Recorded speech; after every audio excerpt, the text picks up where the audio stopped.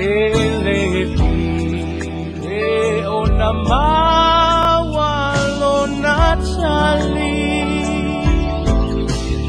amuyele lupe payona apaau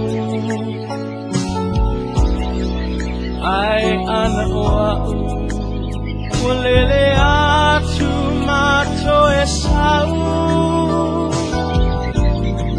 se io uasia le atu piti makapenai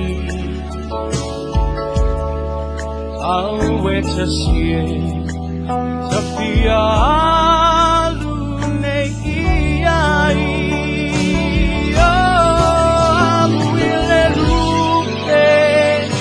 Vaiona apaau ai ana oau ulele atu mato esau seio usia le atu piti mapundai au etasie Tafia alune iai awetasie Tafia alune iai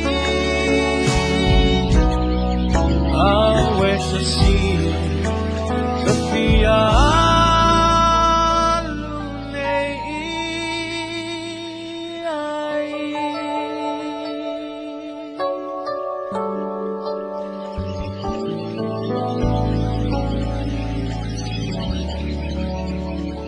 Taraflava o David Tua le nei, olo e whaafonga mai pēi le Radio Samoa, tasi lima i watolu a mō, Samoa i manuia lau whaafonga ma lau whaasausaunga.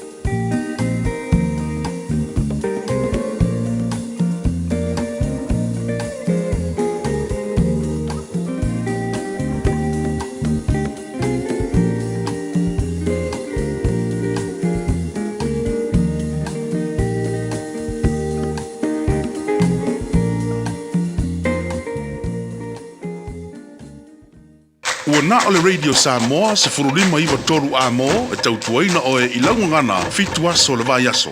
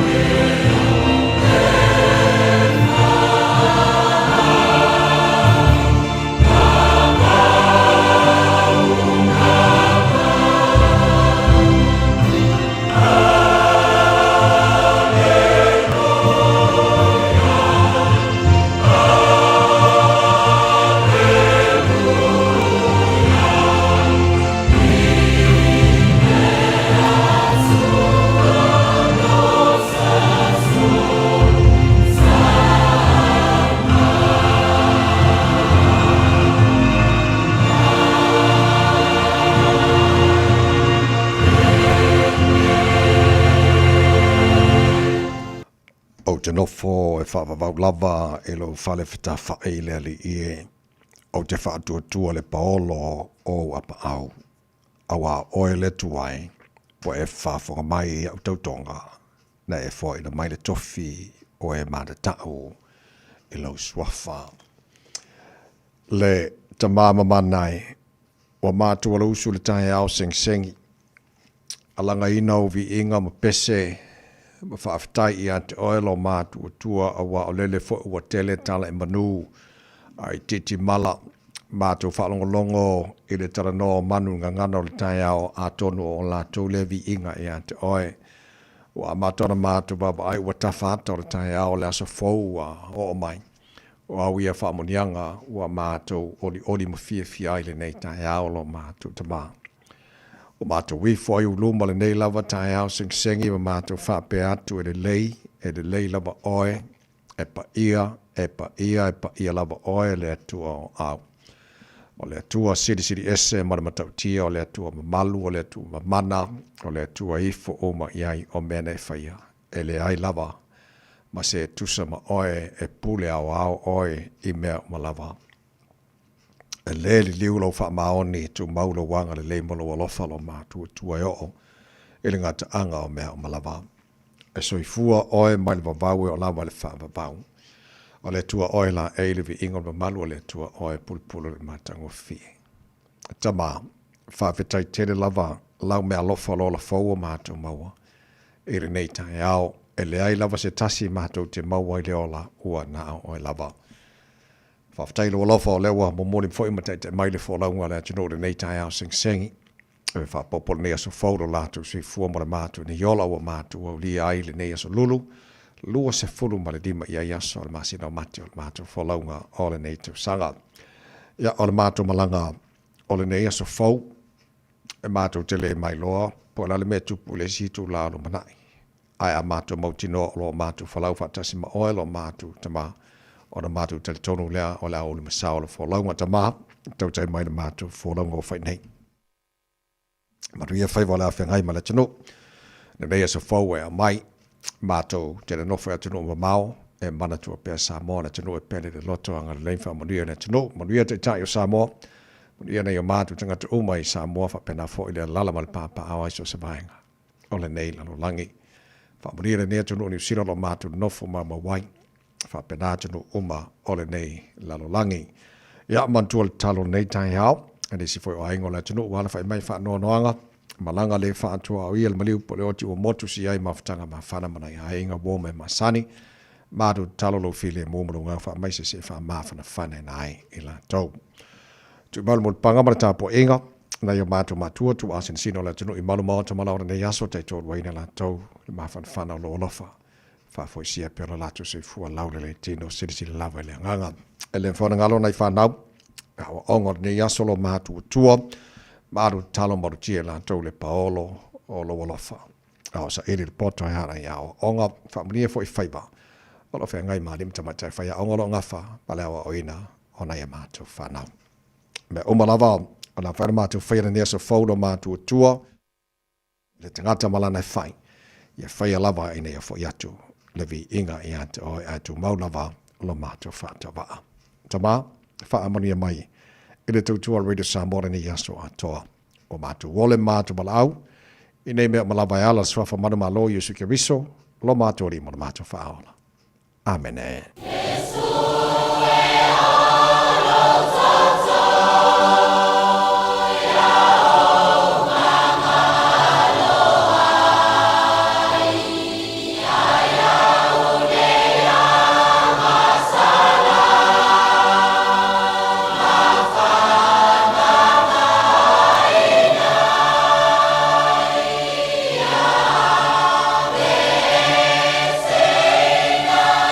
Sing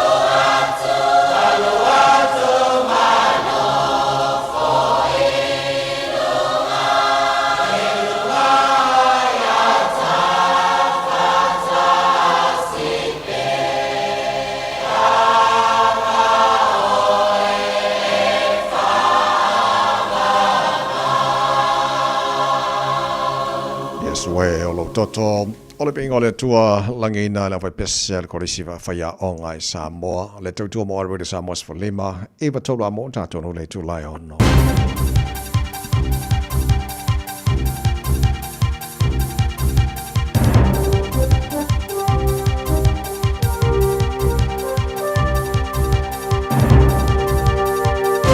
In this update, the Finance Minister says the Reserve Bank is right to be keeping a close eye on rising fuel prices. Governor Anna Bremen says we're likely to see higher inflation and weaker growth in the coming months. She says the central bank will hike the official cash rate if it looks like rising fuel prices will lead to inflation becoming embedded over the next 18 to 24 months. Nicola Willis says households and businesses are already seeing costs rise. Kiwis can already see that when they fill up at the pump. And it is true that that will affect costs across the economy. An advocacy group is labelling the government's fuel relief package woefully inadequate. The government's responding to the looming supply crisis with a temporary $50 weekly boost to the in-work tax credit. It says it's targeting low-income families with children, the group needing support the most. But Child Poverty Action Group's Isaac Gunson says there's nothing for many families, including benefit-dependent households. Nearly 250,000 tamariki live in households that rely on a core benefit. The thought that many children will go unsupported through this crisis is pretty outrageous. Another surprise for Hawke's Bay, with McCain proposing to close its Hastings vegetable processing plant next year. Its announcement comes just weeks after Heinz Watties revealed plans to close its Hastings packing site, along with factories in Auckland, Christchurch and Dunedin. Hastings Mayor Wendy Scollum says that there'll be a huge knock-on effect for the community. This doesn't just impact those workers at the plants, it also impacts their whānau, it impacts our growers, and it impacts all of the supply chain that supports these industries. Christchurch police investigating a violent stabbing in the CBD last week are asking for the public's help. A woman still in a stable condition in hospital after being seriously injured on Worcester Street around 10 p.m. last Thursday. Police would like any CCTV or dashcam footage of the Latimer Square area and surrounding streets.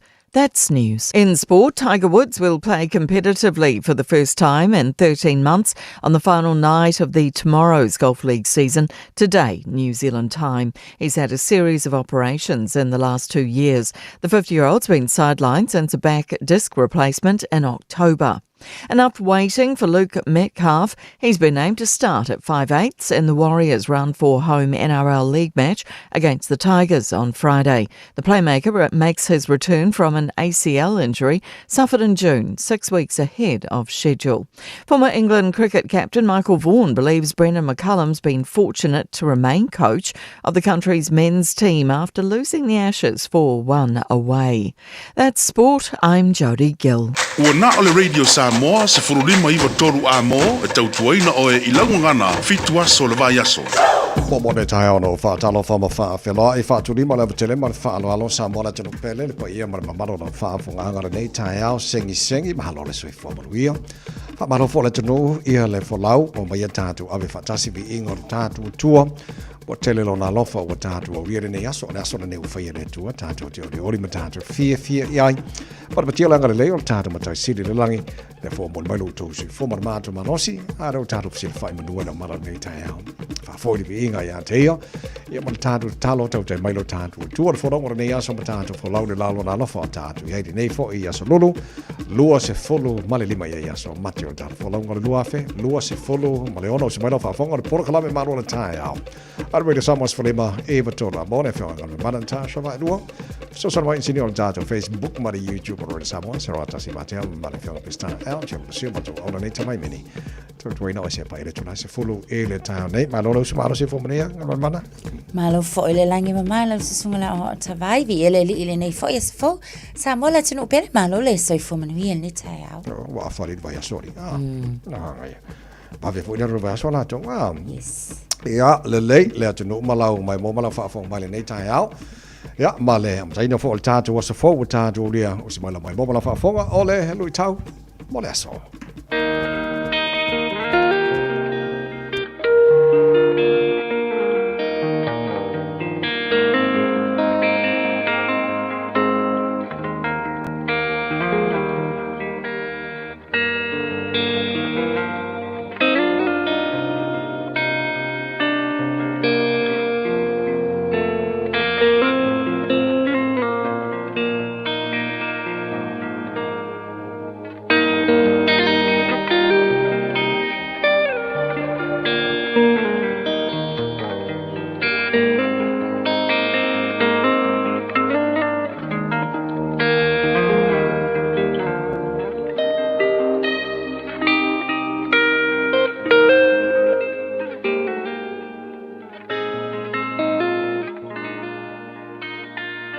lu I tau mō le aso.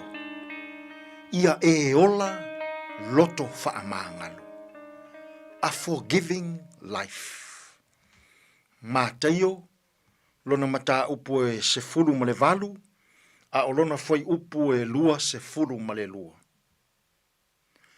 Ua fetalai atu Iesu I a te ia.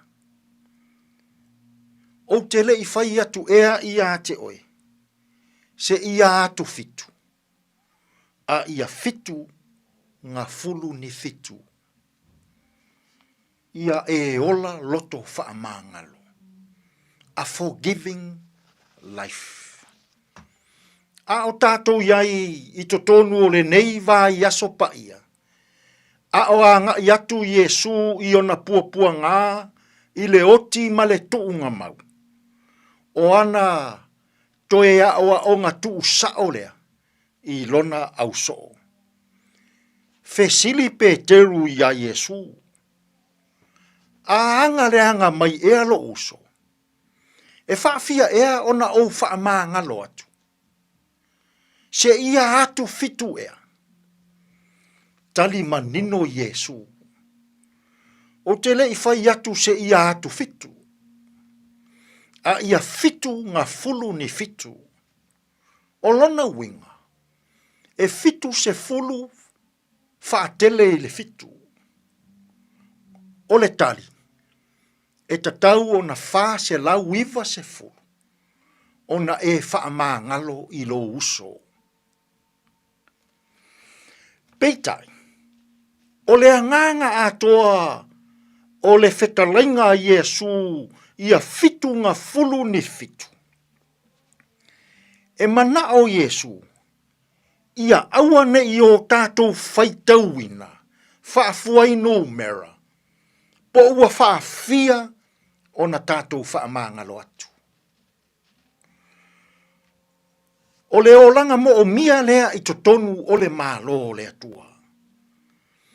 Ia e I loa ina o na whaamangalo wha Iesu. E le aise tua oi. E le whaitauina whaafuai no mera. E le aiso na tapulaa.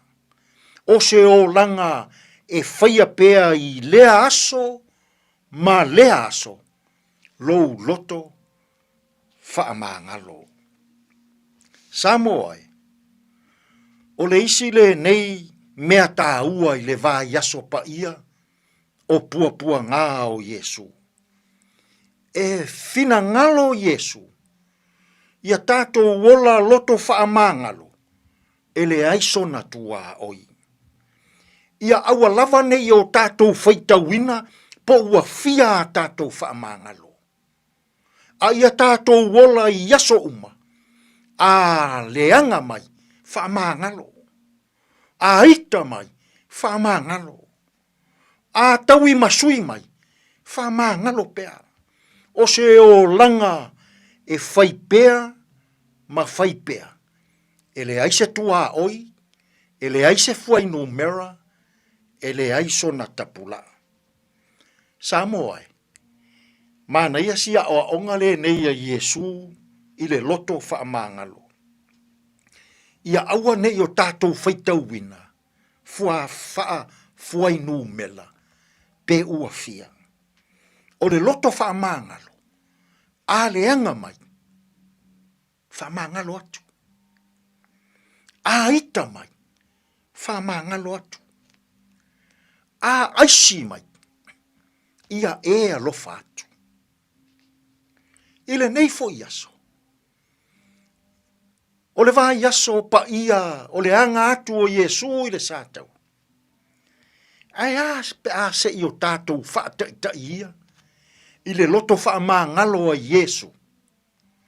E le whaitauina po ua fia. E le whaaputuina mea le anga I totonu o tātou loto. E le ai se tua oi. E le ai sona tapula. Samoa. O le loto whaamangalo wha Iesu. E le ai se fuai no mera. E le whaitauina po ua fia. E le ai se tua oi. E le ai sona tapula. E mana o Iesu. ia tātou loto whaamangalo, i aso uma o lo tātou wola. Tātou te taro. Whawhetai lea tua. O le loto whaamangalo, ia awa lava ne i o mātou whaitau wina pe ua fia. Ia le ai se tapulaa, ia le ai sona tua oi. A o maia ia i mātou i le ne yaso, lou fina ngalo pa ia. E tonu malelei ai, a mātou feau, ma a mātou ngā luenga. Lou lavsuafa Yesu, lo mātou alii, ma lo mātou faola. Ua mātou tatalo atua ine. Amen.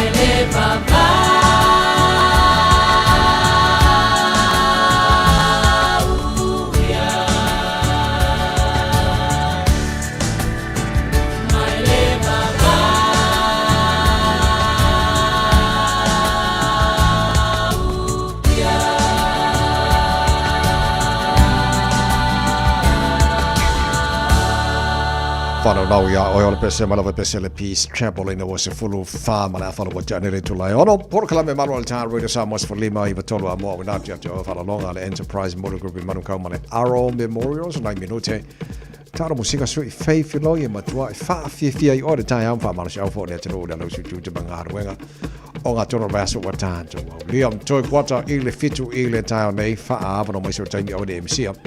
Ia le tāra pukalame a reto o le ola pela mai sunga pasta la fa kopa faina ta malu ta fa nga mo ne fo eso lulu wata to lia today in history ta va vai por mena tupula so suli mati e le tera to sang ba mai ore taina fitu ile ta ne mo fa ponga ta folding al brotania pa ta fitu ta po kala mena la e mata ile ta ya bobo ta to le poti malunga ole awala Se fatala fata ta vale lungo le tatou awala tele lo mai ta watu tele lava o vaenga o le nai kilia le lei a feololo le nau a matana feololo le traffic lungo le tatou state away lua se fulu a le a mata mai nai mangele fa solo mai le anga i George Bolt Memorial fa solo ane anga i ane le malava alele fai lava si mamafa le traffic le nau lo iai tatou i lunga o le awala na le taimi le nei au isi o vaenga uma lava o tatou wala tisele o le nai ua feololo lo na winga o le lan sama-sama lungo le tatou map ia o le nai feololo ele o iai foi se fa'alavalava tau ta'avale nei taimi o le taeao ia manuia tele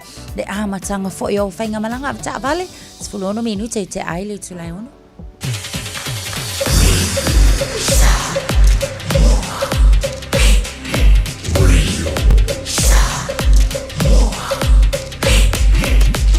Tasilingoi votu amo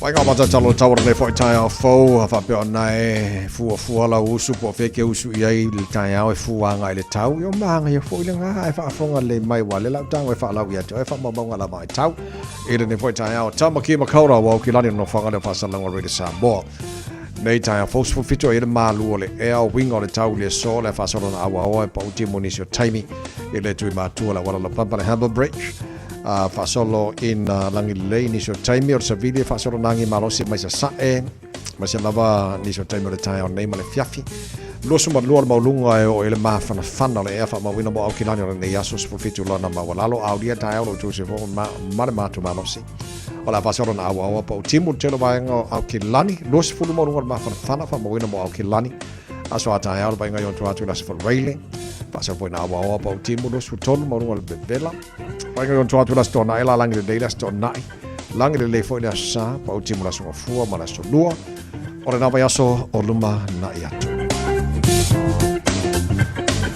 wow tala ia to fa mo la vai tau nei foi tai a fo ia o lands ma fu fanga fainga ka o ngi foi aso lulu afanga so po tara pakala nei tai ala fa tara pa vai tulanga ile tau tiro isi vai ngori sila pakana ho tau sa mo ma se vai ngori ke Lopez e fulu mo baru wa nei le tulai ono le tusi tala band le pese le tile tala ina fa fianga re sa mo nei foi tile fo le tunu anga tu te manga re ngori tile ma lo la mo usu afaka ko ya so am ma dia fa nei aso pese le mo Watala no manu lenganga nai on le tile Ave ole la o puni a poi poau Esa uma lua fa asusu I la wala au Sa sala le punga la au mata la uau E tio fo I samo fai ona taiau Le amatanga o le asofa au popo o le olanga Le tae au nai matani ufea ngai ma le ata Le tala le lei ua so ai nei Samoana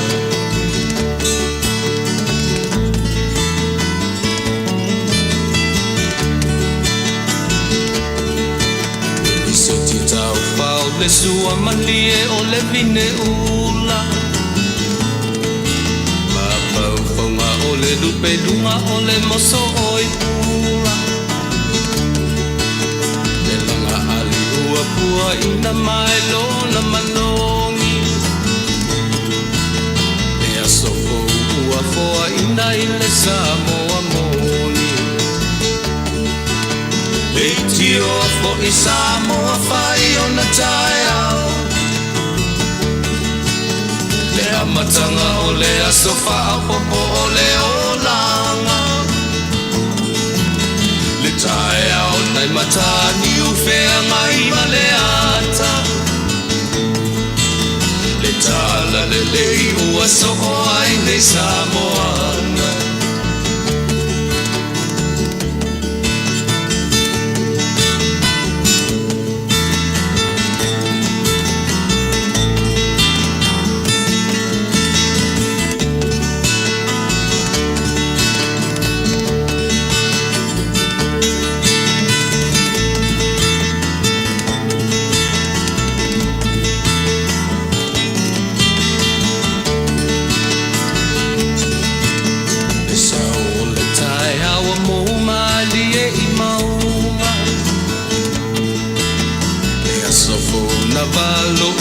ia i mapau paunga E inga ua whaako ia tui le matai Tangata soi fua ua oli oli ma whaapetai Leiti o po i Samoa whai o na tai au Le amatanga o le asofa au popo o le olanga Le tai au nai matani u whea ngai ma le ata Tala le lei o aso o ai nei Samoana Leiti o po i Samoa whai o na tai au Le amatanga o le asofa au popo o le olanga Le tai au nai matani u whea ngai ma le ata Le tala le lei u aso o ai nei Samoana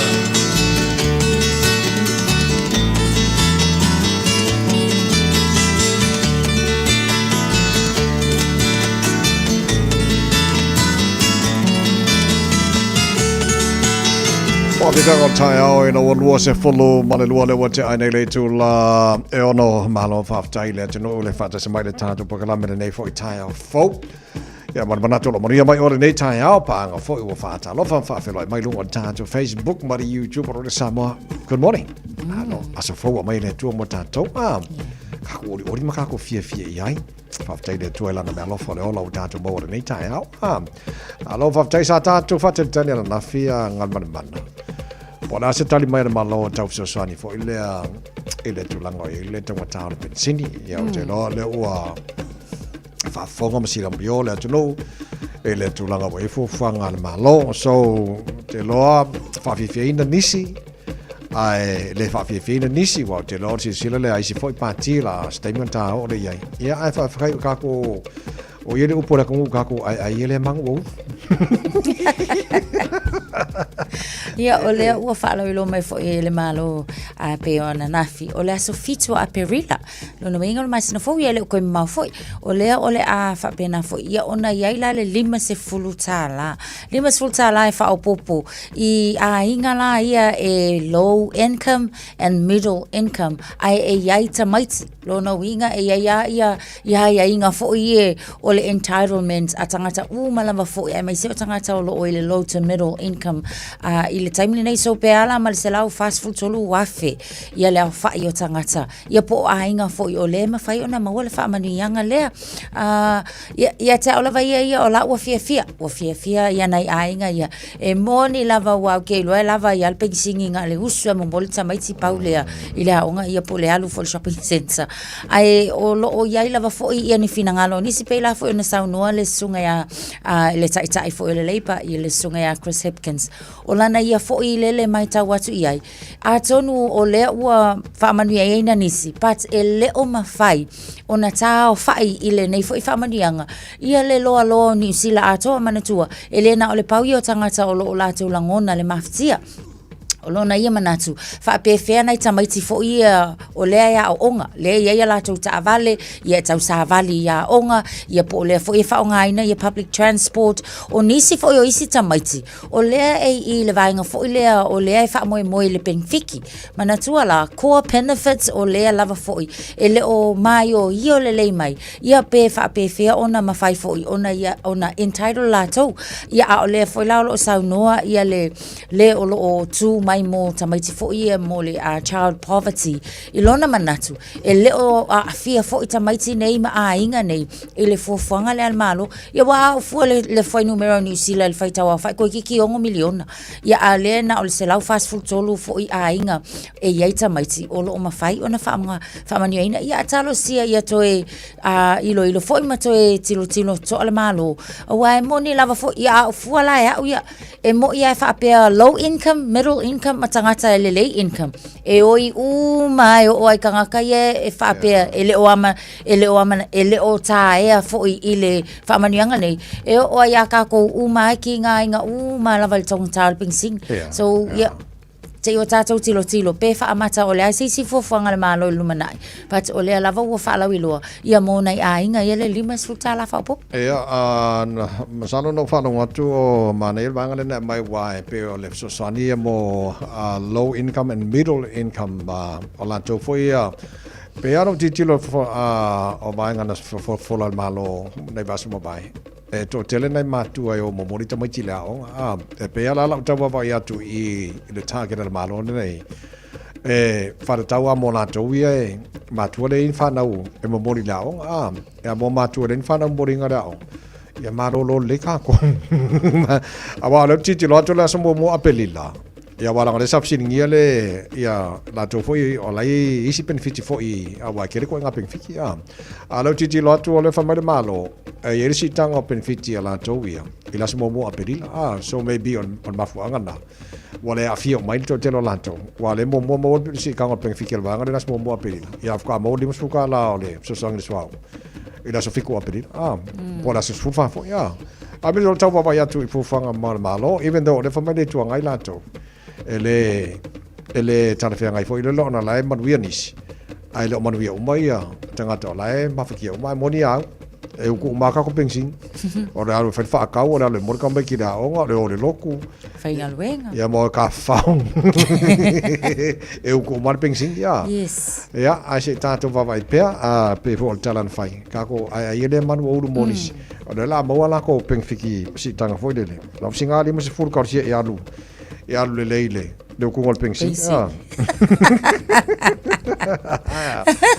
te rode si vaenga safate ia foi le te lole na send warnings lunga devices telefoni mai si vaenga o le marusi te ma fui elena lulo se ta si vaenga tonga o ki kiro ko marusi ma fui o mo ka marusi ari a fo ye fitu te si maleono magnitude le malo si le sai ele ma fui o le tula pela tala tele tu si fone yafu I le vaenga le lena lulu ele ma fui ela le na ia ma salangona ina uma la ma fo I le tele o vaenga o ia o si tato atu motu fo I o tonga na ia yala ia lapta inga ia e mai se lava fo I o fe au fa avavave fo I ina ia salapta ia ila nisi o vaenga ia e mai se la ia wa a ia ila mafu e o nisi lava fo I o warning se te tauna au mai o le warning o le tsunami fo I la tau so o le ala I sa ia lapta inga mo tsunami ananafi sa ia ina isi vaenga pi o tonga tapu o ewa haapai o niwas ia ai o mai ana pope o le latalata lava fo le tau le valu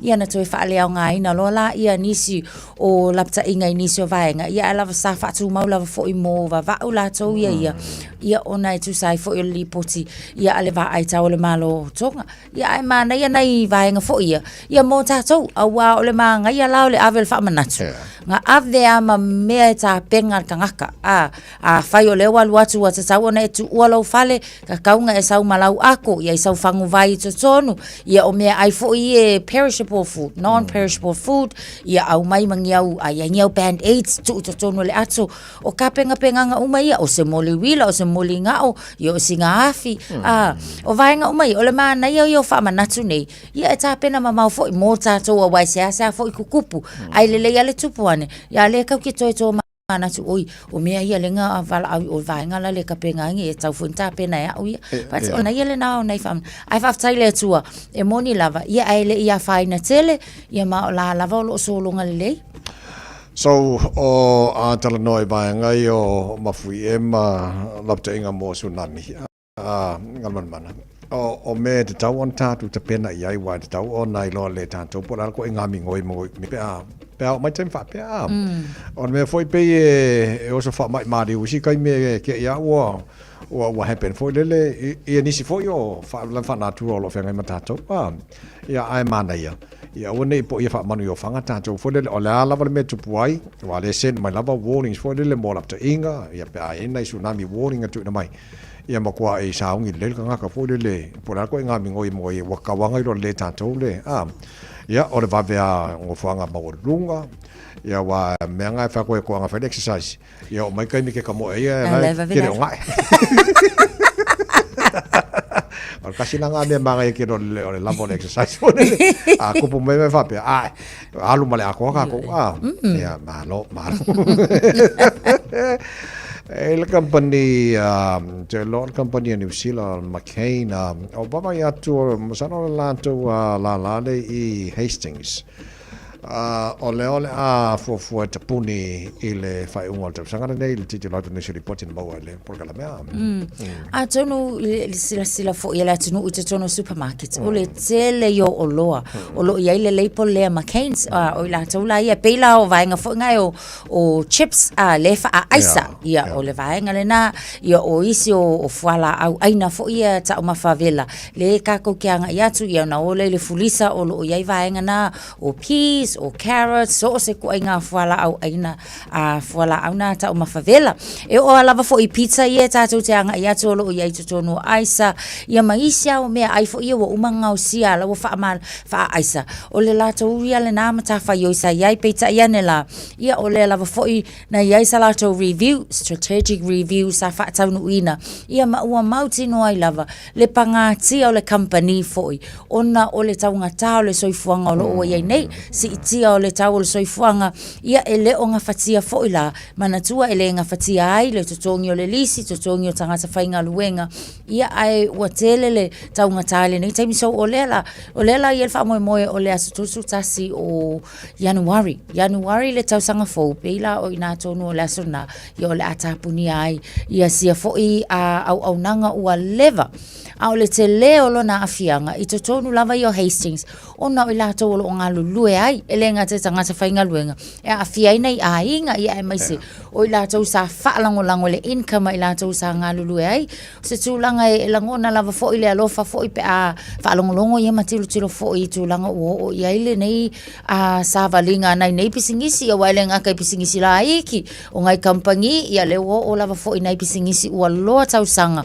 ia o le tasiva I vaono na matama ia le pisingisi le tonu Hastings ia o le a tapuni o te lol polenga o le te tau le tuanga I pera whaare fo I li poti o le tele o kampania mesa kampania ngā sia ia tamafa ua wawa iatu ua ngā whaiama ka pungi mai tele o kampani ia kampani ne o lo whalangolango I New Zealand ia ma se fo I o supermarkets ma tele vanga fo e sapalai e kampani so o lo whanga solo ia consultations ia po tana no nga company mala tu nga lue ai te opo fa fa mai ni si nga lue ai ne company I Hastings ia la tu la na Hastings le wa ta o mai ala ta poni le fai unga vaso ne bo che le o se tala le mo no sta fi mo au fenga la tu le nga lue ai fu nga le fai unga tu sanga wa nga Christmas ma tu sang fo ia la ta poni mai nei fa nga le tu ia ai ona tamai ti tu ta peno tamai ti ia onga tu sanga fo la tu ia o le fo ifata o man ta poni atu le fo fa la wilo mai le ta poni le watis le si fo I company o le fo nga o sia ta o mafa ia o le fo wa nga mai fo sia company ia le to lua se fulu male ono minuto lo to tale o le tula fitu le tau tomo le sama smalime le tola mo tato babai se tasio minister lo tula mane mai taimi o fa lo ale to tamo el fenga palota la fitu no vema pa mai fa fenga aswao la tanga mo fere simeka ele good morning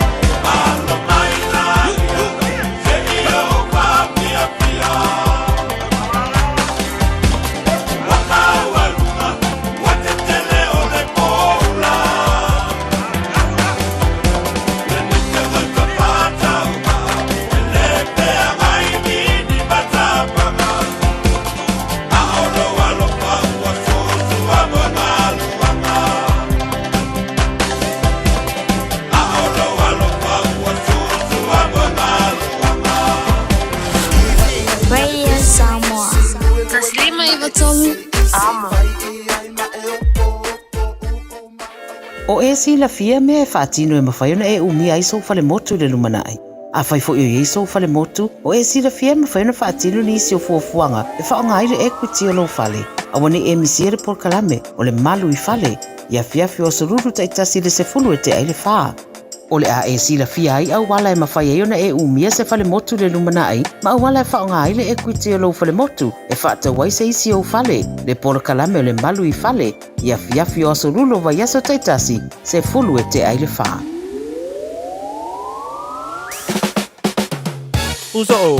Oso. Son, fe o kausinga iau makari I la manga iau lau ka vali fou. La boi a museo uso. Bag. On Enterprise Motor Group man ka. Wa uso yaid kaya wangi. Lei yang whakamoe lau whainga duenga. Ai o akurea fiafi o show lau ka mailunga lau wala.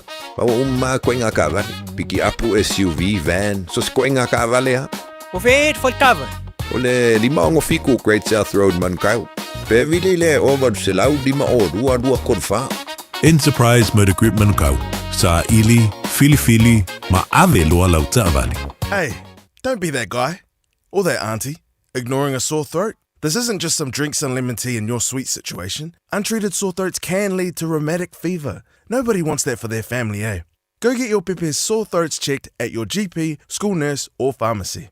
It's quick, easy, and most importantly, free. So come on, whānau. This summer, take care of your tamariki. Get it checked and get it treated. For more info, hit us up on socials at Stop Sore Throats or visit stopsorethroats.nz. So lua se fulu maritasi mino te lo tōre tāna le tūlai. Fitu le pōra kalabe maro le tāna rere sama swali me vitola mo tātu lo whāwha mali tātu wala leo sa mo FM 106.1. Good morning. Malo sui fōmaria whapena fōi telo tāru pa angafta a pia ma nei tai au. Malo fa taile fa tes mai nei foi tai hau le tāru pa kalame. Leo tō mountain atu lo tātu maro le tāna whananga veto le ola mai a pasta la whare kopa. E le minister o lo tūlai matamine nei. O vainga whawhai le act. O le ua tau tino na nafi o lana whiwhilinga le tu ta mo en whainga palota. E leo se whiwhilinga whaingo fie I awa o maltaimia. Wa taun whiwhilinga o lana whiwhilinga e le koe ka mo. Ia, o le susunga le na ia Brooke Van Velden o ia leo o deputy nei tai o le vaenga le ale act party. O lana ia whaamtalanga foilele ona o ia mautinoa lava. Ua iai fo inisio vaenga ua amata ona anga I ailona mawhauwhau. E whao ngai nei fo I ona to mai. Ia maona anga vaa. Fo ile ese mai I mai le vaenga whapolkiki. Ia ai olona ia lava ia manatu. Atono leo tilo anga I tutono private sector. Ina ia whaawa waisana ia fo I au nanga. Ia ona toi tilo le lumana. I pe whaamata. Ia ole a ia toi a whea mai. Ia le vaenga tau politiki le taimile nei. But na manu malo mai I le lua whe. Lua sifun maltolu I le palota fo ile mai le no fo le national. Ia o ia la le na manu malo. Lea la olo o iai I le tu. Lea le party ale act. Pa o lea o ia whaalawi lo lava. There's more that she can give. O lo no winga. O la lava o lo iai nisiu. O vaenga fo I wa amata on tilo iai. Ia atonu o le a manga. Ia fo isia swinga mo ia. Ia ua lele I kai. Korsu tau sanga le mtua soifu. Ai sao lea. O le aso se fulu a mino la se fitu November. O le whainga palotana New Zealand. Mo le silfira tino o lana papa au ni sa vaenga. Ke lope a mai pa fianga mai le whaiba valo mai o le silipo tilo wala so oile mal tara pokalame a reto le ola. Netai malo la fasifu.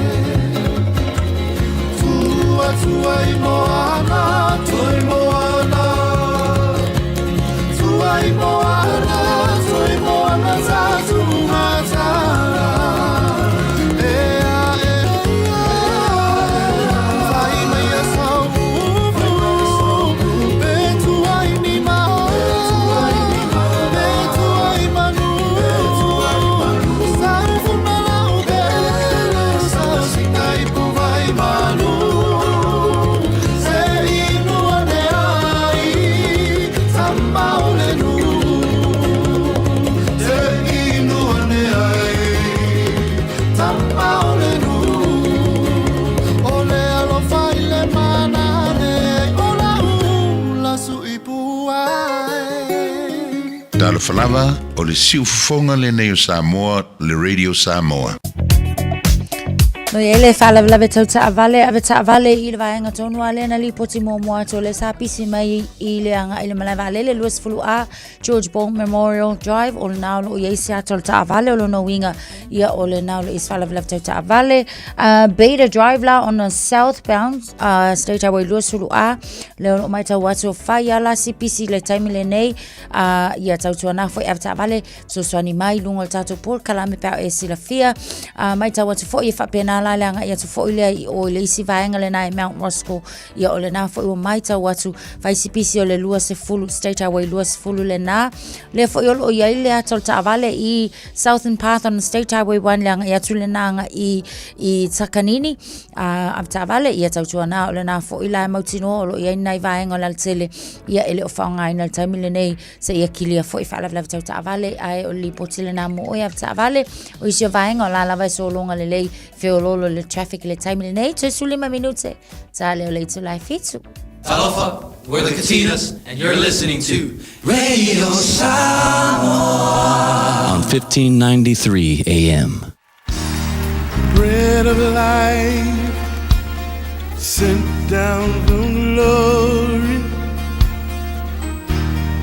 Many things you were on earth, a holy king, a carpenter, but you are the living word. Say it now. Come on.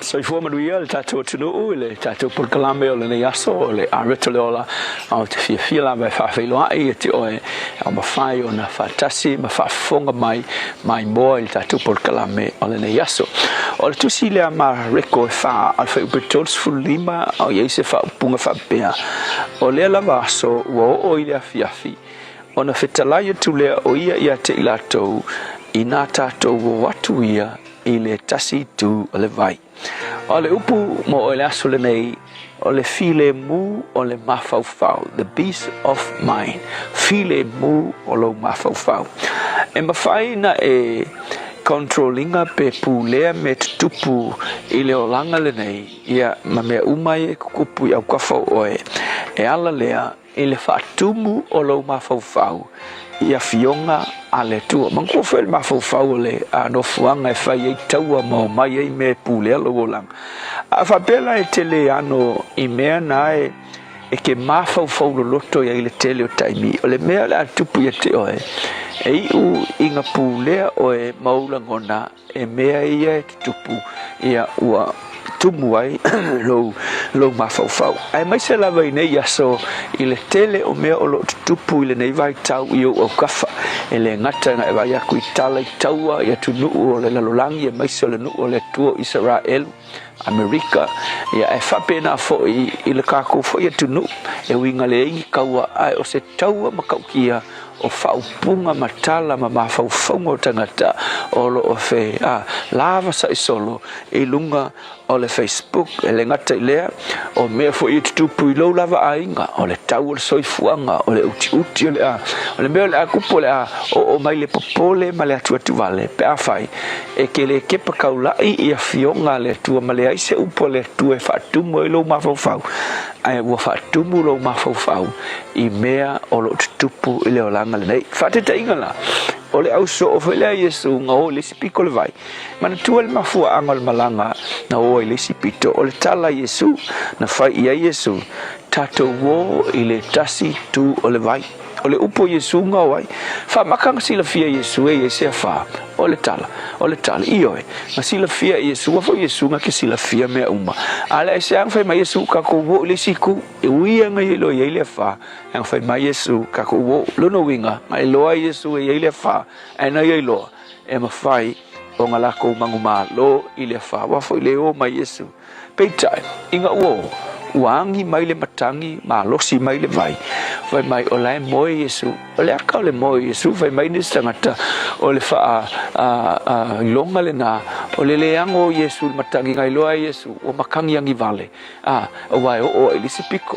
nga moi a vai mai o fe la uso popole matua tu vale fa fangu Yesu ia kuro lunga Yesu o kengia ma vavao matangi ia o le atala o le au so o popole ia ua ngalo ia te ilatou ia le upo Yesu mawhai ai inga uangi mai makangi ngalo a o le kala Yesu tatou wo le kasiko e nei ma se nga mai tatou e tumu tatou la fionga le tua a o mai whaafika uri ala o seki ka ku mafau le upo le tua o le upo nga le tua e ke ko file mu ai ma e mo file mu pe o Yesu vai wela Yesu ngangi mai matangi ana e mo ku le va ahora uso le ai se moe le ai se file mu ai se popole vale atu vale le ai se upu o fatu mo yo la ko mafau so mo le upu mo o le aso le nei o le ale me ale na e fatu mu ina ilo mafau o mea tutupu le ngai kai fa fita uli lo volanga fa fita uli lo ainga po le lua ngali fa fita uli lo fanau fa fika uli au ka folo fale lo kwa oi le almenga ke pakaula ia e mai le upo le tua o le file mu le mafau e ke maua ina ua fatu mu lo mafau ia fionga ale tua fa fitai o matu teletonu o alava me tupu a tumu i matou ia o fionga o ina e taula ia ilo matou fa moe fa fitai ia o fionga amen.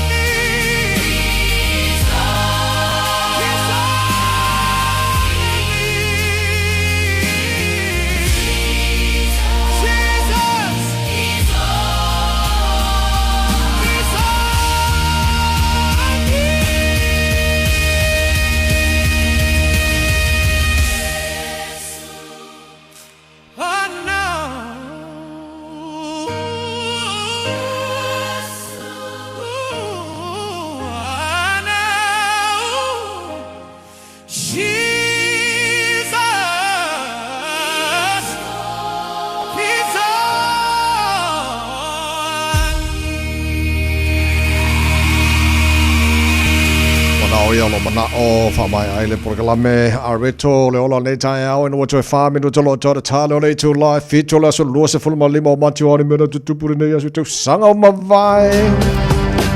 So sanga tasi valu iwa ia o le ulua i test match lea i le taalongo le kirikiti sa whaia i le vā o Engilani ia ma South Africa whaatanu ina i Cape Town i South Africa. Tasi iwa no tasi o le konseti lawi loa a le sunga Elvis Presley sa whaatanu ina i Pearl Harbor.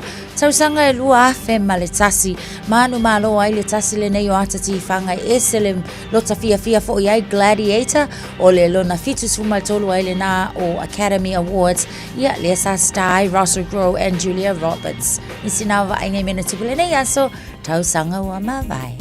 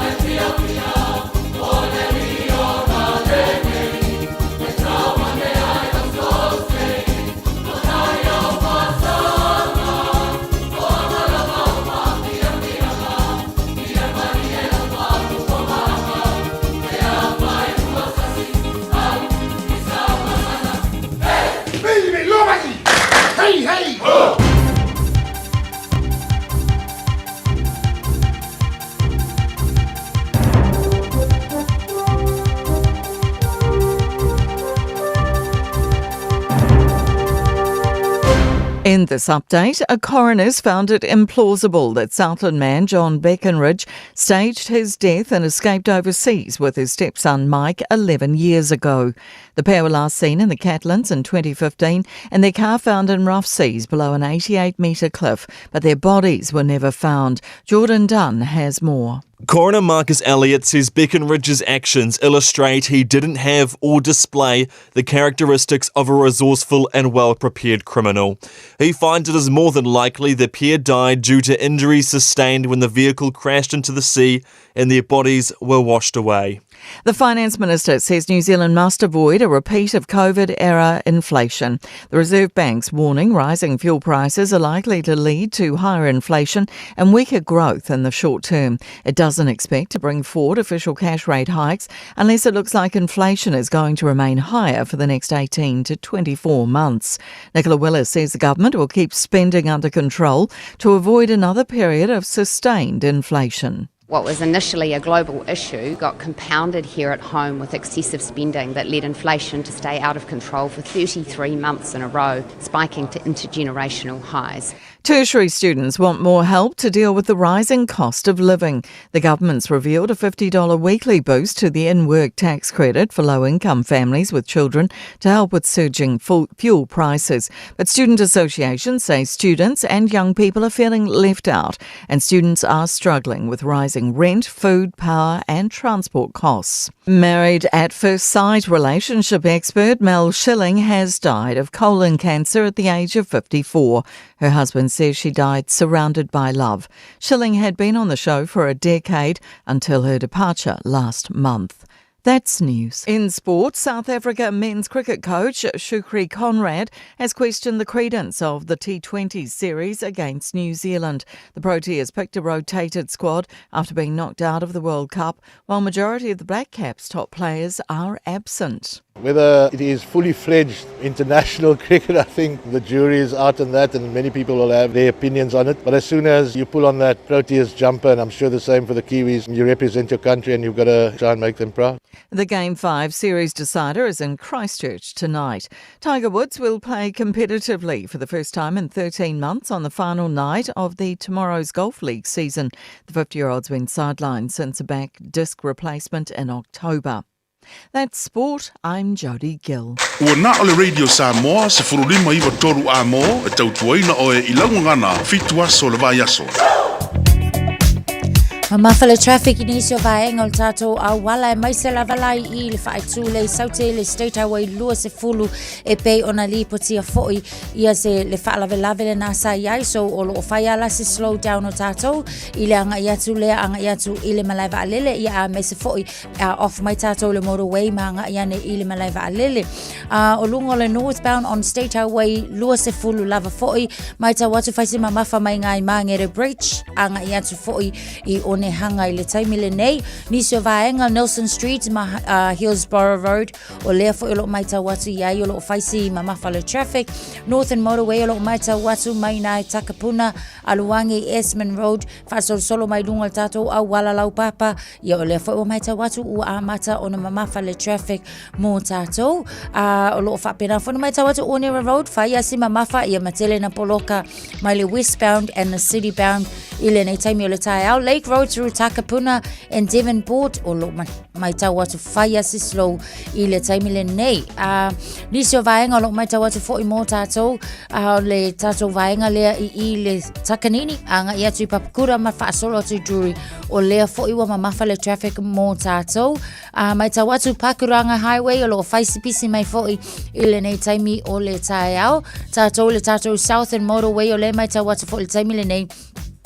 Ia ole na lava fo I tu mau le feololo tātou so ole fautuanga mo oe apta vale tautua na le saunga le mu I lunga ole ala tele nei taimi o le tai au 5 minutes wa te aile tu lai fitu Radio Samoa Taslima iwatolu amo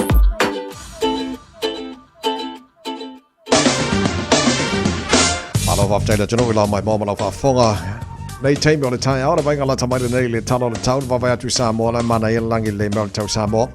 Nei teimi o le tai au, o te arafitu I Samoa. Winga whamawina le tau Samoa, mo le nei aso a toa, le a whaasolo langi le nei le tau. Se wangana fo inisio maenga o le atunu e pa uai timu, whamaila mai tau mwhaina o le tolu sifuru anga, tolu sifutasi degrees Celsius, mo runga le vevela le e Samoa le so, loso ma le wha I lona mawalalo. Ia.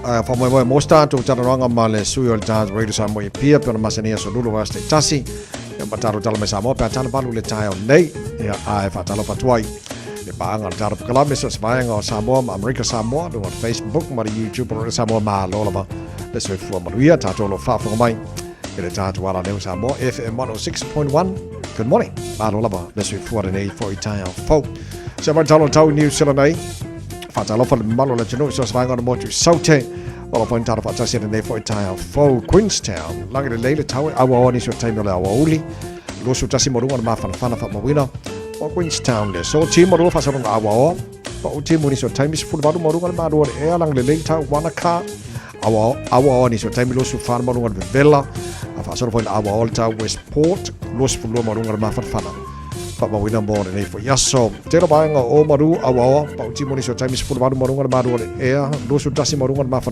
Nelson Pasoro fona awa ora tau le nei fo yaso kai kora awa fo le tau le nei yaso spuri val maurunga ma ru le elang le lei tau in Chicago los fu lo maurunga ma fana e le tela ba nga ye Greymouth lang le lei tau los u tasi maurunga ma fana Blenheim pasoro na awa e ale tau le so los fu lo maurunga ma fana le so Alexandra lang le lei tau los fu fana maurunga le Bella Dunedin pa tena awa ora tau pa unai wanga ma ni so tiny Sful fitu molunga ole maru lufa mawina mo Dunedin le so ya mane ayo karestete ma lo labar si fu maruia fa solo na awa pu fo tai hao fa solo twai pa una wanga mama ni so taimi sful maleva ole molunga na maru le fa mawina mo karestete ere ne fa yaso il vavaya tu le motu I matu pi chola velungor motu I matu I kai taia ole fa solo in pauti munga lo ia heavy rain warning and strong wind watch mo kai taia pi chola velungor New Zealand lo su tasi morunga ma fana la fa solo pauti mu ma fa ti munga ni so taimi la wauli ma sa vili fa solo nang malosi mai le tu langi sasai mo ne fo ya solulu Talo fala tino so se vanga lo mo lo tara mafuta nei tai au ma lo la porsi fu mo wia e ma tele na awa ora tau e te me pa oi nai wanga ma mai ni so vanga Wellington ma sa vidi fa solo nangi mai ma tu fa solo nangi mai saute ni so tai me la uli ma fa solo tina fa fiana nei sfruiga o mo runga na ma ro e fa mo wina mo Wellington le so fanga rei o lo e foi up to inga mo heavy rain warning and strong wind watch mo fanga rei Pasoro pa utimu manosi fo ile sabili I ni so taimi te ba ngai tauranga lo su tasi morunga ma fana awa pa utimu ni so taimi lo su mo lunga ma fana tau po awa fo pa utimu ni so taimi la uli roto rua awa pa utimu le fia na nice po river morunga ma lo le air Palmerston North awa pa utimu la uli lo su tolo morunga le Bella ni Plymouth awa pa lo su sabili ni so taimi lo su mo lunga ole ma fana air Napier Fasolo na awa ora tau o ni so taimi los fulo morunga ma fana Masterton los futuro morunga de Bella e awa ora tau ma vale awa uli nei leven fasolo point awa ora tau so los futuro morunga na de Bella fa mawina mo leven ele nei fo yaso ele va atu Hastings los futasi morunga ma fana awa pa ultimo ni so taimi le so fasolo point awa pa ultimo ni so mango Gisborne na fia na nei los futasi morunga ma fana kiri do Everton ma lo se fu nei tai fo awa pa ultimo ni so taimi na fia na nei lo su tasi o runga na ma fana le fa ma wina mo kiri do de nei so Tama ki ka ro o kilani no fanga fa salonga radio sa mo lo pon sa pe fa fo e ka fe sfun fito lo el ma lu le er nei vanga ta ya tu mo bingo de tau de so awa pa ultimo ni so ba ngore tu ma tu la wala la papa lang le ni so taimi lo sfun lo mo runga ma fana fa mo wina mo o kilani e le so Tayo pe audia la fa solo na awa pa utimu te la banga o ki lani fa so foi pa utimu la so raile lang le leila sto na I mana sa pa utimu la so fu mana so lor veaso o loma na yatu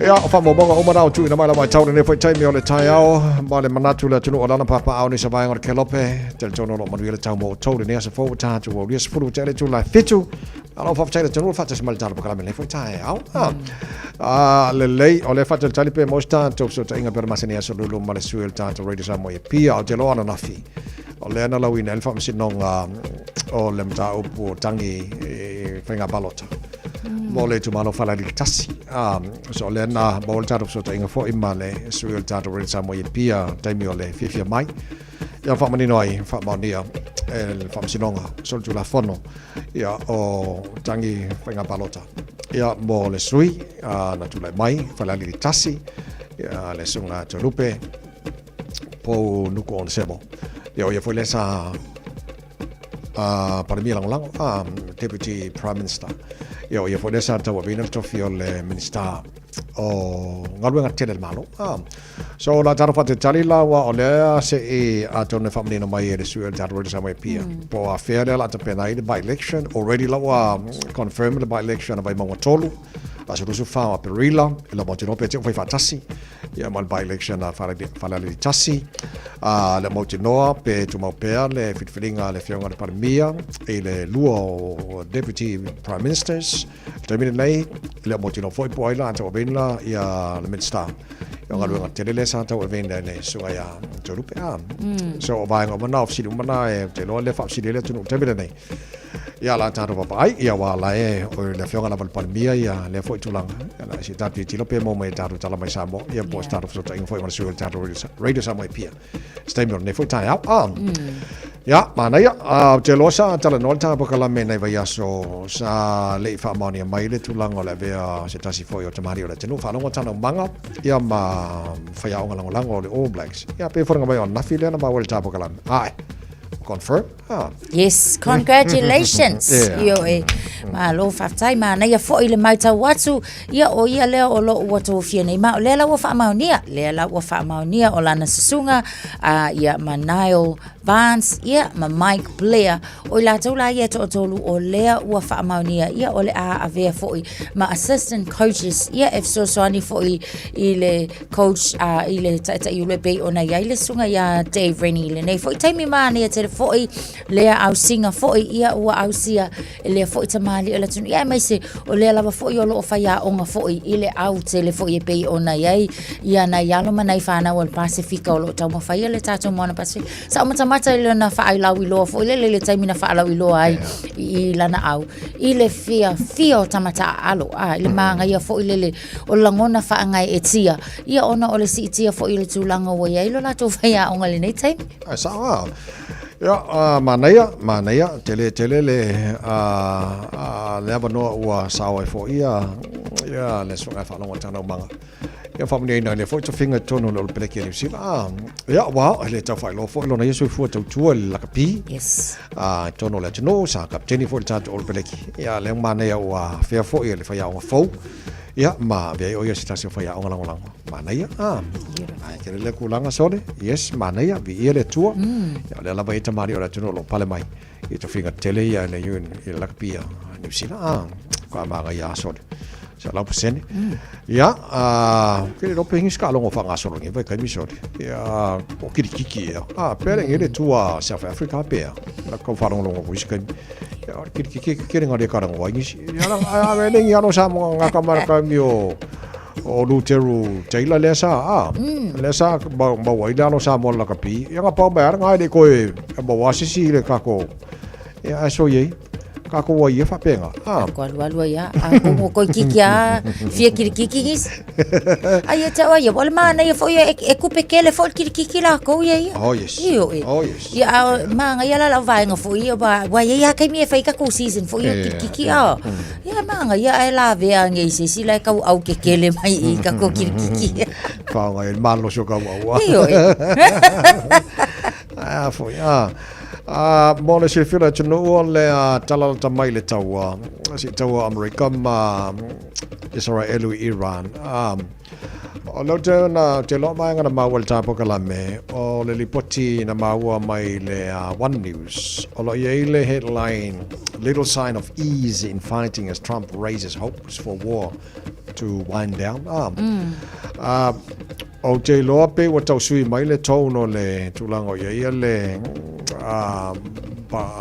President of America Donald Trump ele tulango ia wa o le ala ka wa nga fiwa ka ku Iran ia ai le onfainga solo mole Iran ala retaliate Iran e kau kalima Iran ia maris mo mele pole o Iran ia na ko me ka fa ko ma maoranga e mo ko ai le loa America ma mai fo ma mai sala ia pole ale ku lango ia ma fainga falong ko siri poti kau wa informayo o Europa waka popore mai ma ola ko ya pa taro sia la tau whanau nonga tu maripoti ole a kau file mu mai ane tulango irisi tau Amerika ma Israel o Iran hopefully ya wa ole tulanga le wa yai ole wa au mai ele government po le whainga malo a Trump lana ia vaenga ole wa la tau au mai ele whamtalanga o la wa yai feso o ta inga ia po whatala noanga i le va o le malo a Trump ia ma le vaenga fo i le Tehran peta ai o le ai mako ke enga le lei mai e Iran fai mai Iran le ai se kalangoanga whapenga o le kau oli atu ma tau fia lota loto a tonu ai a kau kangia se kala ko inga ia le mai tau atu ele ai so it's very in a dull fo ilele po le a kongu la vale sao ia ai po le a se si va ainga o le atu la mai se si lua vai aso lu manai ia wa le ke mai i a le fai mai le si vaenga ia le ke o la ngonga ku le ko inga po le a kongu al me o ia a sa le ia ango vai wala vanga me wala vanga me o le na ka wa ba fakia ko mangepi ko ia ko menga fai fa mon la pisa li mas fuka la mai si ele ia fai los ko kala le masi banga la yo sa mai li man la ko banga yo uso ka ya kama uso isa ko mo sa mai awa ko ku a fua ku kilo e fo ia o le mena mata mai ele yes ia nga si fer fangia uso fa mon ngi kai me ma fa ska ko ki ma nga yo ka ya ona so ia nga i foi fa si pukir ko nga malo makuosi nagala nga wange fal ko ala sa mal ko nga malo makuosi ia nga lo ka wai misa mai foi le ole o for nga mai mo volta to so to inga sa mo stemia mai ani so fa fi ngor nei foi tai au ona so ile male fa ponga po kala menga projani taro so tai le sa mo nei tai fo ma lo se fo morning mana yesiwa música malia say my night in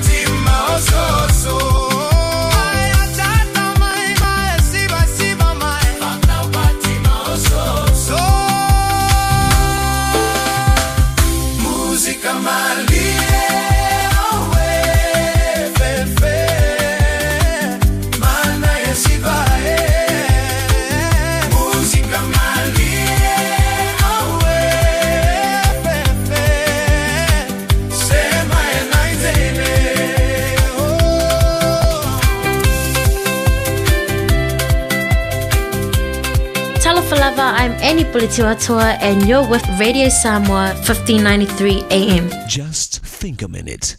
It could change everything.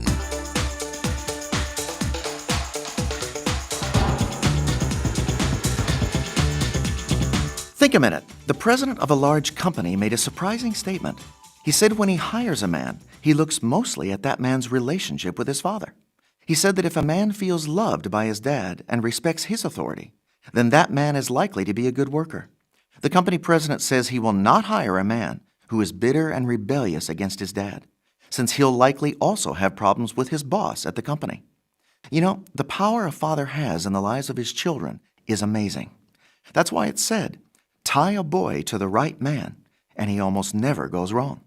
But when a father is not close and involved with his children, it creates an empty hunger and hurt in their hearts that lasts for years, even their whole lifetime. Remember, it's much easier to build strong sons than to repair broken men. A son needs his father for all of his years he's growing up. But there are two specific times in a son's life that he especially needs his father's close involvement and influence to help him start understanding the man he's born to be. One of those times is the teenage years, when a boy desperately needs his father's example, love, and teaching, while his son is going through such major changes in his body and emotions as he becomes a man. Another very important time a son needs his father close and involved in his life is when he's little, between the ages of 3 and 5. This is when boys start forming their own male personality and identity.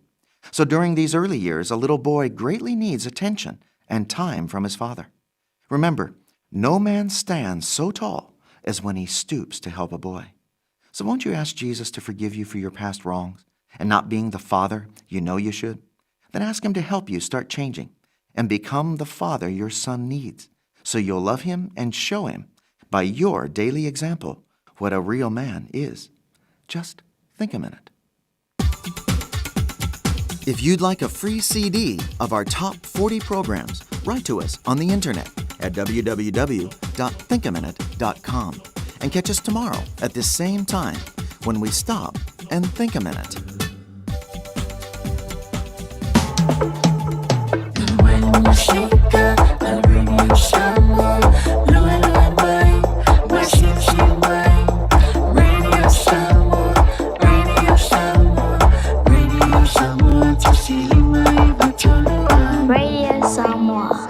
Lo sa maltolo lo cha nele to life fit to ngan mana lo wa fa mai fo le fianga na lo le o su el ta to radio sa mo pia taru ta no lo ngatono ne fo ya so e fatalo fatu foi la wa fianga la lo le ile nei fo itaia manuia malo le so I fu la le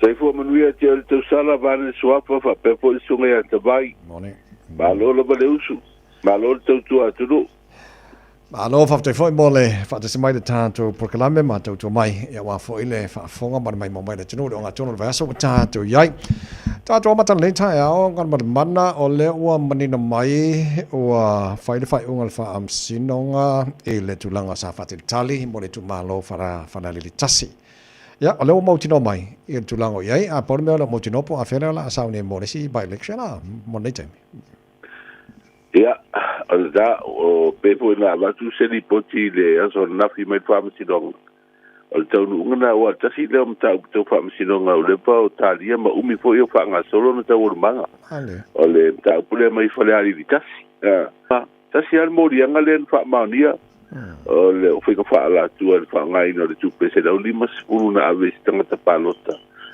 mo fa ba dia fa msi dong fa mo na ave tu pe fa to sina mo palota ya le la wa o mai e fai unga na ya si le fia fo yo le fa msi unga ni tele yo borianga na ave le ngata borianga le na fa ruina ta a borianga fo ia le sui foi pule o solo yo ni fo a ro ia ya te tau foi fo ia ave tu on tau ia e fa la va tu i do le ta sa fo ia le parti fa fo ia pui ia to ta pa pe o le sa ye se la wa fere na ave tão foi aí a ver tu então eu nada lena su el fam sinonga ia mai do el fam sinonga wala watu mau mai do ai le lana le foi eu a ver tu le mata ai fa wa lona fongaina ia mata fo I mori mau peka ia watu mori anga le asu ia wale o watu mori mau ia len fai ngal fam sidonga fai polo inga o watu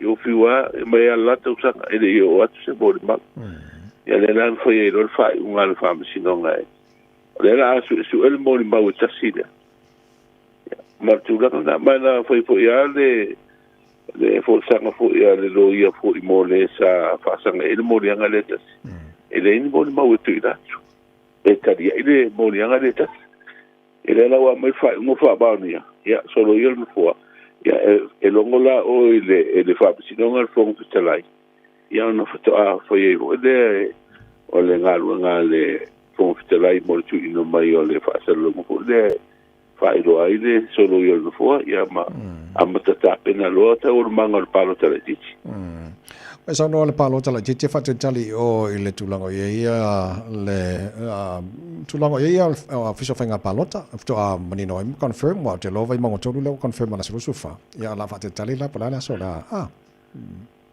ya tulango na wa le la wa mai ya fa pena fu na ave o le official comme si no fenga palota fe la tunga luanga ya I fu ya inga uro le umio aso ta una o tuine le longo mai le fon stela ia fa pena fu le ta pena ma fu ya yo no winga la le iro termine por ale so pe ele pano tele titi por ale litas fai wa fam sinonga le la tau mata watu nga mana ele aisia wa no evento e pili por saule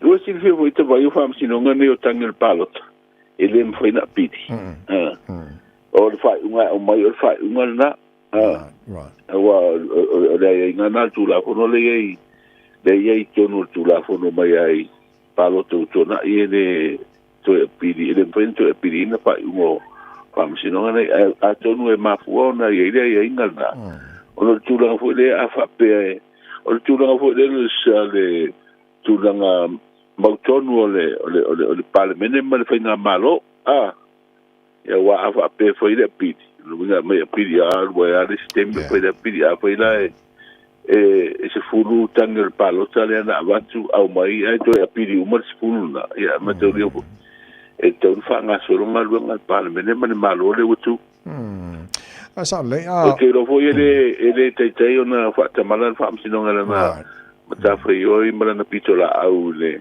so e no morianga o mta kune o finga fa la tu ana banga muni il tulang la family mone sason maya la fianga ngal mana o portfolio strata abele so ya te lupe o ya sa sui parmia o ya foi sa minister ngal banga terel malo ai donga o ta wa ta mali ta mi po ya na fa ta be na be manga na sa to e ta si si le fone ia o tulanga masania ia I finga fa pulenga malo tatou ava pe ele avanol minsta ia po wa fa pena na avanol no for foi pule sa via minsta este avera il palmia to fi minsta ta na ai na il palmia ia foi il filinga na il palmia foi il filinga le si minsta ma le si sui palmia wa na le ro tatou ora de tu ganga le ia il tatou fa tali foi la pola si te mie au mai fu se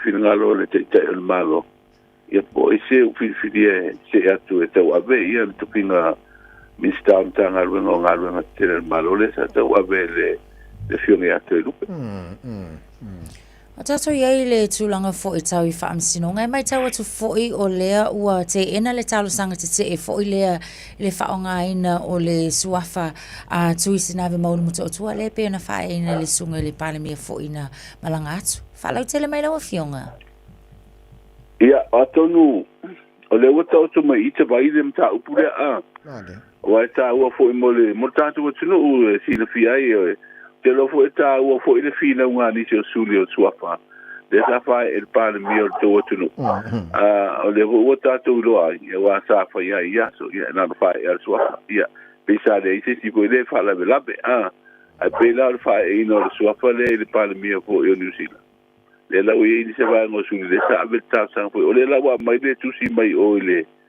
office fo fam sino e le fa mani no mai ele anga va sta sanga te mita ufa pene fa ino se sua fa pesta ngata mai fafu ono ole fa ino sua fa le ono te fa lo alo ko le ba olu ba le ata u mai ole honorary matai tai per fa lo alo ele foi lá uma e male pepa foi ele fa ma ni ona fa ma tu fa ino sua fa de turanga na ai le stalaina mai le tu ina ko sua fa tono le api le stalo matai sofa matai ole tino ya le fu manino I le vala sa fa le fu fo e no te ma fo ya le la wa mai o tulanga le fa tino ia sofa ne tatu te fa e atu fo I pin fa lo ye me fa fo e de oni tanga tanu o sambo Palo whaftai, o le ma ua ye malanga le company vale le New Zealand. O le ale whatau nuina tu mo malanga ye fofo. O po malanga mai Samoa New Zealand, po malanga tu New Zealand Samoa. Whamon mo nea,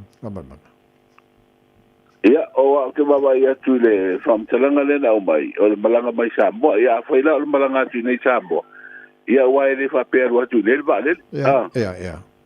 E mua sa le vale le ngā New Zealand iau kilane. Rongo winga, pāse se o mai ngā.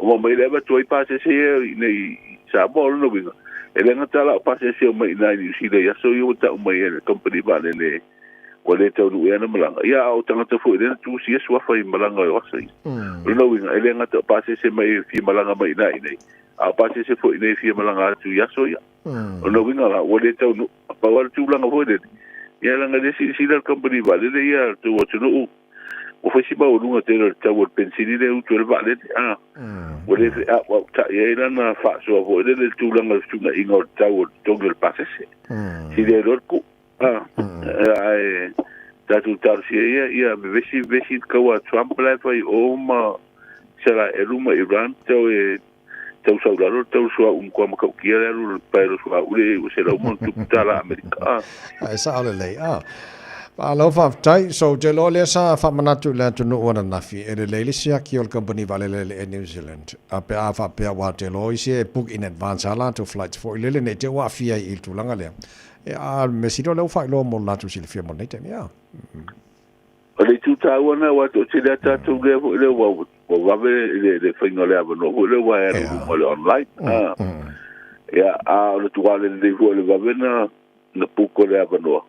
Ia wai pa ua pase se ia ale la wa tu le mene o le wa tau fia o le tau ia tu langa na e sa o ia o te vai ia te wa tatu tu ho ina ni sila mai nei sa mo ia ona pata tari po o fere vale le la o le ni sila ne ave ia ila to e fa o la tu malanga ia so ia wana pa ua vale le malanga mai nei o le Fiji Airways te lola mautino ai e la ave e vale le na ia no tangata nei fa o la tu malanga ia so ia a wale quantas ia e le watu ina na sa wa mai o Australia nei to Australia te vanga nala e watu nei le quantas ia na tu ule se si malanga quantas mai Australia e watu nei au kilani po Wellington e wai tangata le wale mo le ava no ia so ia Ma lo fa te tele mo le fa lo tele no nei vanga ia wa fa fonga man mai mo mai le tino nei ta ia fa si ma no si kelo ma fu ele na lu la tante tonga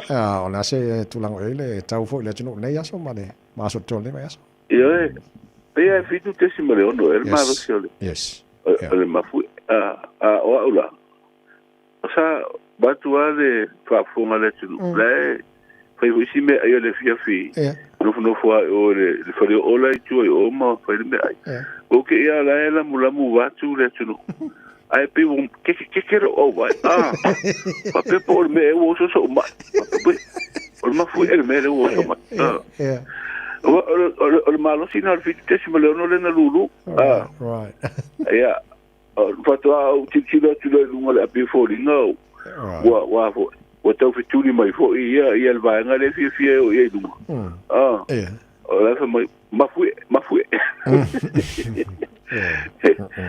ia a tulanga na e le fo da se la pta inga fo se ngarulono ia o se tsunami sa au mai le sona ia yo ma fu a wo ia ma fa lo so ma fu po wa me vo de tatu a wo le to la me se ma fu o se tsunami malo si pe o le te sanga lua fe mali ba den tatu wa fia I te vai ai sa le so ngai okay ala tau sa mo ne aso ma so to ne ma so ba na ia tau ale fa malu tai o la sa to ru ina I timunga la so na fa malu le so pa wa tu la ngale o tau amata fu ina fa ave mai la mi o ma tu e tise amata mai la so fuang ka so or pere ga o per po ya sa wa na fi per tai o la for varu fo ko ora na fi la for to ai ke waru pe ma po te ala for iba ile makule fa ku makule ile ku isauke o poru ya wa le fa ya fu ma pere si ban ya te le lo e wa le pero inga fu el pulang ole malu ste el tise male au fa sa la fu de so si amoi pola tu langa wale va va tu la tu penga fa la ngine fa la tu nga ruanga le fa le o va fu de alu la lo palpala ya malai na fu eto so ilunga o pau ya se tala no mai pola tu langa o fa ye fu fa la so awa le te va fu va nga le sa le mo la tu fa mri nga fu le o le tu I la tu metotino le nga fu le tise la tu sa pe o le sola fa la tu semina ia tonu e fa mala mai le la tu pele wa ma watu a tu langa le tara tau ia ma fa be fu le tise le wa fa ma pongsa ia te me po ma le au wa na be la o le ola le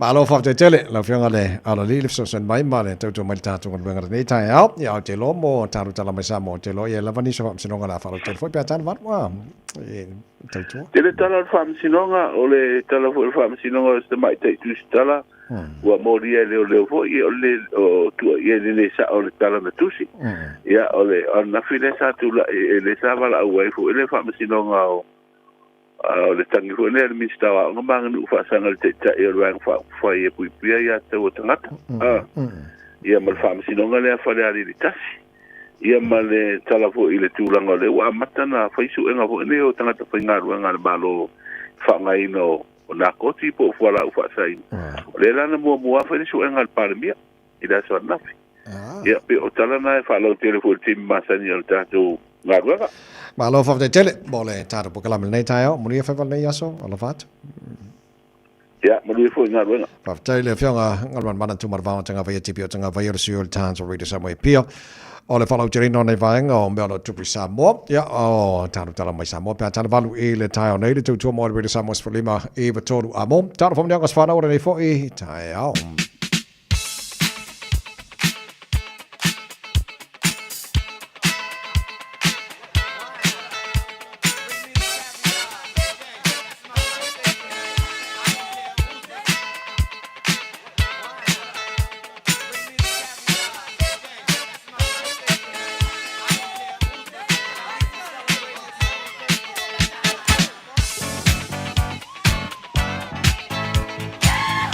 Tama telefoni mo fam leanga sfana ola so losfo lima ne o mati tolu fitu tasi lima I tolu e fa ko imeli on air at Radio Samoa .co.nz along fa kona vonol tanto Facebook ma YouTube o Samoa mo tala fam leanga nei tai au pe ta fam leanga mai le meli ya o lo ia le tato fa manianga le nai le imeli mai le sunga ya le sa lani alo Whamanianga o la soifua o le sisunga le whaafeangainga ia Reverend Nelly Alo. Di ia le lofa ma le anga le leo le atua ona ua au lia mai a lau sisunga le whaafeangainga le atoanga o lo fastful fitu tau sanga I le nei aso. Le mātou tatalo ia fua I pēr le atua le mālosi whaale tino, whaale mawhauwhau. Ia ai whaasirisiliina le mālosi whaale nganga wa tofi matiu te tutono le ainga e ka le sia le pulenga le mtanga luenga ma le e ka le sia au au. We love you Reverend Nelly. Have a wonderful birthday today. Much love from your parents Leana and Ave Alo, your good lady Ella Palma, your kids Joshua, Abby, Caleb and Macarius, your sister Muli Angatile Rosa from Japan, your Efa Kasa Albany family, and Awi Matangi Lesa Lani Alo, and Shalom. Yeah. Nga ko sia ki kasi ai ke fo ua yeah emaili le ai le emaili ai ele oi le mo mai kalo fae ia le Talofa. Malo se fua. Alo se fua. Sungla o te vai meni. Whakalofa lai atu whea ala whani. Ia whakawilai matawai. Aia whapele lua sa se lua. Wafkaila wa mule amanoa. Wakwalo whaanga ma whamnianga. Musia ukamalea o langi maina i kamote. Koe papa toe toe. Langi ia whamanuia lea tua lo 5 fitu. Whale tua mau oini sia sutele whapopo ilo soipua. Misia tato a inga toa ioneanga ma Samoa mai ngei i New Zealand. Ia rofanga ngai wakulo tina wherofani. Male a inga toa ia whaftaila watawai ma Natasha manguia le aso. Tai lawa whelwhani mo ne whare nei tai awa ai tino malo se fua. Malo lava soipota vai ma Natasha nek tai au. Good morning. O vile ate o pamanuia ile aso fuo se tuangani matua ya akilani lo le sio Emile ya elegata leo se unisi leo Elizabeta se ufainga wa uria mailu aso pana wa uria o akilani lo ono spul maleono a se unisi le ya Elizabeta lo se pulu malelua tausanga ya darling Elizabeta, I know you miss your nena, so let Nena to go. Please, Becca, be strong, girl, be safe. We can meet our Nena, your Nena again. But happy birthday, dear niece, and happy birthday, dear brother. I will see you tonight. Happy birthday to you too. Tai lava tawai mulnea manoa. Tai lava vai tino mo ne. Tai mo ne whane nei tai. Yeah. Lelei so tara fom lianga na nei tai okay, lelei ya le sala ni alo ya o se mai se pese malie fa manu ya ila so i for sungan fa fenga nei lialo e mara tuno fam na tuno so fa no nei ya spa ya me te lo to wasa so i fua to es formado na ba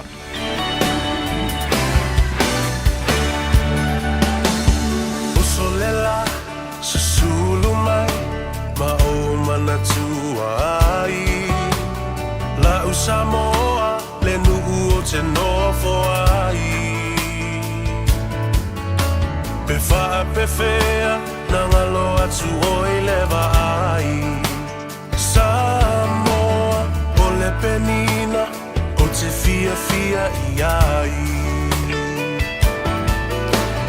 O solela susulu mai ma o mana tuai La Samoa le nu'u o te nofo ai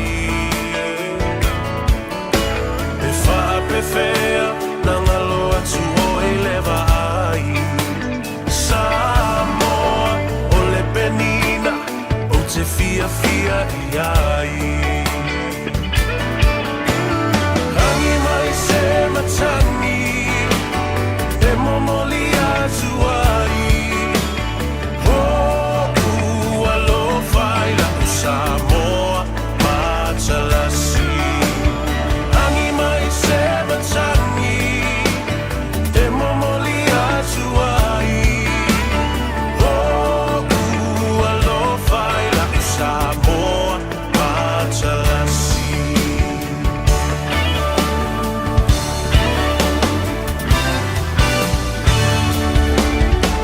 O aolelea fa asolo solo La poia o na paolo Lona sami i la pe asulungia ele masina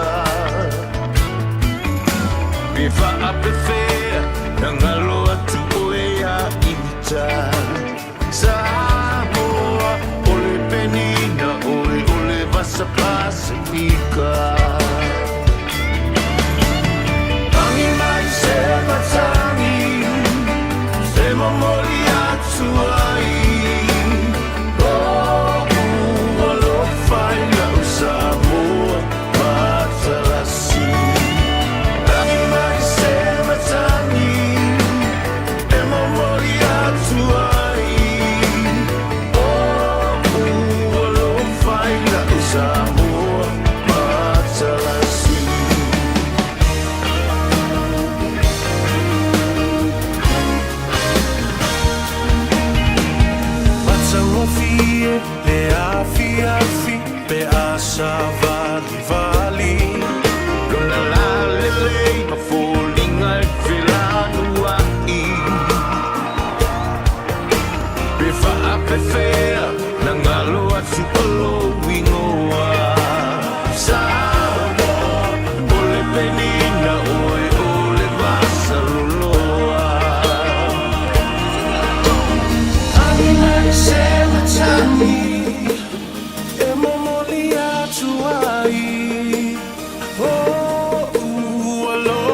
faila Samoa Matalasi Angi mai se matangi E mamoli atuali Lo lo faila Samoa Matalasi Angi mai se matangi E mamoli atuali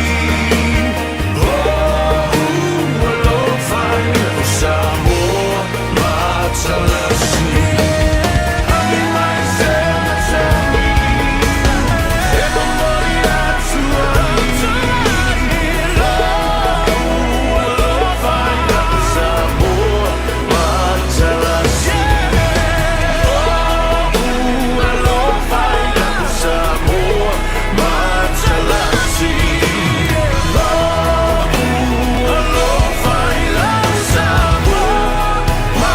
Matalasi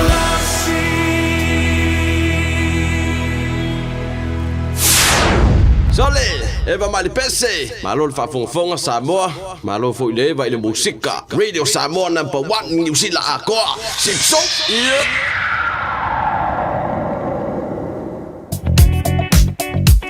Taimi pisi o lungo a wala ave ta avale so se vaenga wa tatu wala te telo no mai tawatu taimi le nei ia o le nala wa foi ua tau fai pisi ile nei taimi State Highway 1 lave on a city bound mai I Papkura watu I Drury ia aluange ngai takanini fa solo manukau aluatu o Tara Mount Wellington fa solo kwa ngai Alice Lima Green Lane makua I pisi lava tatu le taimi le nei on a southbound o lo o delay mai ngisi o vaenga mai ngai New Markets fa solo I New Lane Green Lane ia aluaku I Alice Lee whapenga foila le luangi I Mount Wellington I le taule nei lungo le tato Northern Motorway alo mai tau watu on the southbound ma mawhale traffic mai New Market whasu solo aku ngā le tato wala lau papa aluaku I North Coast Esmond Road o le tūlanga le nao leo o I ai tato on the southbound whai lava si slow mai Takapuna sau I Esmond Road ia ma whasu solo mai tato o lau papa aluaku a ngā e tutonu o le taulanga State Highway Sumaleono on the eastbound Faisima mafa mai ngā Lincoln Road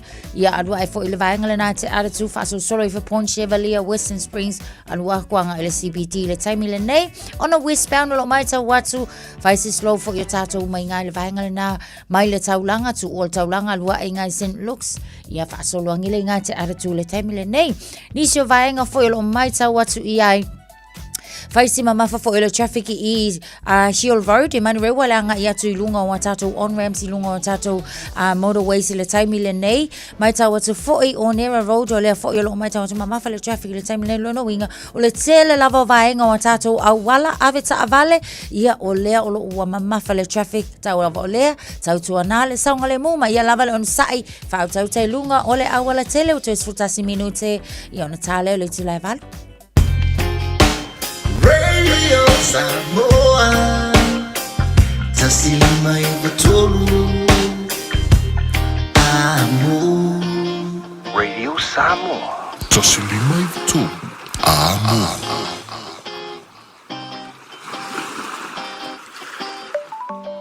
Awane emisia fapito ale Moda Furniture ale Samsung S26 Ultra loa lima tala ilwa yaso mawal TV fitu lima inisi sawal mala PlayStation 5 ile na le loa lima tala ilwa yaso a faya te fa ilo ile Moda Furniture ole Radio Samoa na mawai le nei fa salonga ole a mawai sa ne alofa le Moda Furniture tuatu si tolu lua Sales Yard Road o tau te tala ibal taya wa ngai le afola lima aso ma fo le asfarele asto na imala sa se fulu anga ile afol fa Talofa Samoa e mawhagira sosoani atu Dr. Chen I ngasinga se ole mai soka, toto maulonga, ti ngale tino, whapa ui no pauna, mai sela, mangyeso malikanesa. Maule ti e whamamai lo puta, mali paste, mo nifo ti ngā mal whamanongi no lo fufonga.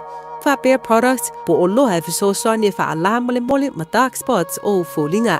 Ua tele ungali I wa mawala to pepe o nar sosoani a Dr. Chen. Ala au noi le lua fituono tolu fitu, lua fituono tolu fitu, pe a fiuane I le lua ono, Great South Road I Otahuhu. Au kilani saute, sa ili se Samoa oe malo ai, o le Enterprise Motor Group manukau o lau fale ta vale fa moi. I tele ta vale matango fie filfili mai ai, Tele le sosoani o lau whai ngā luenga mo oi, mo se ta avale talawhia ngai, su mai i le 505 Grey South Road i nei Manukau. Asias fo i le upenga ta whailangi enterprisecast.co.nz, pe wala au mai i le oval selau, 502 234. Enterprise Motor Group Manukau, sa ili, fili, ma ave loa lau tāwani. Le Big Pots and More, o whaiti tia tau onisi o loa. Maua steamers, woks, olo la pupua, ipu te ata, ipu popo, maisi. E iai fo i o ngā mukesi, e whaonga i tutonu mu whafu. E whi tau i le lei mo a inga e ka le sia ma so o si wha moe moe. Le Big Pots and More, o mea uma e te mana o mea, i le whale o loa e tasi. Asia siane i se la lai lata i fo iate oe. Tolu lima tolu Great South Road o Tahu, Westfield Mall Albany, Unit 3B, Tasion tolu Stoddard Road, Mount Wasco, tolu noa tasi Great South Road, Takanini. Toi valu mino jolo talo le tulai valu talama sa mo pe tal valu le town e faftai falolonga le Arrow Memorials and Enterprise Motor Group in Manukau. Awina tuele po kalame malu le tai. Au. Manatu manuena tunu le tai au fo, ma lo lava faftai le on sai mai. Il tal po kalame le tai au fo pe ya sao ya fa vale le fuosemi. Kwa sao de le al mele sa ngo mai ya fa vat. Ayang sau angko e fai lua exercise ayo manga yak ngoi fo fai ya Ivan me a de o de loke fua ke de pisa ma kaun ka ma pensing a me vo nga o de fi le blues e o fua fai fo de mo ta sa de o mai fa ka fiki de o mai les ko nga ngi e mulinga fo fai nga gol fai nga la fa ka ka le ko fai nga. Good morning, sir. Malo va taile. Sama nei tai na whenga sao whanana na losi fu mo nei tai fa taile ya ma to telo taro pa anga to taro ma fu taro nei foi tai fo o talonga le blues ma le Fijian dua le fai la stona e le tamata alo le fai la na fa manatu fa tol talonga le Joel Mandiri sa talo mo Flying Fiji. Ya sa wale ta alo blues ya pikiror pedeki on mo kwa sa fo le kamba ka alo se le fikiri ya ya wa failangi fo launga au te lola ta longa le blues ma le Fijian draw la stona ya ile sa ninga fa to ya pole vaanga fo e fa manatu ai ya le fo tamata alo longa fo ya ta alo ya umai lu ya Flying Fiji ma le blues ya ma le ol pedeki de leke ka alo so leo ka de Joel Mandiri alo fa tai fo i o nai fa monianga ina mai malo le wa announcement malo na nafi ya o le wa fa moni nai nisi wa ke lo pe ma se lau fa su ko po se lau di mas fu wa fe ya la to le tonu uma o le bracket leo o la to le la o le fa moni nei fo ya ai malo lo risi va nga uma ai fa ko amawala ya pelila ke wo so ke wo ka ko wo fo sia ki ka ko kadling ya so ka fase masingi na yo perila fa to a matai ona ma wo fa manianga ya pera so fitu a perila mo la to ye mo weekly la to la so fa perila mo la to ya fo fortnightly la to yes ka ki lo ko ile manga fo ile fa so mal malo la to ya at least mo sing up so swange pe ya le lava ya ai se kadi ya mar fi nga fa bong nga wa mai ya oi ngai ilu mo karu ka le mo ya fa bong nga ngi ka ya la ti lo tu pe fo nga mai a to le ya le tau sanga o el fa bong nga le mano ya ele ti lo tu ni so ripotin ma wal ta po kala ma ngai fa al wal pe ya mo far ka usanga ngai ma fa hala ku pe mres ka usanga ke ai afa pela ko malo mel palo ka manga ya lo la ko fa popo pe malo lo fa wala ba nga pa waro nya nga ba ko so yo ko palo ka mai mo ba ko ya la ngale ka so fanga le kai nga kala fe nga le lima sukala ya mal ka wa le lika ya la wa ya ba ya so ako sa le o ti lo antu I le pitono le manu rewa e ni se fai tio mo lori ke le vo ya ku pakala wala a pe ka usao ya lanto e poloka I le ma pise fo wala nga poloka a ku ka mai la wala ko ki kia o a fo la wala le poloka ngare ringa la o tu ia mo nei matu o mori ka mai ki rao Sim ka fa na vekele alo ringa ka wanga se me fa ko e oro le pakai. Io e vai. Ia ua ai mai se la pe fa pe fo lele o awala vai. E fe lolo ai ngingo fonga fo ngai po ngi paka. Ia a fa la vla foi. A ku e se la loli a vele paka polar ke le loli. A ka le pe au fia fai loli ka le pe ma le pe.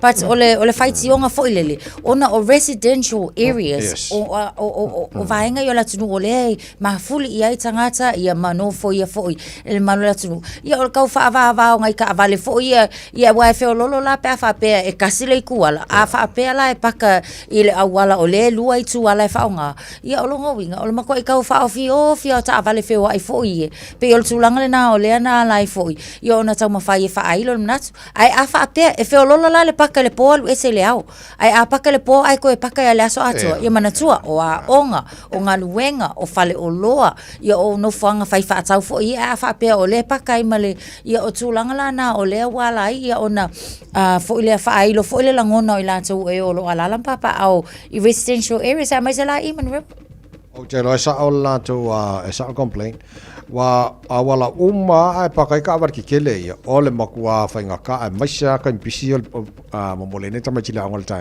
yes o le makua fa la vea ai manga ia pe ai ia se vai nga fa pitoa mo ro ki kele ia o mai ngao o vai ngo fa nga la paka fa le ia inga purele o ko pe mas ko upa ipe mas taxi fai ko fa ka nga mai si vai nga ko ke manga o ia masana tamia e mori kama kira ngor ka wala fo usuna ma tu mori kama sorry pakase roli ke le la wala o mo ka fa la be sorry nga ka fa la be la ven mele o ka ko ne vai kan so ka fa la be na mai fa exercise se me a de wo e ka fe ole sa vali ale kan kongu ala sole ala fa za fa ma stino mai ala fa ma stino so mata no tala ma sa mo le fo ta ya si bala awa ku tram ya o mai sa ya se mai ya ya ya lo fa mati na matsua aya ya safa ya aya ya tasi aya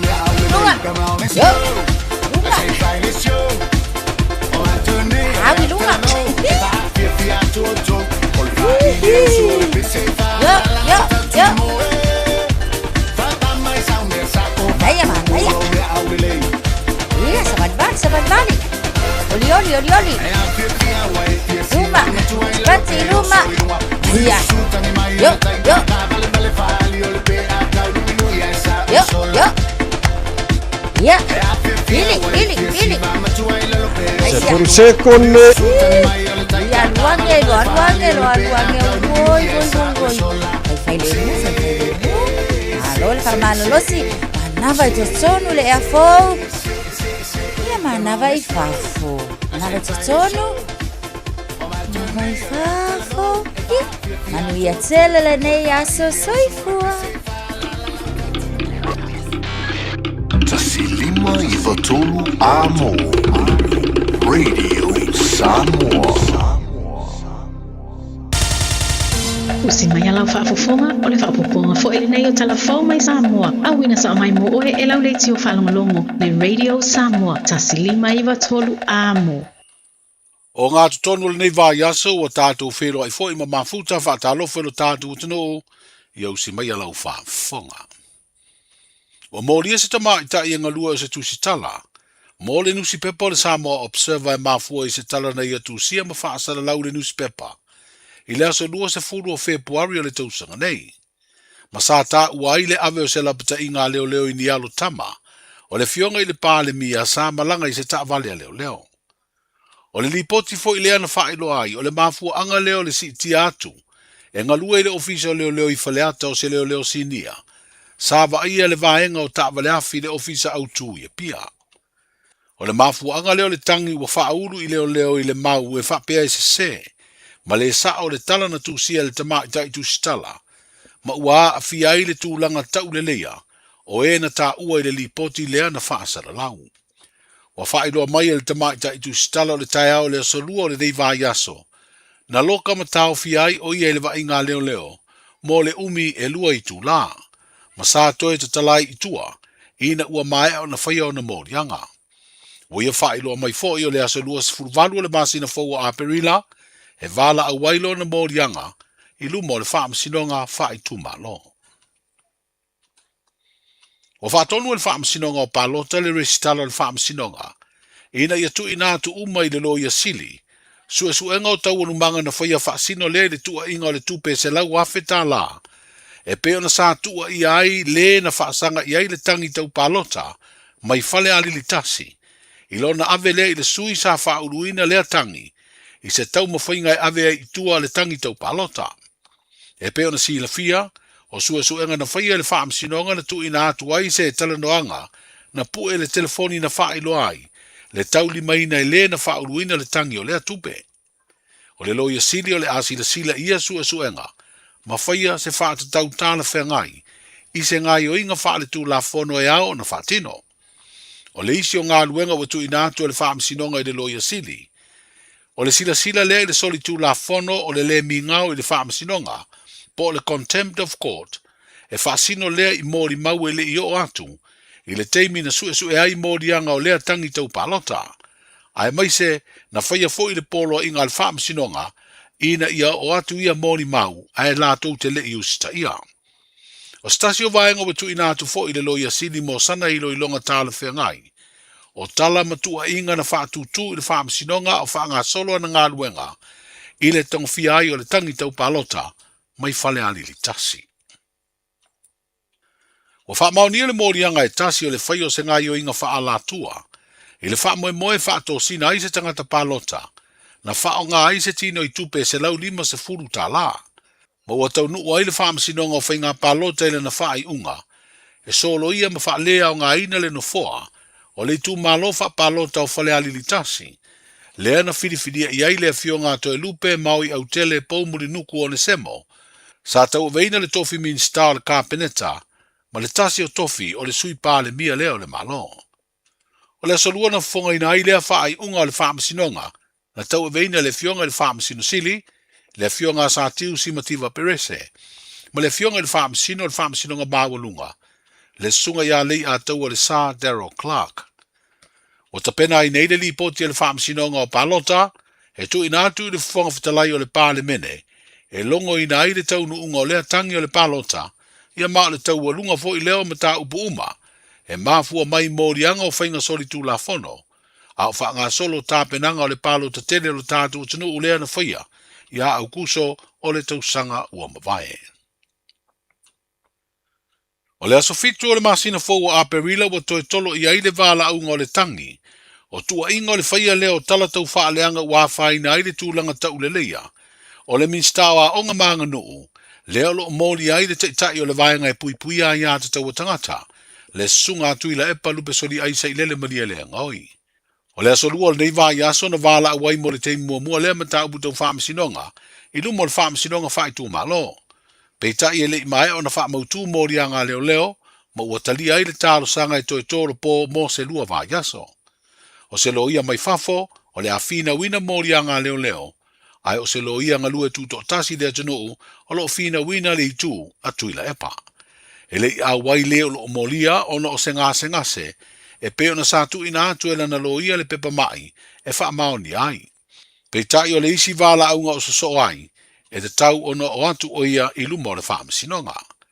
O le aso lua, le aso fitu leo a pelila pe a mai a le aso malo lo le e seta i le aso ngafua, e to e vala au wai lumo le tamai te i wha masino, le fionga la la toa ro sela papali i le nei mata upu. O le taitai o le tātou malo le fionga i le pāle mia na amata mea i le whaiola na suenga po le test, ina ua tatala le whaio ia suenga, e sa ili eitanga ta whainga luenga uma le malo, po lātou tango fia na koti po fuala au whasaina. Wa whailoa le komisi e pūleatanga ta whainga luenga le malo i lana upenga ta whailangi. O le asolua le vai aso nei le whaletari malo le Sheraton i pia, na whailoa aloa i ai le amataina o lea ngā luenga, le ana mua ai le suenga le pāle mia, le sunga la aulia le mali atoa le uatea polate i wafosi. O tangata whainga luenga mai le no fuanga tu tonu, o suenga whaasai nisi, o loo whaatino ina lea ngā luenga, le sue ina umai tangata whainga luenga le malo e au fiai, masui su fono le pāle mene.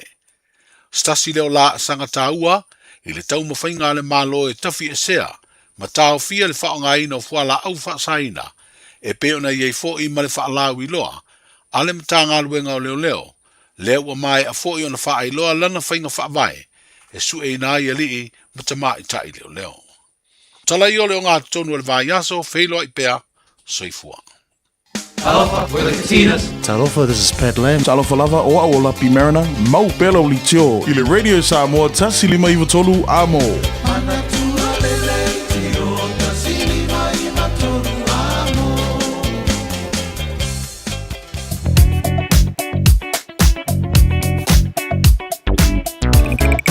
Malo sa ia ta valen le te le tai ao o fa na tuma sani le tanto po kala me malo le tai ao vai nai fa na o le ua pisi fo runga la walan morino nai fa na le tai ao vai vai ngai ko se nai te mai la wala ave el fa mo mo na sit feel le speed limit au de yo o vai ngolo ko se fa na ia mo sa ngore mo la top pisi mai runga la wala nei va ngolo tai ao ese mai runga taru highways te rana mai ngā Mount Wellington Highway mai la pe miwa pasi mai Silver Park ia pena fo on ramp on southbound State Highway 1 ma citybound State Highway 1 po loka ia ni vanga tai au fo Massey Road around Middlemore fa pena fo i Mangere East ia mal fa solo atu malanga la vale le pisi fo ia nei tai au mo mato sifo Great North Road around Waterview. Fai foi spoloka ne manga de yo le on ramp on the westbound State Highway Furuono ma citybound Furuono pena foi tiara to road south and north spoloka foi ia ne manga ta Lincoln Road spoloka foi ne manga ta ia vai o le kona ma Universal Drive pena foi langa ile link o le on ramp westbound Furuono fa pena foi citybound Furuono pisi ne manga ta ia highways Furuono matan poloka mai Royal Road anga Lincoln Road matiara 2 Florida mai tiara 2 anga Ponchevelia poloka Ponchevelia ale yo le link o le northbound State Highway 1 ma le southbound State Highway 1 afe mai los fulu pisi la kikia pasi ma le tano around Mayoral Road fa Dominion Road banga pisi ai ka o ma pasi mai lo hanga flow di leia pisi la kikia los fulu al malanga malaba lele pesi fa vlam tupu il tai au pol manga no pisi ai pasi mai Massey Road on ramp southbound pisi ala flow di lei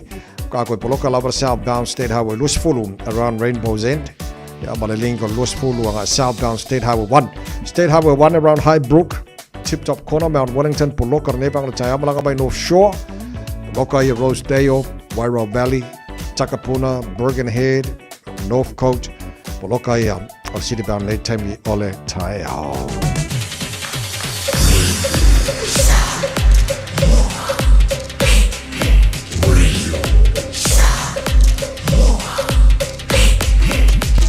Tasilimo iwa tu, amo. Vai ngala tamari talo le tau nei foi time o tai ava vai atu luas fung malfawa ele vevela i Samoa nei vanga tai wa tia valu i Samoa tu mawinga langi de leio tau i Samoa ia foi time maniso vai ngo Samoa po we timu pe na fa mawina i le so Mawhaina o le tolu sifulu anga le tolu sumal tasi degree Celsius mo lunga le pevela le esa mo le so lua sumal lima e lona mawalalo. Good morning malosi fo manuia pa angal cara pokalame Amerika Samoa ma whapena fo i Samoa. Le ngata lunga Facebook mari YouTube o whapena fo i ia lunga o tatu wala leo Samoa FM 106.1. Tātou papaya atu le tulanga o ile tau i Australia. Good day, mate. Malosi fo manuia pa anga umal tara pokalame so savanga Australia lo tara mafuta le nevanga o le tae au sifulimo lo il marulu le ea le mo Canberra le so. Winga fa mawina le tau mole lo mua i Canberra la fa solo ina au ao le tau le aso atoa losful vanu morunga le vevela fa mawina. Mo le nefo i aso lulu. Pataro fai pa anga le tara pokalame Melbourne ma lo la varse fua manuia sifu fitu. O il malu le ea le nevanga o le tae au. O la fasolo na malosi sabili ni so taimi pa utimu ni so taimi o le solos fuluono o le maurunga na e mawhaona o iele bevela fa mawina mo Melbourne e le onga tono vaiaso ua tātu iai. Whawhelai whatalo whai pa angal tāna pokalame so svaenga o sini Australia lo tātu mafutai ma lola varsi fua ma whanwhana mali tae au. Sfrui valo il ma whanwhana ne vaenga o le tae au. Winga le tau sini Australia le whasolo ina awaoa langi le leifoi e ni so taimi o le so sulu matango fiele la fasalo atu la uli mane fiafi lo sipul valo morunga le vela fa mawina mo sini Australia ele nei fo ia so lulu mane onga tono vai so tatu iai Brisbane ele vai atu fasi vela o tai lo sipul lo ia la matene na awa le tau mo o vela fo ia le air toru sipul tasi lona maulunga fa mawina mo le nei fo ia so lulu e nei pa angal tatu pokalame tene fa tara fa mai Perth Australia sipul fito ele malu le air Wawai ato la whasora langi le leili tau mo o tau le so, losi fulu wanu moronga le pevela wha mawina. Mo Perth Australia, e le nei fo yaso, tele nā vaenga Australia, ma le tulanga o ele tau wha mawina, mo le o ngā tono vai aso o tātoi. Se mai talo tau i le no whanga whasalonga reira Samoa tama kia makaurau au ki lani, o te wawai ato le ua iai alapta inga mo ti munga maralosi, heavy rain watch, ma matangi maralosi, strong wind watch mo au ki lani, o lau te wawai atu na mata mai le whāre waweao hang on o le whāre waweao le astofi o tai auranga a ngā le tolo le fiafi o le asforeire la surusu fitu lo winga la tai au o lo elapta inga ia mo ti munga malorosi mo tātou le venga o kilani e waenga na amo o kilani ai le so o la fasolo na awaolang te lei whaaman mo mai tai au a mane le si timu o pa u e le nei vaenga o le tae au o winga na tau i au kilani sifuru varo e le maru o le ea le nei taime o le tae au o la fasoro na awa olang le lei pa o timu a masala wari tui mātua la wala lo papa lo su tasi marungan ma whanwhana wha mawina mo au kilani i le so mo tae au pe au ria la fasoro pa o timu telo vaenga au kilani fasoro pa o timu la sifuru reile langi le leile asto na imala sama la sunga fua pa o timu la so luar vai aso lo mana yatu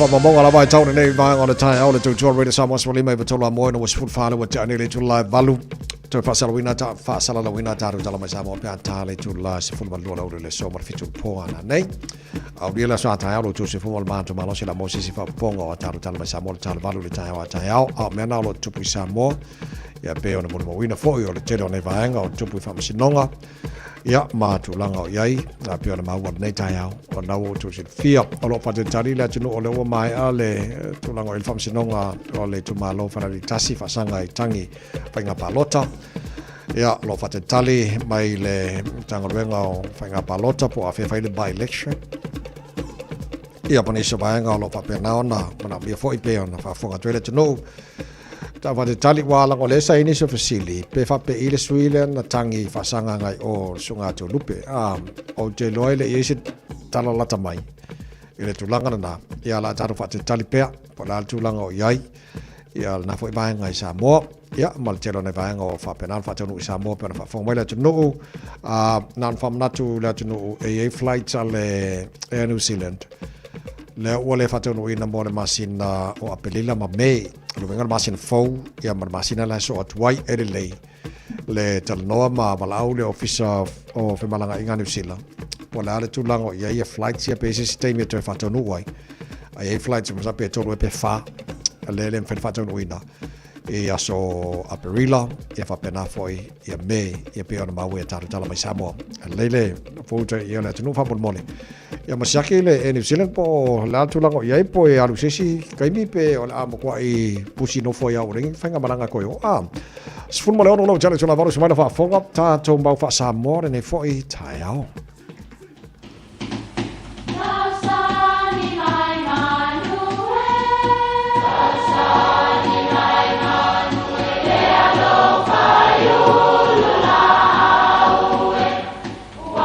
E o whanga manu i ululu o la au, awa e whawhanga i funga o la au. A o le tangata, e whawhanga i upu matala. O le mawhileo o alanga upu mamuanga ngana Samoa maona whaapongai, e a fua ilo na sio mianga. O lona lea sao i le whaatufunganga o le iloa whaale aso, mai le tautua se ia o ina pule. O alanga upu mamuanga ngana, ua lantou mamanuina le tō whamanino a Samoa, mana tua fo'i, e tāo fitau muli le atunu. O le mawaenga nei le vasaloloa. O upu nei e whaapea le tala o upu a mali e toa na whaafetai ai i atui manua ina ua whaamawai atu, o le a fo'i Samoa.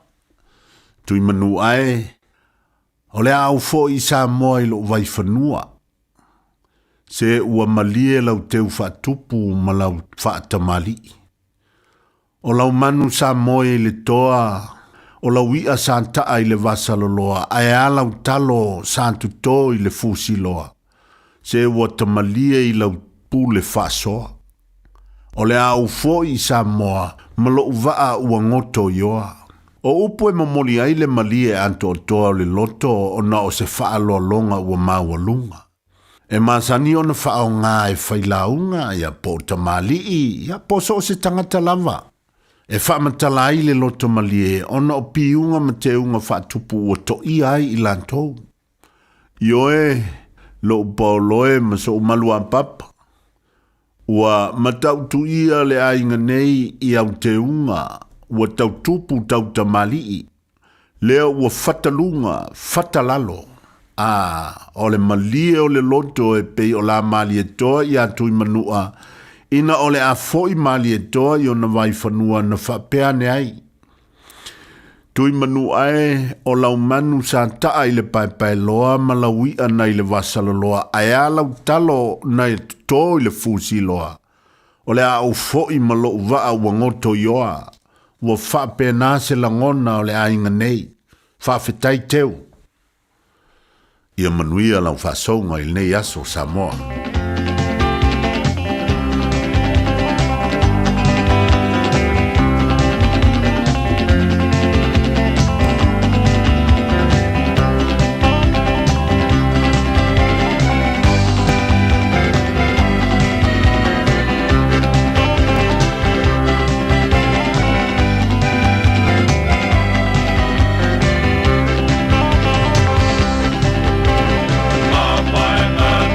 Vita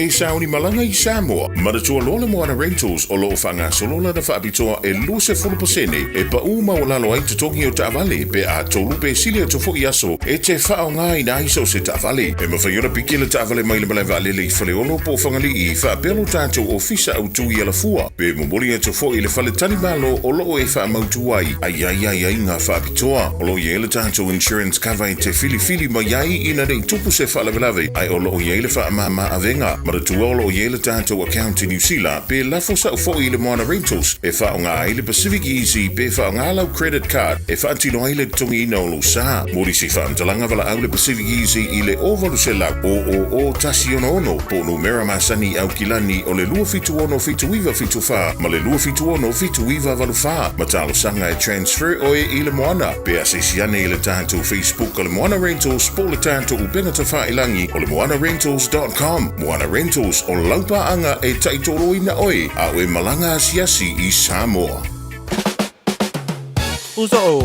Oso. Son, fe o kausinga iau makari I la manga iau lau ka vali fou. La voi amu uso. Bag. O le Enterprise Motor Group man ka. O uso yaid kaya wangi. Lei yang whakamoe lau whainga duenga. Ai o akure a fia wa show lau ka mai lunga lau ala. Pa o koinga ka vale. Piki apu SUV, van. So koinga ka vale ha. O feet for cover. O le lima ongo fiku Great South Road man kau. Pe vile le over se lau lima o dua konfa. Enterprise Motor Group man kau. Sa ili, fili, ma ave loa lau Taavale. Sunga o whenga whakao e lo kawale fo maunga Max Ila. Senga o ka amilo e o kilani. Mo koe foi mai lawa I o Tara I le Tire World and Auto Limited. Lea ma o aiso skoi ngā meg ma pa o kawale. A o le me Pico City. E ngā le lua lima ka alalwa ia so le kokongi. Le Tire World and Auto Limited e te moa I Taavale ma pa o tau ngofie ia New Zealand antoa. Mo fo I se ti mag wheels mo so se tu ai ngā Taavale ma le telo isi au unanga. Warren Up Fitness I le na o le se fulu tala pia I wha I loa ieina e wha afafonga I le Radio Samoa I nei wha abitoa. Talia wins quotes, cue cards, maisi. Walang Lola Tire World and Auto Limited I le lua fitu tasi tolu o mo pa o Taavale. Po le lua fitu wha tolu lua o mo le whale inisinia.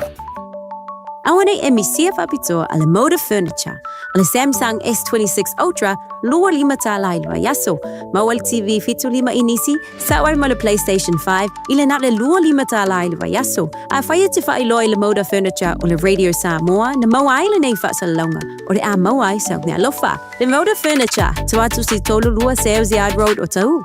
Te tala ibal tai awa ngai le afo le lima, aso nga fua le asfarele, asto na imalea sosa, se fulu anga ile afo le fa.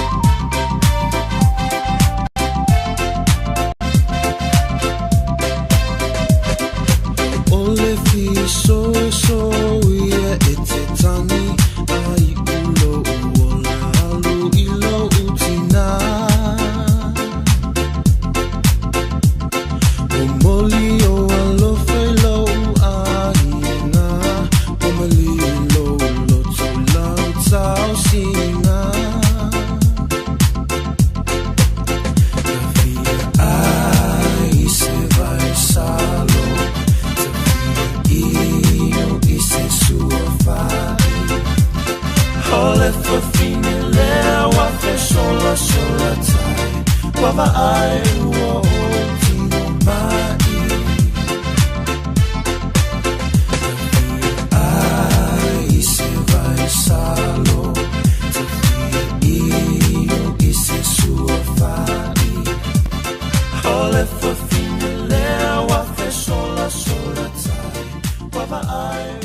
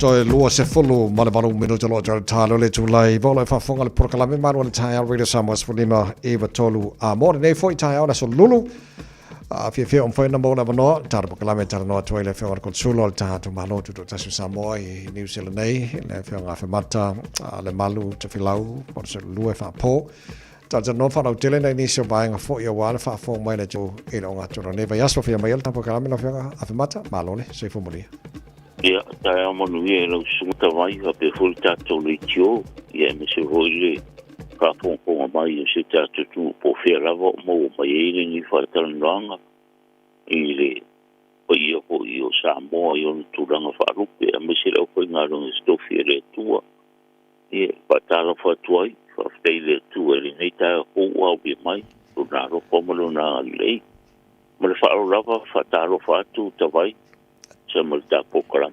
Ma lo fa te tele lo fionga de consula mo le fa no mo le time mo le por calme foi al tanto radio Samoa ne foi tai fo e ne vanga e mana mi fa mo mo le so san me la fionga consula ona ia tanga tele malam lama le time ne fa o le ta o file vai ta mai na mai ona fa na mai Samoa ai e ni sina facili po le alma tu o te mai titilenga adopt mai e ma fai ona suilo na fai Mal fai uling nga vai tama mai ai ia ke lo pe lava se fia lo fionga consuela le tulanga ma Ia whaftea ta vai sai mare tula fonu le o ta fia de New Zealand sa ma fai ana na dokto mai ta mai ki I lusu tasi o tau sanga o ta mai ki en fai nga dokto mai ai ai o le se sengara o le dokto mai o ka mai ki su fa tau sanga I lalo en faianga borong sikseng New Zealand pe apa ye sikseng New Zealand matua le o vai tamaina a or kanga kala e top mai o lu focus ko sa fainga nga issue in New Zealand permanent residency le polo no fo bau te mito no fo bau ia nga paire nga palanga pai New Zealand ia e ka mo mo New Zealand pai longa apply no sikseng New Zealand ele me foi le tavai ngai o ka kukanga ka lau mo foi Australia ai sikseng New Zealand e ka o fili liu ka maiki ia ele me fai nga rako e fai nga rako liu ele me fai nga mau sikseng New Zealand mo le ko fo mau New Zealand langa lai ngo po ma ko Australia si longa o mai nei New Zealand ia kwam foi le un whakaungu kula fungo koi la ngā re kau fia kai mingi o ro fai a whiutanga ina misalope o se asoliri le utoi mamao on koe kakara rolea nisi ai e ingo pou tawai ona ole whawhikau ia le pion kakarungo e vaso karuai ia le o mai o komiki ngei ia e le ole le irwa inga tulanga whapena e le nga kai mākua ngā vai kamainga ia e whapenga fu komiki ia le o mai wole o kasi whapo ngā reina o mai ia tau si e toi talai fo ia wile ngo po ia o le sile tulanga mana ia sa mawai awala e mai o ka ko pa ngo su e lumana i manu ia i New Zealand nei ia tatu tali ia po le asfa i ngā New Zealand i te utunga ina rau whai ngei i ko kiu wingo rwhenga inga fule whae wō mpulanga whapenga inga ia i sipso soani mo tulanga lea tawai Mano fafte tele la fangon konsula vanga mun mulia i tulanga le ona ina isi matua na mana i alfa mni no ino tulanga fule le mo nai matua na dop mata maiti ta ofia bank cards ta ofi tus for lau ya na tau sosoani atu ai pe au te lon pawal vanga yo ile malo se la fangon konsula mlo ofisa o tus for lau al vanga yo bank cards e le ai le o ile le tulanga le ala se vanga ia sa ona le ata vai o tulanga ia o poitea ia e nga kai ngai makua ia o ka mai ki fo o e se matua no vai tamai ia o mana o mire ku solo si fi ta vai mga o mia me o mo fai de bank account fai ia tulanga o mo fa pena mo fa ma ni angole o le identification o kangaka ia e o la irma ko maro si wa fai mako a mia mako e fa fo i ku solo ko mai ia al tulanga le tau banka ia o kalkunga ngal kula kongo kongo tau no le official le i po ie fa pitau a fa fikau ni tawai e se ro te fa no ai no kulanga wa le o tasi fo nga ringa mai ka mai ia me se fa mo ngai ma ko ngi nga ka mai ai o mai ka mai ki fa long ka am kulanga fa pena ia pe mo foi inisio la inga ka wanga wa ku ia mo kula mo papenga ia wo ia ingo fu va i tulanga ia ono ka makinga o mai ai fo le tulanga le o sisi la ingi sila ale nga ia te vai pe nta talano o sara pulea pe nga fu ma ko ofisa ia pai se pino inga ko finga nga o fo fa fitau okay ale o pomoni ia te vai e ka mai ki wo e se a wo le role le kulanga wo ka mai ki o kulanga wo le o ka ka ronga ainga wo le fale tonu maka ma tu ona vai ka mai ia wo ro ngo ko so ia mo kula i mai fa fikau di pio o ni tu ranga le mar fio o si wo i kengi ia wo tu ranga o la au fa sa inda mo kulanga fa pena ia wole tau lau fa mo nga mai ki su e mo ia wa mai ki le fa le ko ngai ka mai ia o nga lu fa ka siara o ma ku ia ma ai nga fu ko mai ki lo ko ia va kum tu langa pa pen ia e so lo pu le mo fitu tu nai au le stu la o ko fa fo ia ko mai ki sa mo i ona ma tu e fo ia fa fika o le ku le mai ngai ka mai ki ni si ngai okay alo fafte tele manino matango fiel vanga le e foringa mai lo to tele la to le manino mal mai le stamp le tele tanta no exemption stamp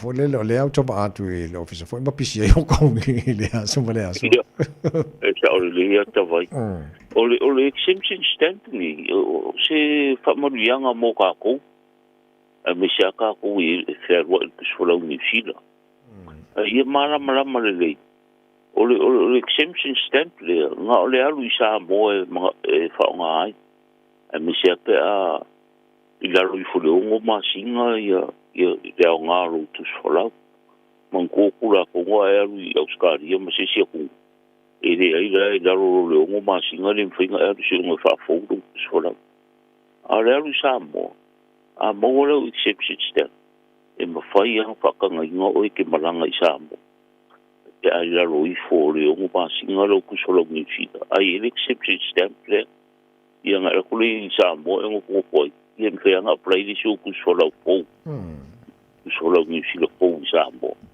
ia po lo ko sa ku i le ingi ko apply e a ko expire ai expire ro ku solo ta vai ora o ro i le stamp e fai nga apply lo ku solo po onga e saule ma mai lau lau kusolo kuai le stampi ka ko ofisa mal ko lau kusolo ko kusolo ngi filo fo ia e pa u oira le si au exception stamp e lau kusolo fo le pa pe lima supa senye ya ve si lau stamp pe a fai nga e a mai lau kusolo kuai o pi ia le exception stamp pio ngai kulanga e au nga ia le exception stamp ele nga kai mo yo la one way ticket e ngo ko isa mo ko hoi ia mai ko maranga mai eki ai kulanga na olisi kulanga le mele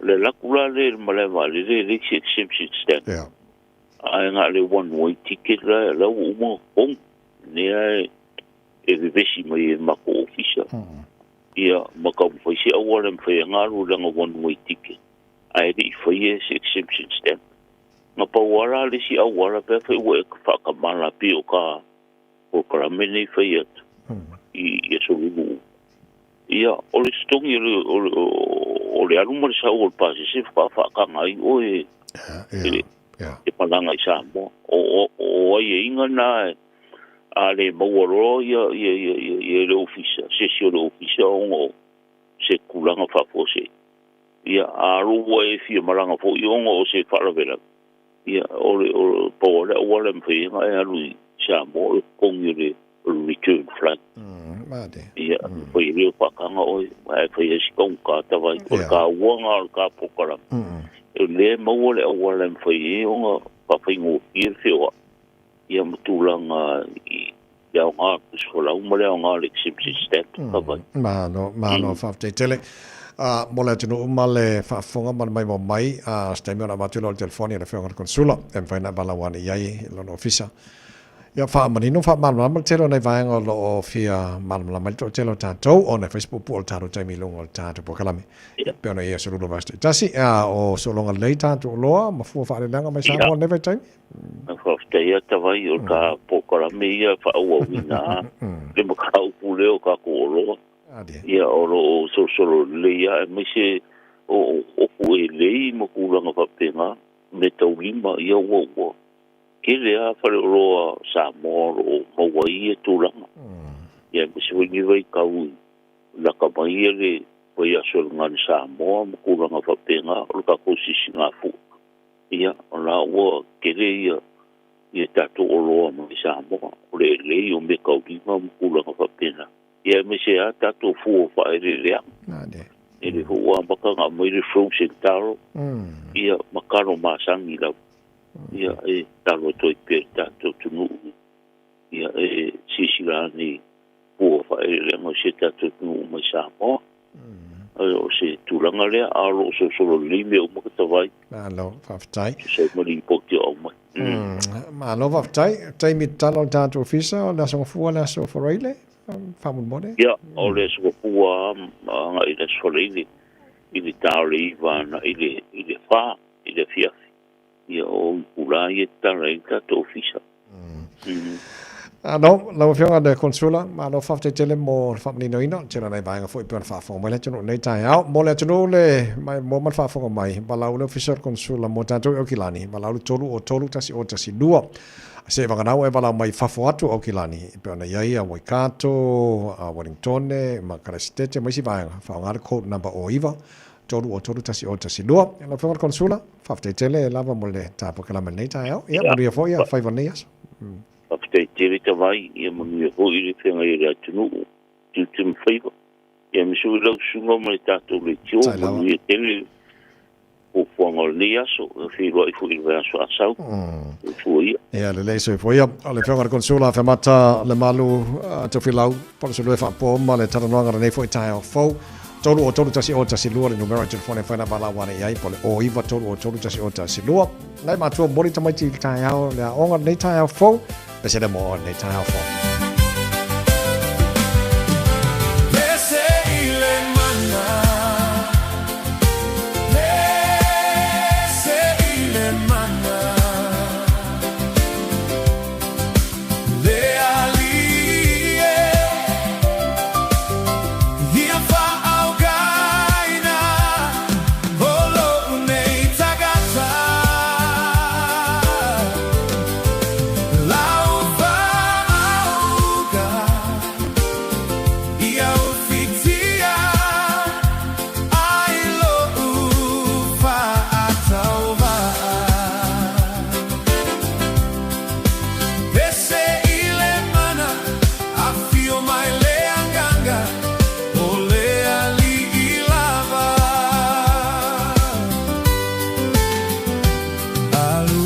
aso, ai sao aso.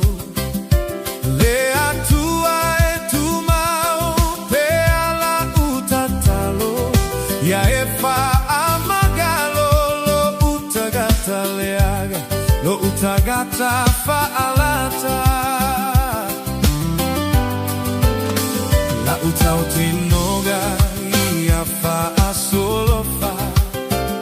Le oa ale lalo lagi malesa olo toga. Lo ulea mana oga.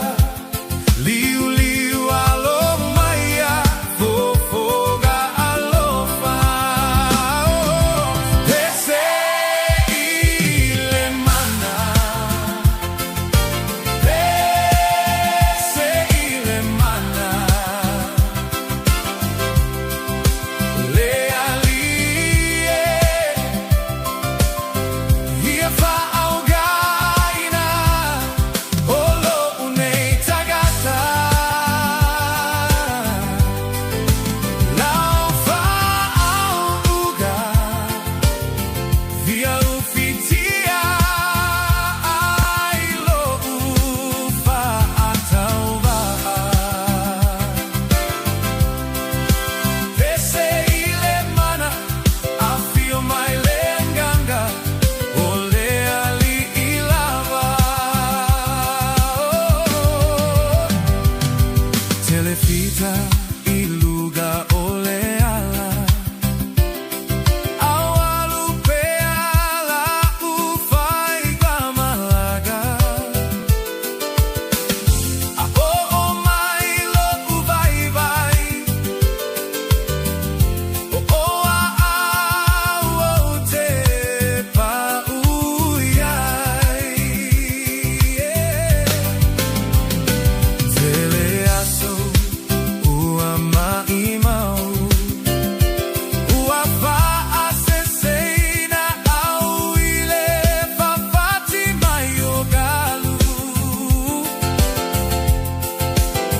La uta utinoga ia ave ale amapine fa amao. Pese ile mana.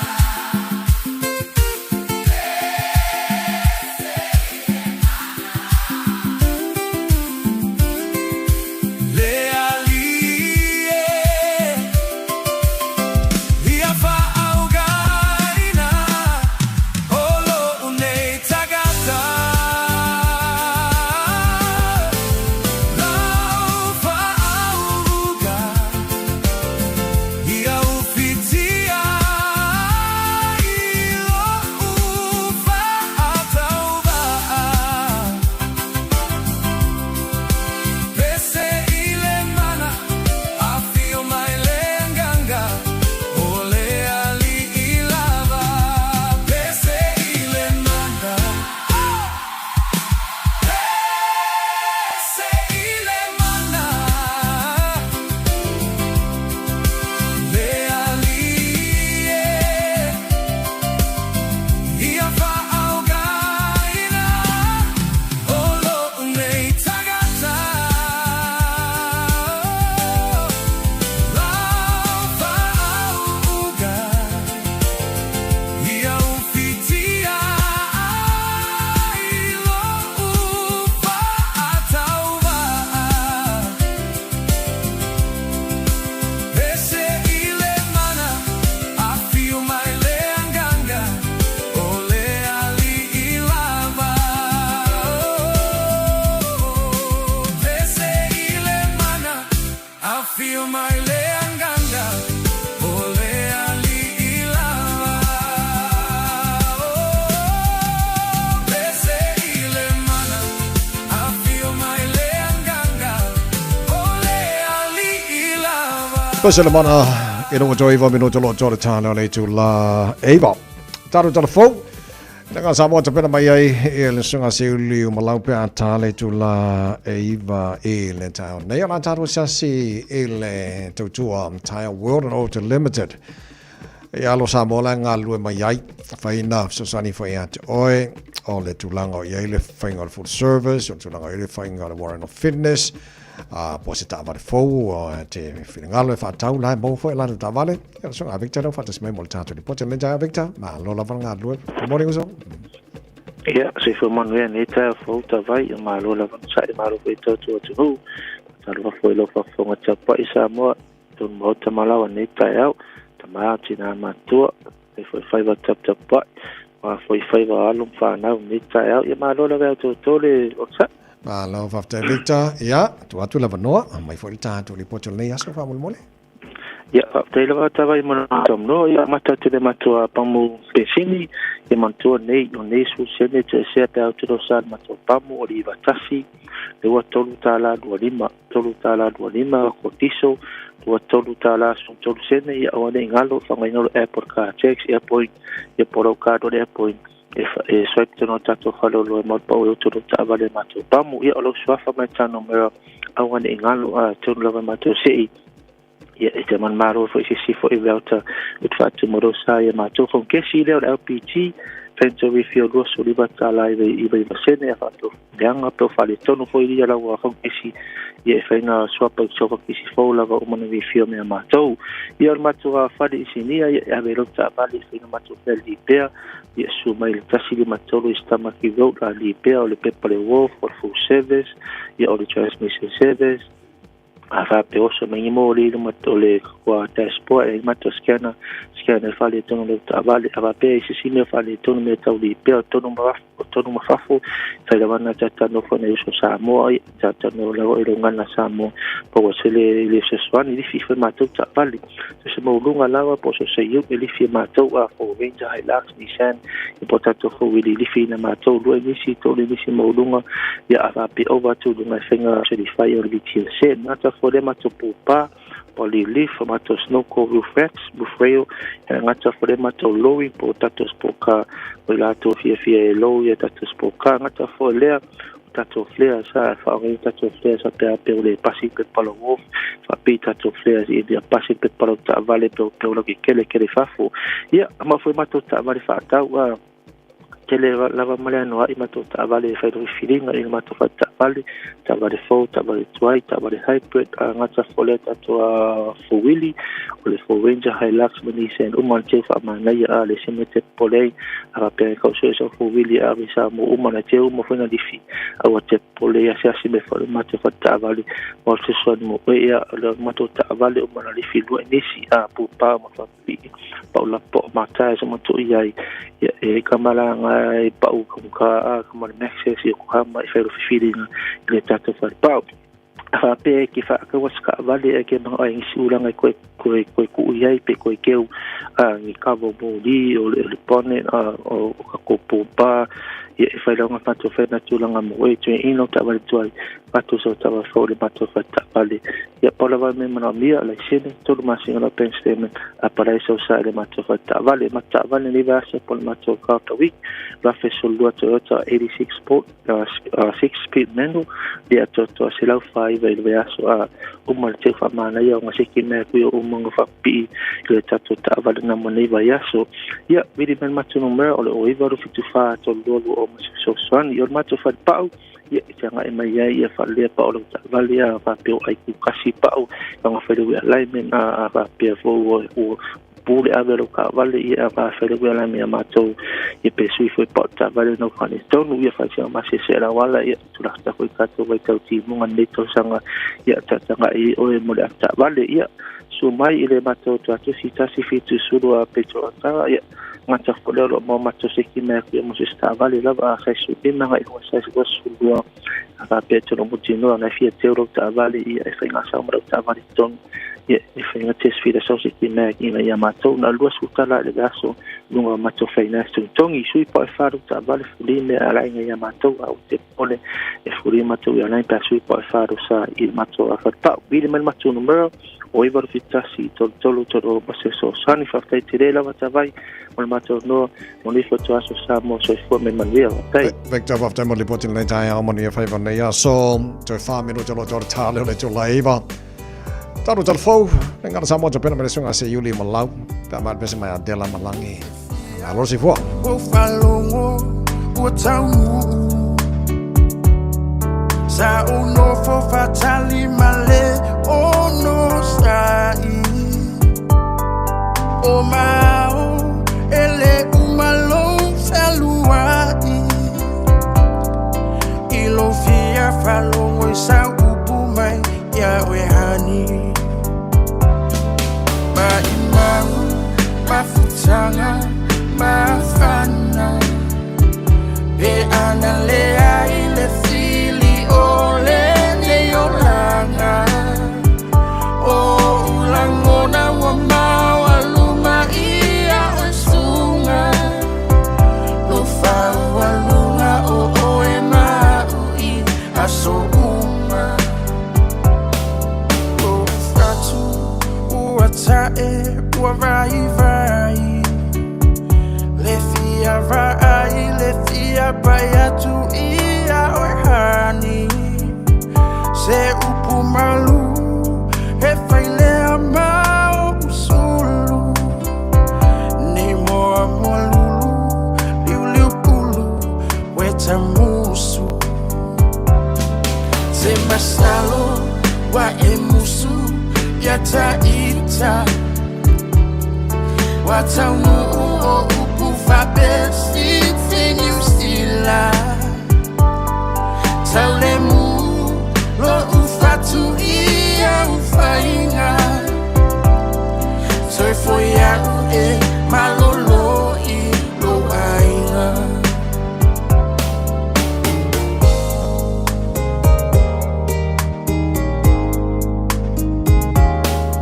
O te fia faya tu masongi yo fofonga.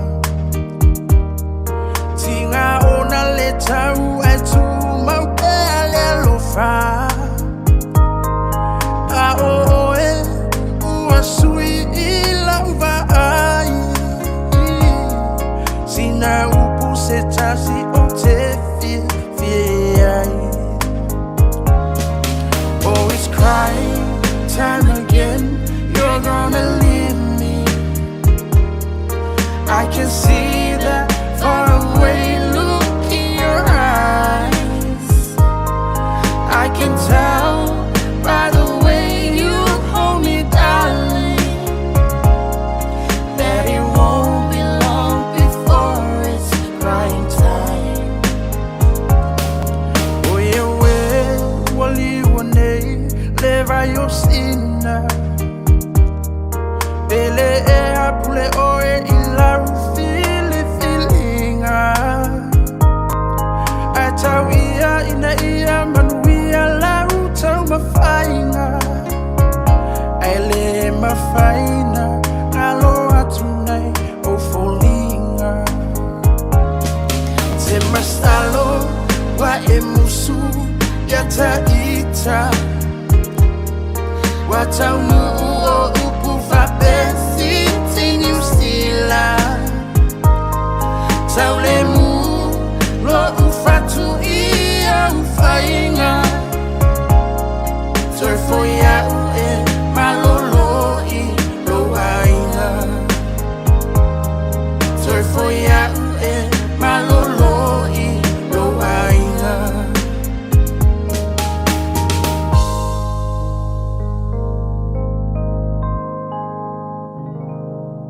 Talofa lava, o le si'u fofonga le nei o Samoa, le Radio Samoa.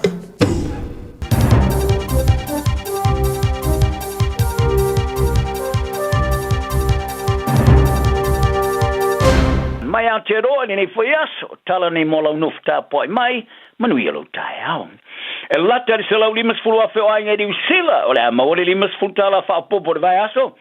Ile otu lava li tau sanga atoa e so sori ai, ili tau wha ma avenga o ti ngā, ma li tau ngata telo le pensina ma le sua o iai, e peo na uli ina li tau o ali le mai atu nu sai tu tonu Middle East. Sa na rafi sa forfola ai, e le pāle mia, tu isinave maulo mo to tua Christopher Luxon, lef so soni. Faria Luxon, o ni sila o lo iai si tūlanga le lei, i le lavar sa palai o sua, ma pensini o iai le tunu. ma le tele o se palai o lo anga I mai. Ai pe tai, e o lava na whata oto fuafuanga mo se me tupu mai pe a whai. O le a whawhai ngā tātu o na mau atu no e mau mai ese sa palai o swa u liru manai, e pena e whaari ai. Whaari al tamai tai minista o tupe Nicola Willis, o le whātinonga Amerika ma Israelu, o tinga ai tangata ni sila uma. Tana no ai le whailo inga mara utu stala I le asana nafi, a whaari ai Willis, o le efso sori o na atangata whaingalua ngai mawa lalo ma wheololo ane tupe maua, e whaiwha na we maua le efso soni. Mai e tā wai, te mai na masina 4 April o se lau fast food tot wafe o ai ngai vai ma wheololo ane tupe maua e whaiwha nau, o le a maua le si lima suta la whaopopo le vai aso e la tu si tupe, whatupe. Ai o le si tanga whaopopo le ana sina vai taimi, I le tusa le mali tau sanga, ai pese I longa lava o palasi I la loane mali tau tala le tau o le lito o le pensini, o le iwa tasi, I vai aso e fast so. E o tu lava le tau se lau fitsu mali tolu miliona tala o le a whaaruai, mai o le a tongina mai te unga tupe o launi whaatinonga leo o le tala whaara tau o le tupe, o le ruafe ma le rufuruono.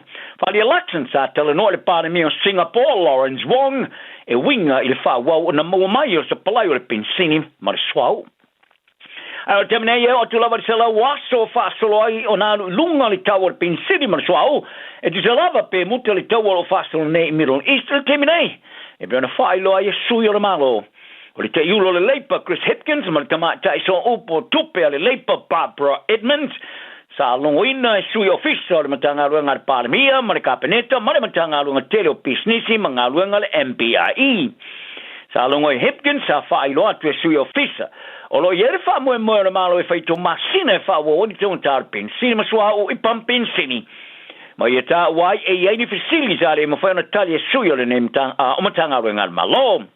O riso pamu pensini au kilani le sona nafi sava ia le tūla la tale tolu tā la fast food sene le tau le lita tasi. O le pensini o le iwa tasi I le valo anga au sia le whata la le lita I se teimi o lo o lata mai. Wa au ngani company valele se whatinonga mai whainga malo mosua umo valele po jet fuel e wha ono uti o no tena ingo le taua mai atunu I sae tu le tonu po le Middle East o lo tupu mai. O le tamatai o official serial phone fa tonu o soya company valele, Kath O'Brien, sa I longa por kalame le morning report le Johnny Sila. O ni Sila, o I lo se atunu e lamatia le tau no iaio le sohau. Mai ta wai o ni Sila I ele tala anga o le o iaio le fa fitauli I le tau fa soi no soa o valele. Le sa va ia le loafe sumarfitu ina ua pa paipa ya wai soa ma le loafe ma le lufu lua le loafe ma le lufu tolu ina ua le lava soa o valele fa o fale mai to tonu le tono.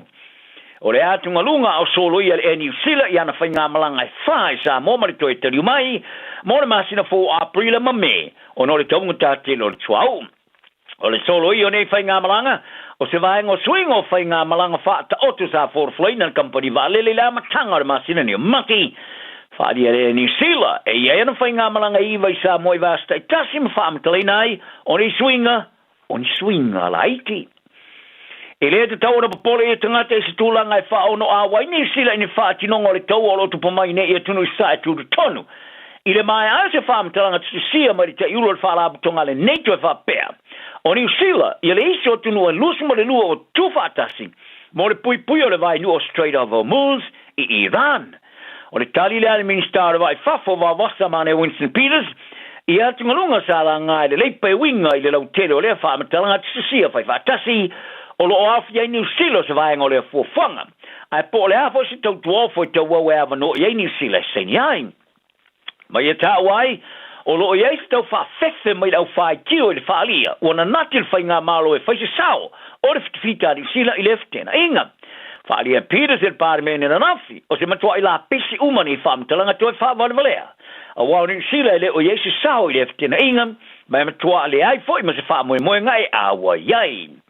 Sa longo ai le whailau tusi awa o le whala butonga o tuno le NATO Mark Root I le vaenga o tala Fox News o se vaenga o le whitawhita mai ni e tunu e tu wau e awi nātu I le vaenga o Strait of Hormuz mo le pui o whalau swau.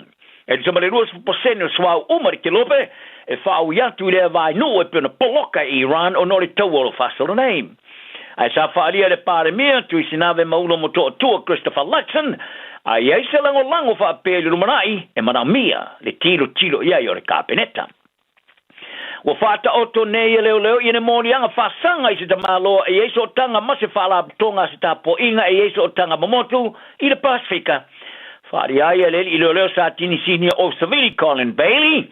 O le tamalo e fasuli mtau sanga o le atula i le fama snonga fa tu malo klestete i le taone. Sa fa tino leo i se fa tununga ma le fama snonga mo sai sai o le kangaka. Ma se fala tonga sta po ingolo ia ona lala ni Usila Australia Fiti ma Samoa.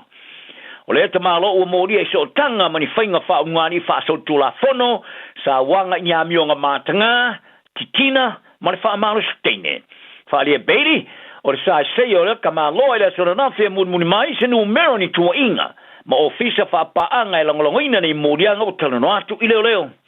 Ma ia ta wai e yeise tulang o nisio tua inga ra tu tele i loa ina di teminei.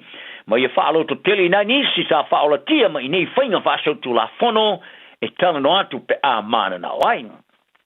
O se mafu e malo se fitu di simale ono ia le malo se le fuo le malo se sa lulu lata le moto tonga le sona nafi e piano whaani ene no whaanga o la pita ingo tsunami ale Pasifika.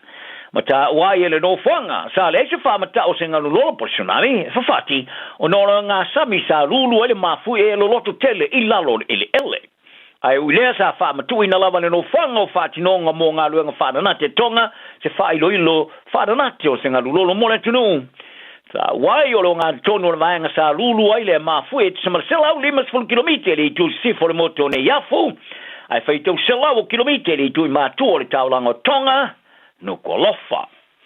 Ia taro ta longa o whai ao forward o Black Dave Rennie wo ia wha mauni aina na whai ao ngalangolango ia Neil Barnes ia whalongo tana umanga ma Mike Blair wa awa ia tu whai ao o ia Nate Jason Ryan ia whata o tonga forward te ingo le awale tunu. O Ryan o whai ao ngalangolango o Blacks o ia nei o le a wha wa ona ia to o vele tuto o whai ao le ni luma ai o umanga o le aia tau vele whaia onga ta alo pui. O Blair o le anga lua se whaia onga ta alo sfai ma Barnes wa avea ma whaia onga langolango senior. Phil Healy o tō whia to finga fōua whawaina o le ta iulo whatinonga po le head of performance. O Tamaki Ellison o le atu umuri manon to finga o se visosani ile All Blacks. Ai avea ma whaia onga whaurulu o rau pia le opele kia Māori. O Scott Hansen ma Brian Evans sa ngā rulua I lalo le te ingon whaia o ngā whaururu taurua nei Scott Robinson ai le whate aina ia Ian Worry e leo toi whirwhia ma le atu ua la tute. O Barnes o manga ma Blair o wha kon karateina se I au lia le whai unga le tamara sangori por rangi le te sangfoi Australia. Wa ato o tole te tanunga Rennie o ia whirwhia tangata pikasili o le lei moni ngā ruenga. Au temdeo whalongo tana umanga o le atu ualon tiuti o le whaia o whaulu o le aula kapi. Ale moana Pasifika le whai unga le tu nei. Ai ngalua ilon to finga fau o ye ne o le whaia o ngā le ta aru pui pui o le All Blacks. Sa ia wharia ia paula ma le mea o le tata noa. Ma le toi ia o lona sau le All Blacks o se la sanga tele. Ma leo se ngā luenga e titi. Ai o se nganga e whanga e ti ai. Ma se whaaloalo. O lona whiwhilinga sa le inga nganai. Ma ia ta uai o lona fatu lavo tu masani e o le All Blacks. O le whai fwoi masui o le tunu sa whana wai, a male nganu o na mātua lona tupu anga male toto sa solo I tonu waia, le e malos te le aina na so tanga le moana Pasifika, se so tanga e mawaa, ma whainga ta I a te ana whase ese mai ma le moana Pasifika. A ine au e lua le moana Pasifika mo le All Blacks o ia whali ai o ni vaenga o lona o langa, to e mamafa tele I ai I a te ia. O umanga o se uluai tangata sa mo ma le Pasifika, sa whirwhiria ave mas kapteni o All Blacks, to e uruai ave mas tanga teleation tupanga Māori, sa te ia le siva haka le peuli, I taimi o tālong whaitauria se vanganai, lo na whalitua o le Māori. O le tamatala vau o whai ngoino se sa wai o le kalapurika le mea misi iko se le tamarasanga le NRL Australia, Simeone la whai, o tūla lata nei le ausia ino lana moe mitinga le taalo le tamarasanga, po le tamarasanga whiwheu, e pēra tā uai, o lea tamatala vau, o le au fia I le au whaale leo ar kalapu, mo le tāronga tere mara Sydney Roosters, I au moa, I le pola stofi. O le si tia o le tūlanga o la whaile no fōle au whaale leo, no le po ia siwa tau ke hao, o toi au fia le maso le vai. O la whaia se mara iwa tau sanga se laus furu ono kiro kalamo le mamawhana, ma le maulunga se lau iwa tasimita, o le tama pou mo fōle lau laka pia ta maonga Australia, ma vave tele ai lona sao atu i le fai masua le au televoa le Manly, i le taalo i le Tamarasangaripo le New South Wales, i le tausanga ua mavae. Talana na yaso, maua i tatu umareanga maruma le loko maulalo, ma ia fia i lo waso.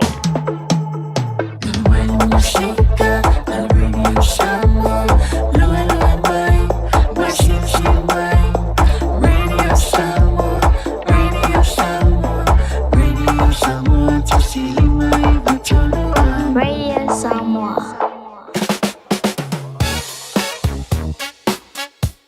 Au kilani i saute, o sa ili se Samoa o e malo ai, o le Enterprise Motor Group manukau o lau fale ta vale fa moe moina.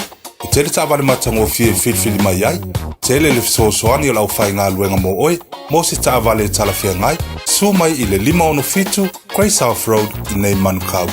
Asias fo i le upenga tawhailangi enterprisecast.co.nz, pe wala au mai i le oval selau, 5 lua tolu wha.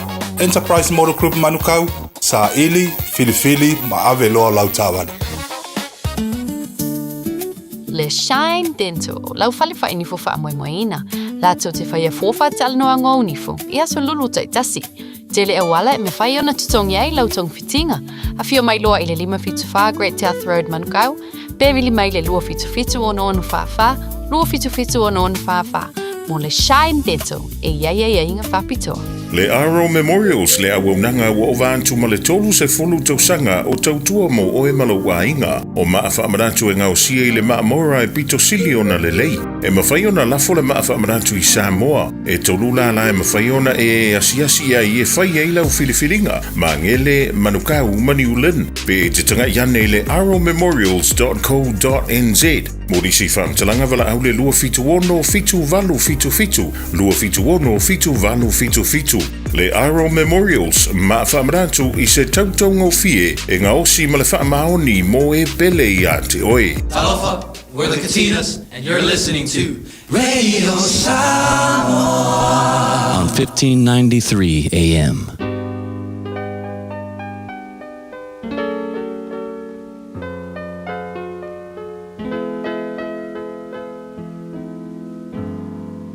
Faitauina le upo le poto no le tautua matavela linga Fusi and Sons Funeral Services i Mangele ma Samoa. I taimi o mawhatianga ma whaanoanoanga ona o le maliu. Manatua linga Fusi and Sons malana au nanga o le a whaamama avenga atu mo oe ma le ainga. Wala au i le telefoni lua fitu lima tolu o fitu.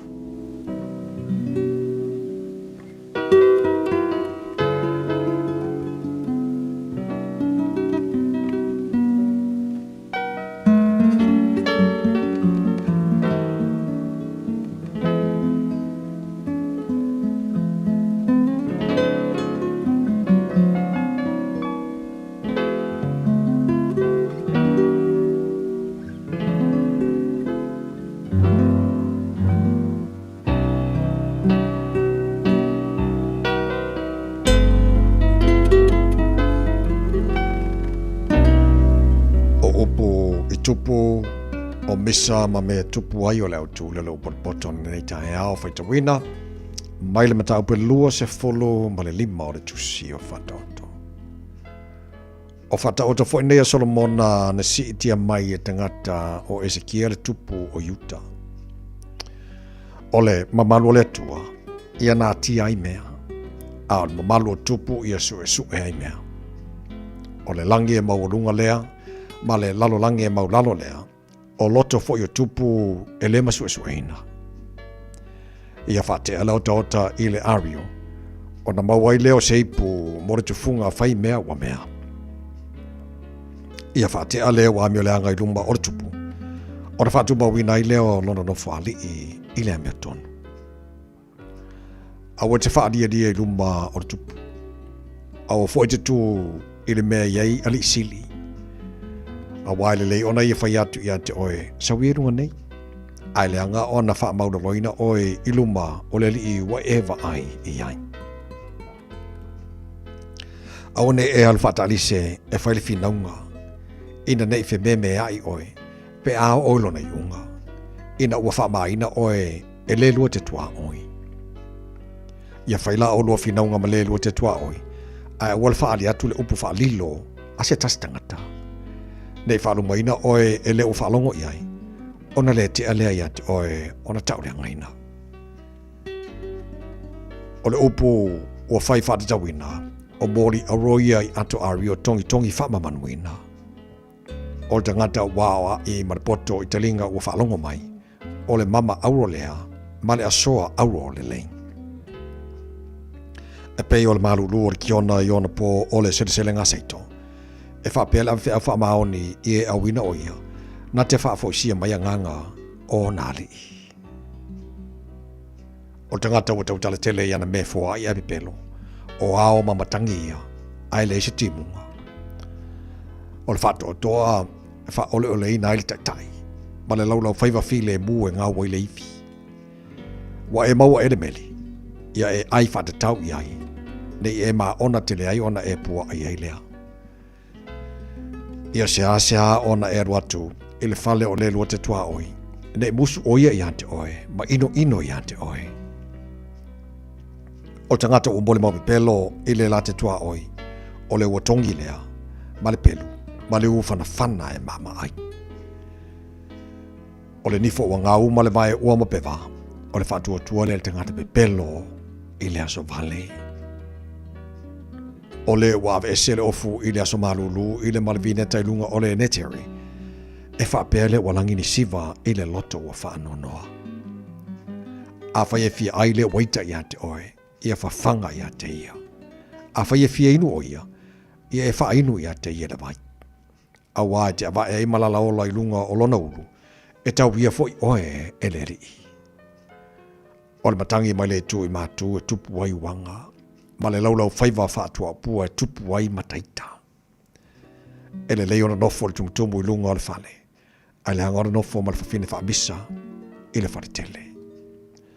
O le vai marulu le tangata ua lai loa le fia inu, o le tala le leilea mai le nuk mamau. O le vai puna ua whanga epu, ma le vai puna ua whaaleanga ina, o le tangata mea tonu le ua pau iluma o le ua mea leanga. O le aitele i meli e le leilea, o le suenga foi o lo la toma malu, o le me mafati ai lea. O le ai wa sofa ia, o le sepa, o le tangata lea, na te le matau fia, lona loto. Ua awina atu le upu o le poto i le nei aso o no le langolango mai a linga Fusi and Sons Funeral Services. Ua mawhai o na tu whātasia o au nanga tāla whea ngai i ni tautau ngō fia tele. E fso soni atu ai, a o whea ngai oe ma le popole ma le wheme mea. E mori whātasia atu ai ma wha mai senga, ma wha mawhana whananga mai a linga Fusi and Sons mo a inga uma o Samoa ua whea le maliu ma le oti. Walau mai loa ia linga Philip Fusi linga, to ia whaapō linga, to ngia si ulavea, pesusu mai i le luas fulwalu Canning Crescent i Mangele.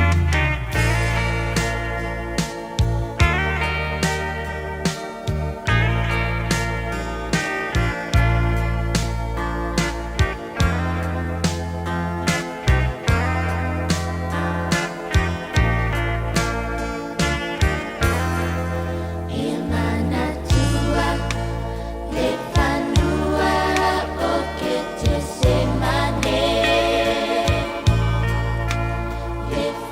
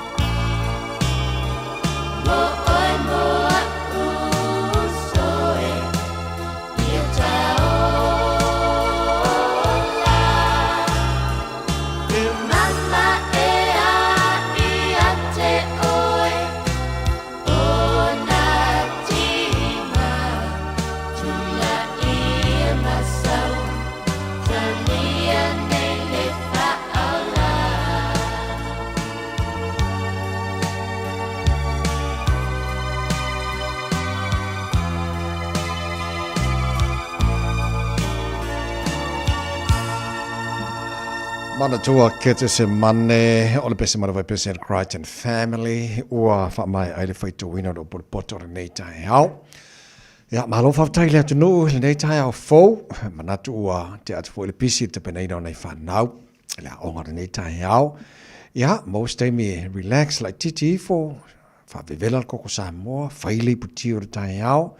Ia, uma fo le pisi mori ngoko miki ua uma koe fo ima se a ngaruenga ta ua ma leo ngar tai au. Ia, ngā ua kere le kaimi e whaile, maru o re tai au. Ia ma, kwa i whaaru koko Samoa na kou e mangai ar kamana ngai, whaaru e kai au fo. O le whawhonga tautua rere Samoa Sifalima, Eva Toru Amo, mana tō maru i re tai au le lofa maranga le lei o le tāna matai le langi. E afo e, so vai aku a tia maa o mai. O mai whamole mole, o mai le tia maa. Mole pese lea le tia maa, o le tātou solo, pe ona winatu a te oila a whaleipa, ia so lulu vai asu te tasi. Ia, tātou umasa, te peneina nai whanau fo le tai au, lo lava, o lo whapoku ngā oranga, pe ako i kiki foi kua au ngā kamikir ngi kau sanga. Pese le mo nei tai au.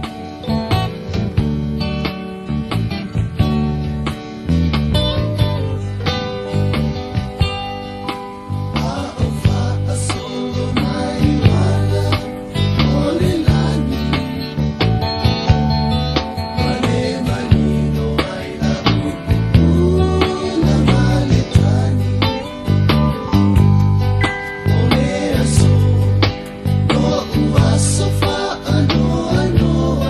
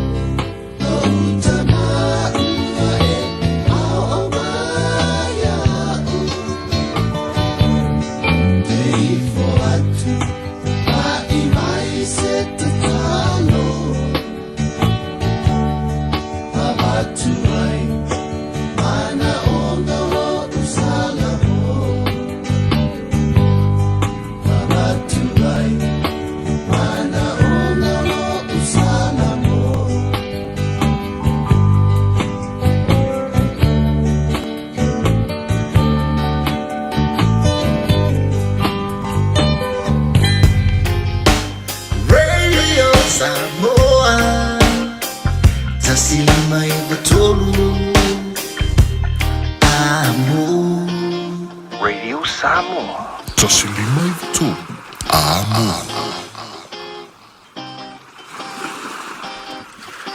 Ole solo o whatuwhatunga o mawhauwhaunga e wha upuina malo mia I tono le tusi whaingoina o le malamalama na tusi e sunga ia Pastor Rolangi Mikaele.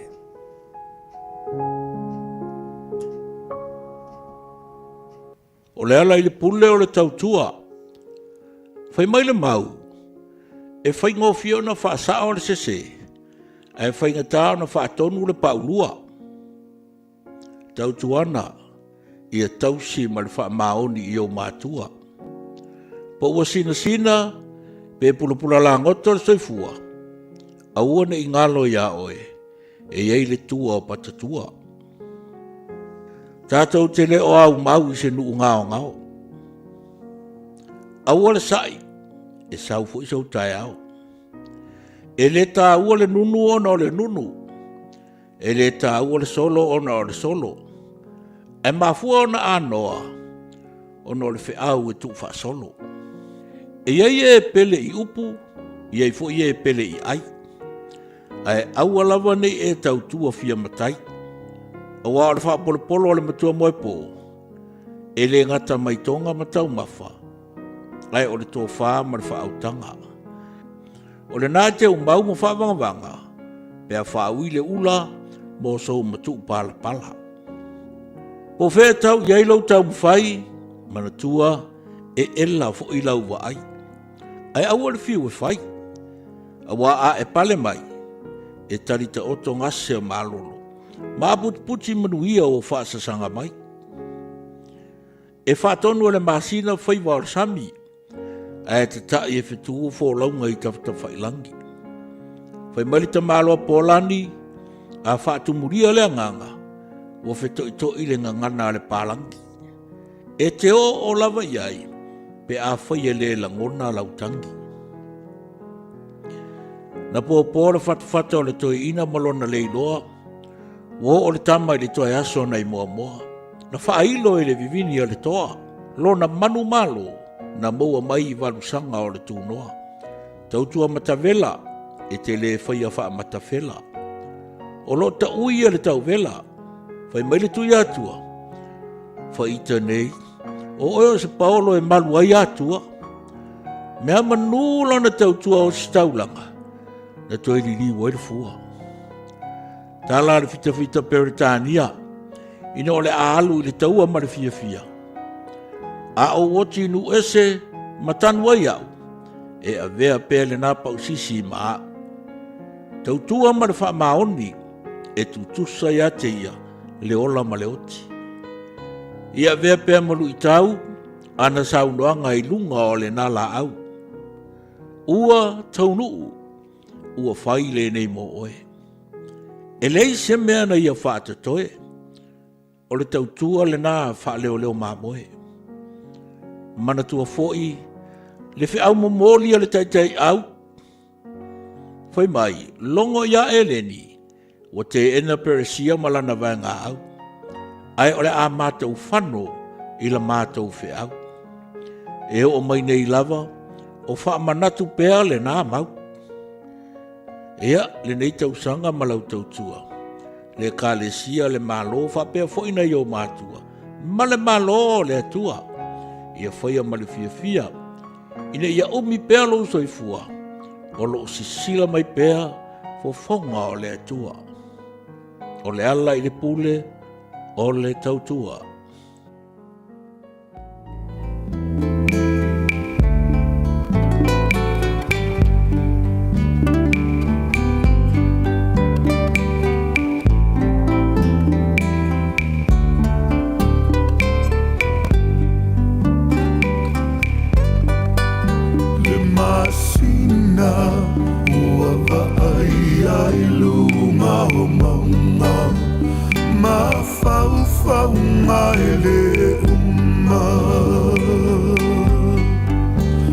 Masina ua vai ia ilunga o maunga ma fau fau maele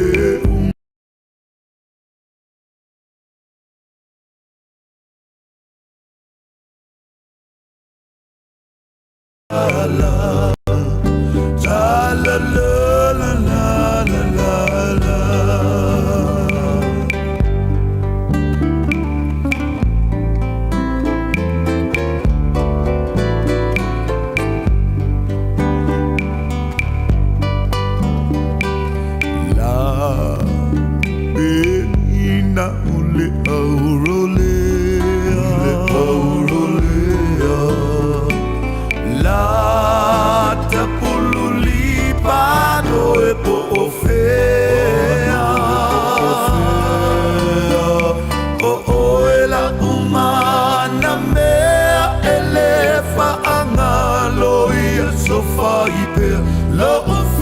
Fia e uale ngata mailea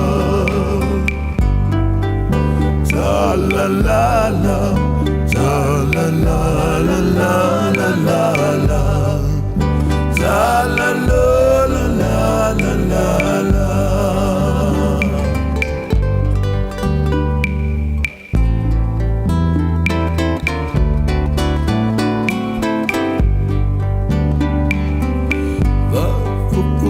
Samoa wa uneo imoa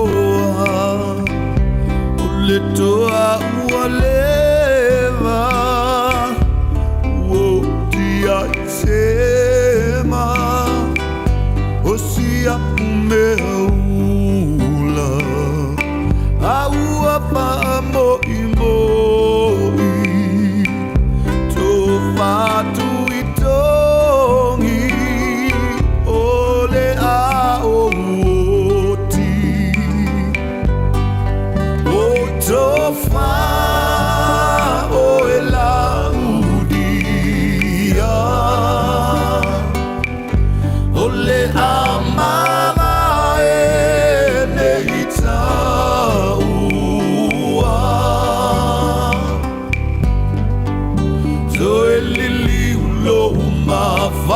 Fau, sa iliseta sieta uanga fau, tauanga fau, ole ase ulo uva anga ileau.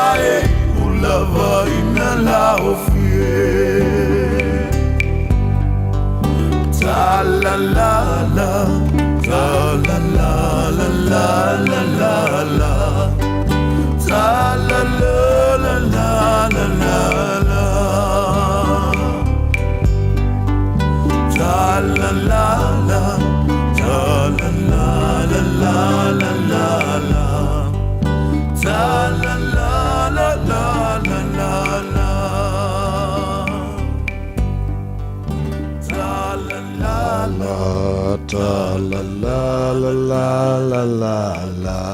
Whakiwhianga mai le Coconut Band. Ele nei tae au le tautua le Radio Samoa ma le pokalame maru le tae au. Pasor solo mani har koko Samoa. Pespesenga Oats Band.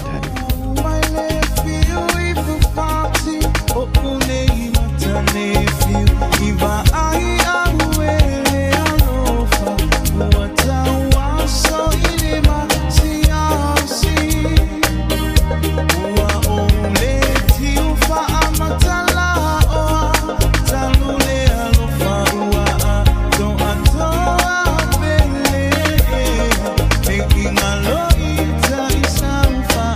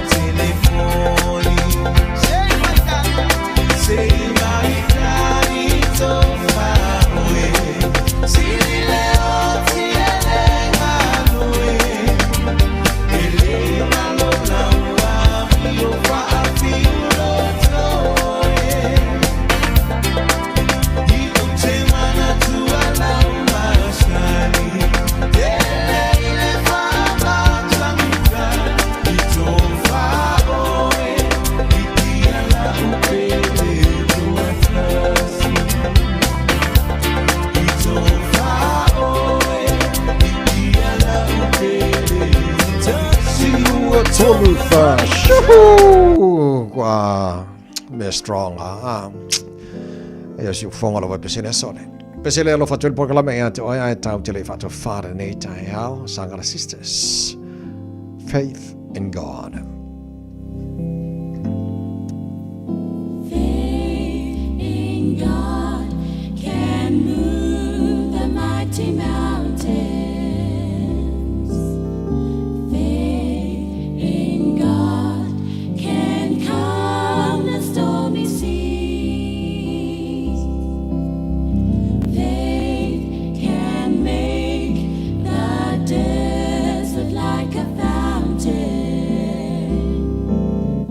Faith shall bring the victory.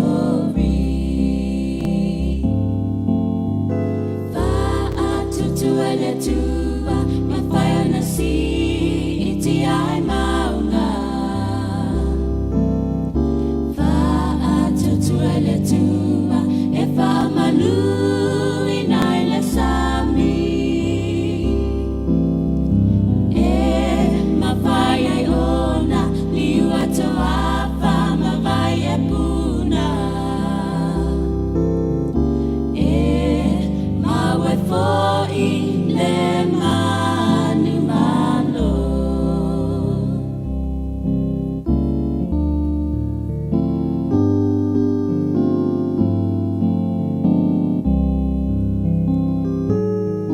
There's a roof up above, Lord, and a good place to sleep.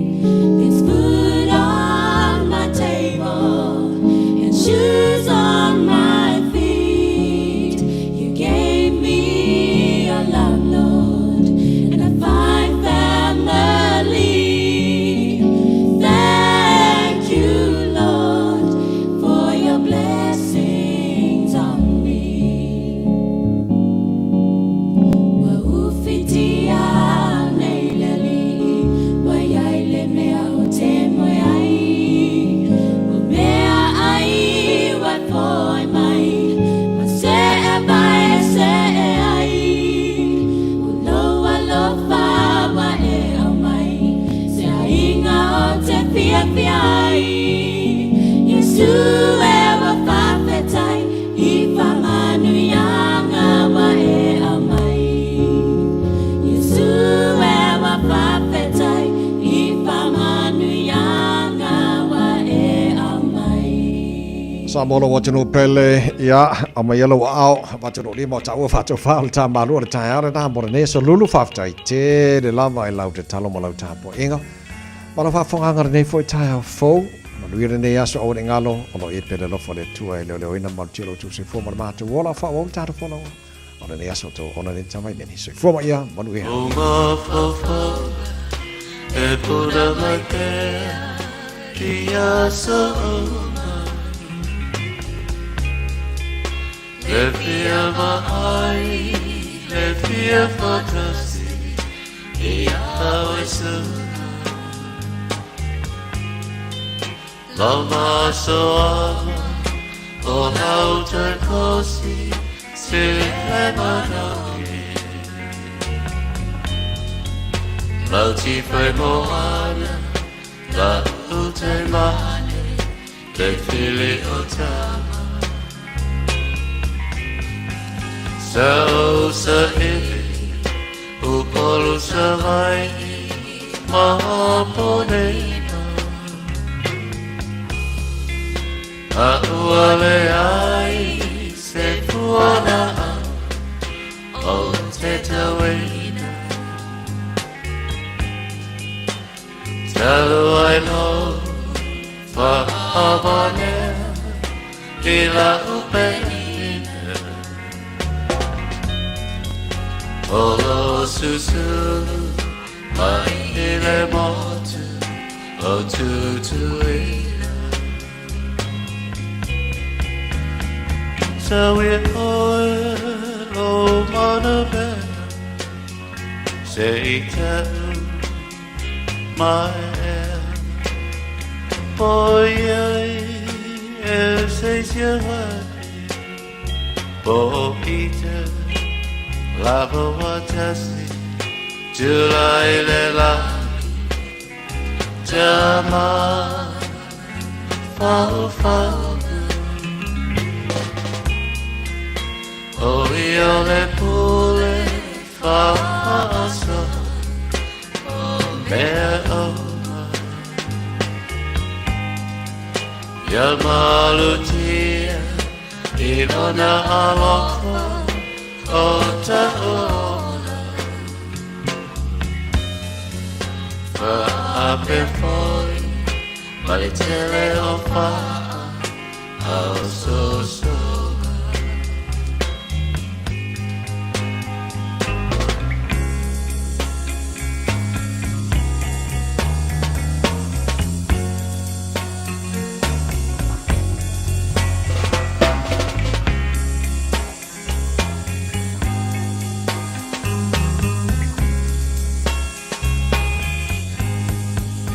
Awe te musu, nei poa lulu, wata o Male pasanina, nei ave, vasele mutu Nei pei, le wale pea, male isu Te tongi le moa, au siuna afa, ua e upu. Le sini o lopu, te anana, whai mai o satana. Le tumu, o au fatu, so umana. Tau Maya, o so tau fitetia o favore. Mara tua, la tau tonga, se oi te oti. So we all, mother man, say tau. My oh yeah, eu sei se vai oh ite lavo watasi July le la Jama oh oh io le pule fa'aso Mea oma Alutia Idona aloko Ota ona Fa'ape foi Malitele o fa'a Au so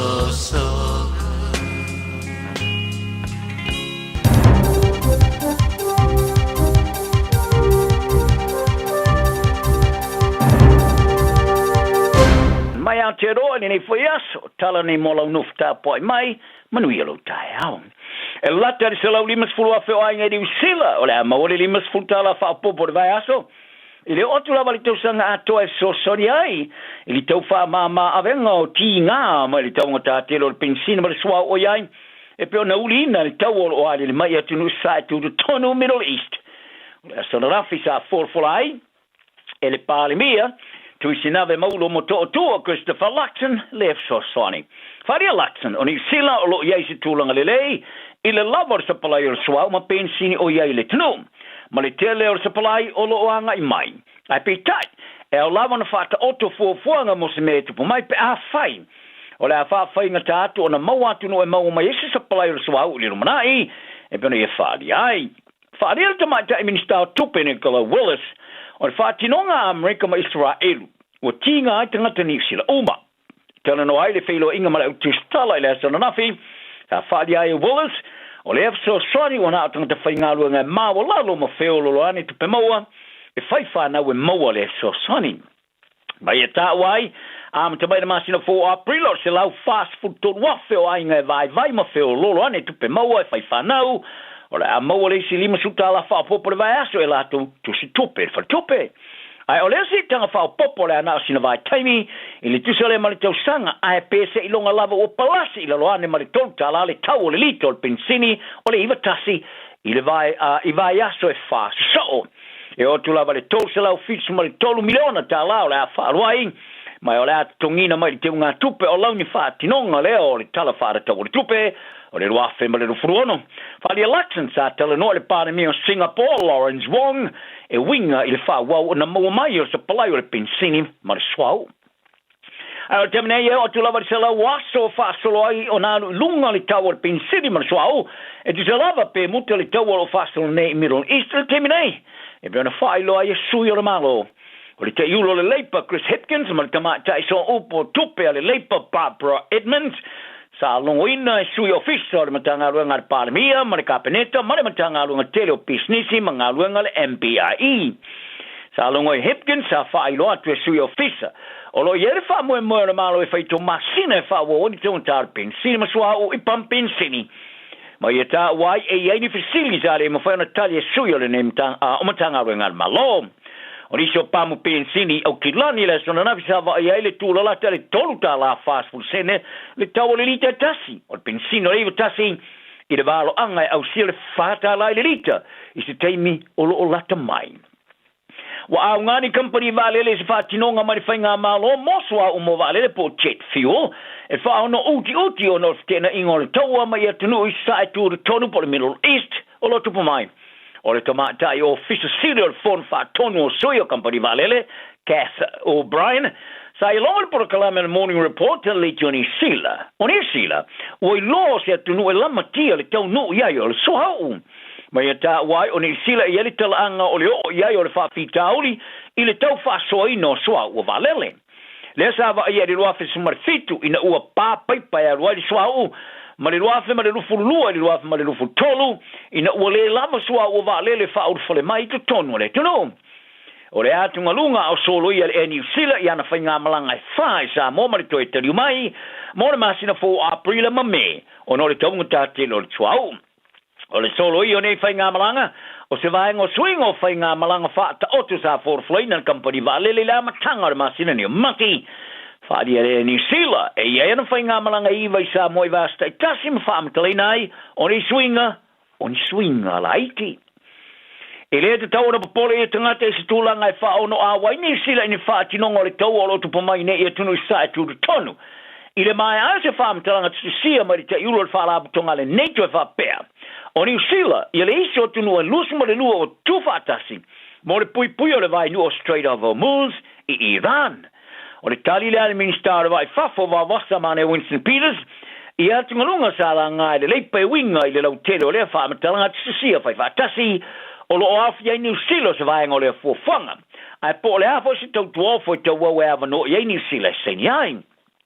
Mai e ta wai o lo i ai se tau wha fefe mai lau wha i kio i le wha alia o na nati le whai ngā malo e whai se sao o le whitawhita New Zealand i le ftena inga. Whaali e Peters e pārmene na nafi, o se matua i la pesi umani whaamtalanga toi whaavalevalea. A wau New Zealand le o Yesu sao i le ftena ingam, mai matua le ai foi ma se whaamoe moe ngai awa iai. Sa longo ai le whailau tusi awa o le whaala butonga o tuno le NATO Mark Rutte i le vaengo tala Fox News, o se vaengo le whitawhita mai ni e tunu e tu wau, e awina tu i le vainu Strait of Hormuz, mo le pui o vaalau swau. E tu samale ruas posene o swau umari ke lope, e whau iatu i lea vai no e pena poloka i Iran o nori tau olo whasolo nei. Ai sa whaalia le pare mea tu i sinave maulo mo toa tua Christopher Luxon, ai ai se lango whaapele rumanai e mana mia le tilo iai o le kapeneta.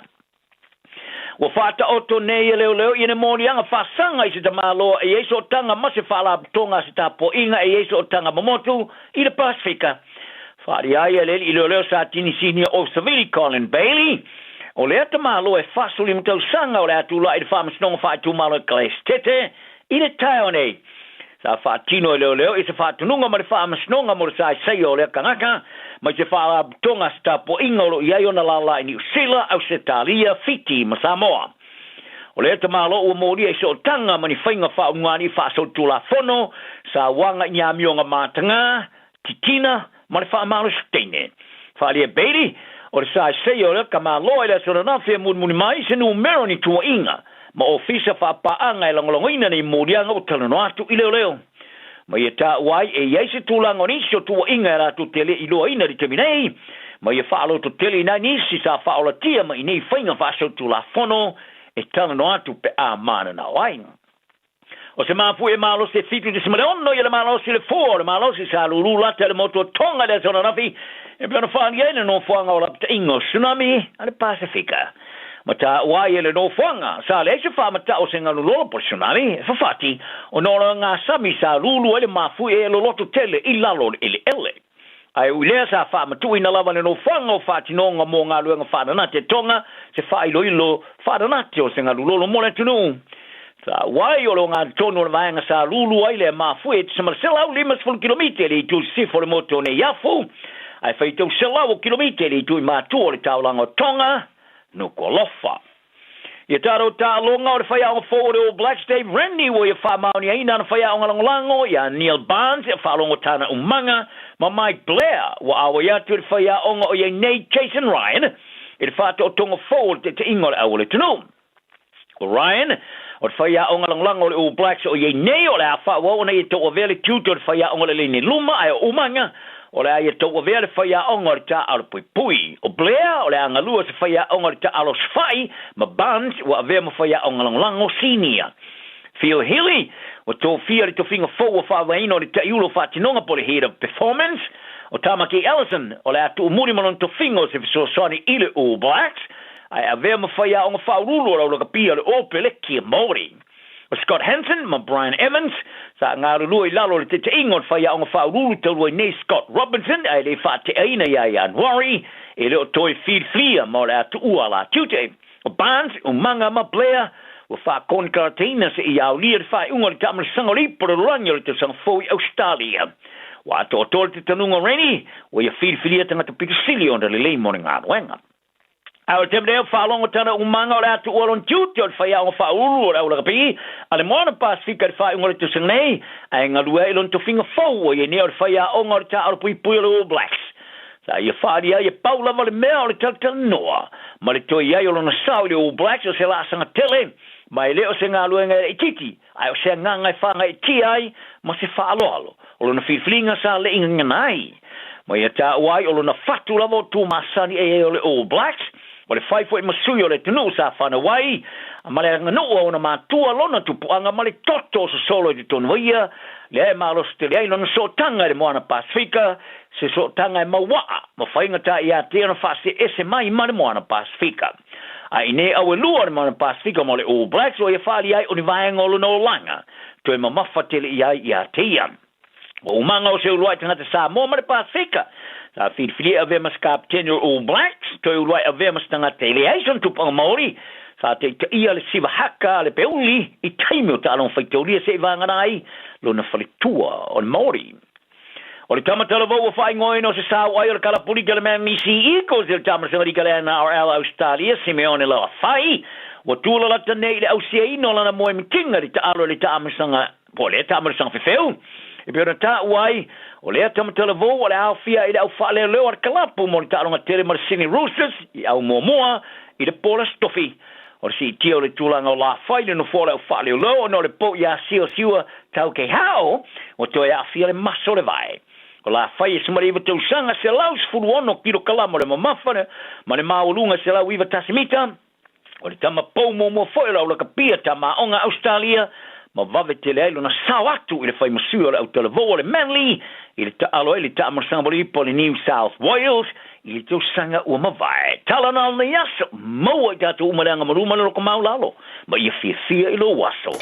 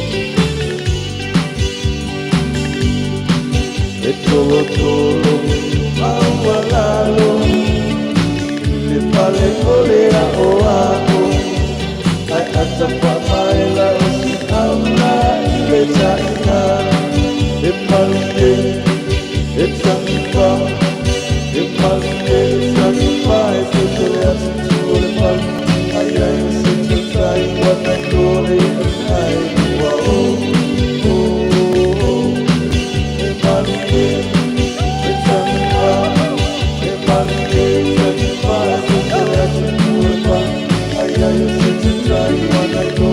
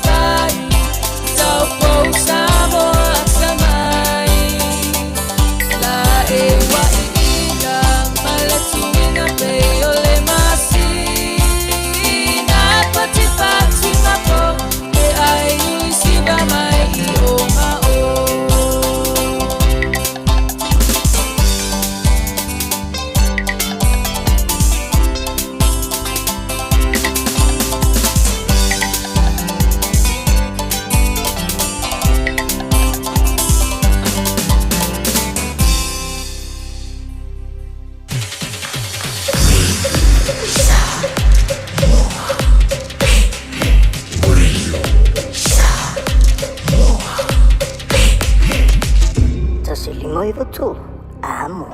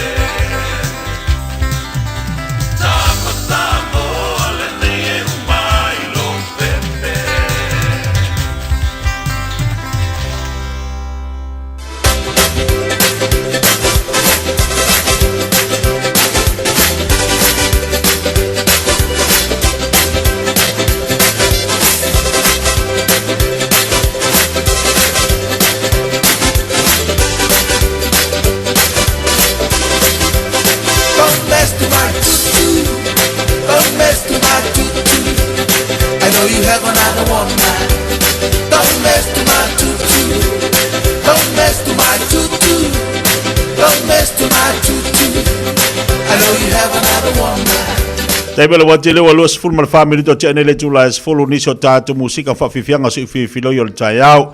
Pe ona mai ua mai le tautu ma launanga si uwhangar vede Samoa ta sini mawhitola a moma na poklame. Ia, ile nei fo i tai au fomal nei o ngā tono lewa yasolo na solulu nei. Le ua mai atu le tautu ma launanga le sunga leo ia tawai meni ma le tātu poklame amata ma nei tai au. Pe ona whafonga ma iai. Nisi o tātu mtau pa ane meise fo nisi o tātu pepesenga. Ia o abanu am fai ona e mai moai ma e silafia i meo tupu i meo i tatu tala ma ima o lo langi a ngata fo ilea i o meo tupu tino lo tatu watu no Samoa. O la mfai te tali mai i ala unanga ma tutua le sunga lea o le aso a taiao le pokale masani le malu taiao patasea i a mana le fatuia Natasha va e lua. Le taiao te fatalo fatu ma walo fatu fapopo atu le fatalofa ma le whawheiloai pokale le malu o le taiao i le marifua mai ma le fatasimai o le tatu watu nuu. Le tatu tamam tina matu e mauta malawa ele foi lava tu al fatalo fa mal fa felo yatu o tole nei as fo nei as matango fire e lo fo le tatu tua ia fa pe fo fa felo yatu nai o fingaluenga le tua sunga fa fengainga ia o lo fa fa le malu foi po ilantu o lo alanga ino lo pore olo iso se fata fai taulanga fa talo fa atu po klame fi ma yatu o tole nei taiao tal tono lo manuia o tole lo fo le tua ia nei tatu tamam tina ma tua le ngate fo ileo sunga fa fengainga fa pe fo lo tatu watu no leo to ala fa mai le nei taiao fo wa tatu ia o le nei yaso tu maula le vi inga le tatu mo taisi le langi pe na ve ai le sunga ile wa ia tawai meni tatu wosi taulanga le nei taiao fa fo ele vi inga ia te ia wana le se noa o ia te tatu le ma fai no tatu toi pati patia le nei yaso e fa popo yaso lo tatu wola ia me se fo ia fe au manga luenga wala u nei tatu le tua o suwa io nei fa nau ya onga tatu i ngā luenga ma le to telo i lanto ia o lo mafuta mai so se vaenga o le lalang ia vi ia le li vi ia le tu lo nanga lei ia la fa malo longa ma pui puinga ma tau singa se fo de telo fa morianga te lo na wa mau fa morianga i tono lo ainga ile ni fa morianga te tele te lo ni fa morianga te ai o me te tilo mai baba ia i tono lo ainga pe fo ile tu ai mea ai we ile se ile ni lau ato io le tavale na te fe alwa ai o le fale na te maluai o fa morianga uma me na mileli ai le ili fa pe o le atatu tilo le ase fa morianga la po mai e au wa ku la account o ka ia vai pe ia kamale o le fe mai tatu fa morianga e va ai lo se kako se ringi la po ala va ko e peki fa io la po ko e peki i go kongo o la account mai sori e ai va ili fa mangianga ai go kongo ke ilo kango ku ila ka ngi taiao sia kia oka se lingi pe ka ko va i me pingi me te tele e tupu o tatu o langa fa melo tatu ia mo fa mangi anga le ai o lo wala mali taiao o lo wala mai fu le taiao ai ka mo fa pio di mo wa mingo ia fa mali anga na mi le li o la fu mo le na o la fa popo ile ai ma se ko kongi ele fa pe ka ke mo le pofa mai le so o le tap up mai lo wola po ile ai e ke ala taiao alo wala ya ma wole ola e mi ngoi lo ele fa pe ke mo le po si akila account pe se meta pa lo ka ola pe le modi mai atu fo fa fonga le atu no so ngai me lai tina tatu tilo fa marianga na le tu yo tatu olanga ke ala ka ka kila ka vale po ola ola ta vale pa tele tu na fa marianga lu ainga na ai mo ta vale ya ki kanga pala ka ko ki poki ai su ko ka poki ai moi avale pepese mai fa fo mai lo ma malau ki ia ma kofi ia ai o so en balsuka pe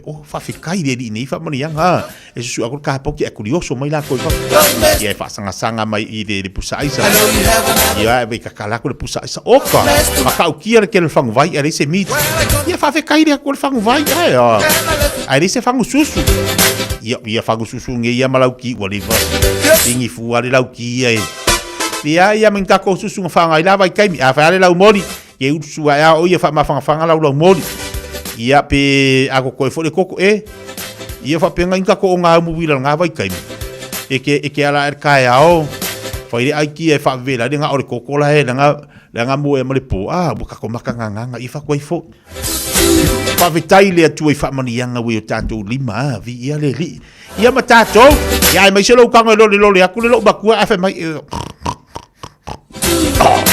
kuza ke lo la ko la ke ia la al po Ia ngala ke ro la fo iso ifuanga ia la pa wa la moi.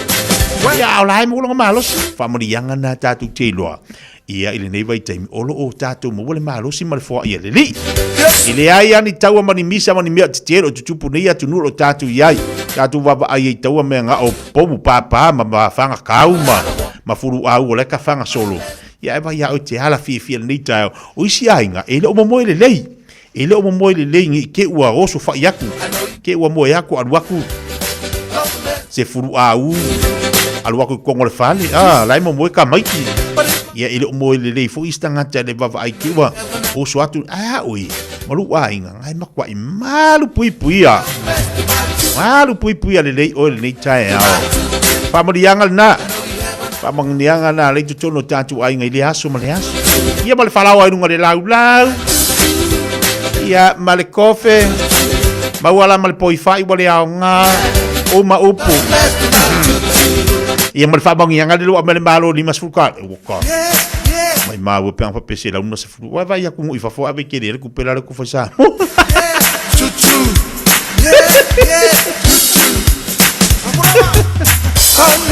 Te vai de base furca lá le do mal palo. Ia fu ai da palo. I know you have another woman. Vai le wa sa fa mangianga. Le ma se furta la fe so soani I ainga. Ia ile dei vai tai mil tanga talping singi. O longa winga la, au fua koe, me se lau ni ma se furu wafe. Se lau ni ma se furu wafe a inga. O lea o le a o iei le lima se furu ta la. Afisiri, era vei malu a inga. Era vei malu a inga le lima suka la. Ai kango le fali uku pesa moe fia. O se furu pisa. Ai kere, ku whanga ku pere. O ka, ia so ia. So ia o kako ngi vai kaimi a ma wale petso ia wa. Sa o fa fingi e ma wale me ku ai a e ka vali wala va mako ko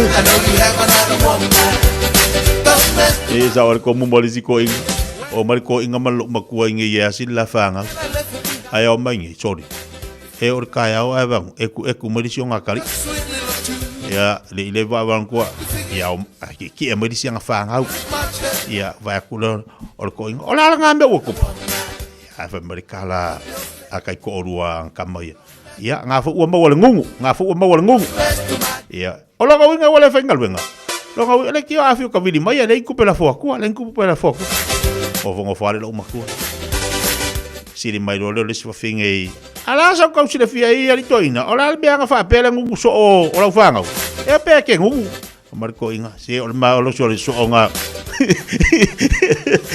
ole upula tatu fa nga ile upu fai so la ngol upula to in le fai mal ko inga se le malo so vai aku fo fa fo ngola ku se le malo so nga va o ngu Iga ka fa ia kwai ke le ngu nga le o baya ngi usila le ki o ka fi we vili bangi ku pere man ku pere so nga ai o ngu ya wala ya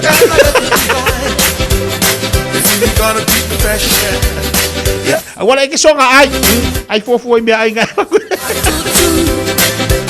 ai fo ku penga wa bakia o ke ai ngi vai kai mi ia o sa ilo loto ba tatu fa fianga le se ba lo proclame le o tari mal proclame le family half group ya fi ngal mon mada vai fa kolona seri vai fai malu fai val ni tai ao de wa kimu ma se da wala pasi akida wa kan pe mo sa di se fu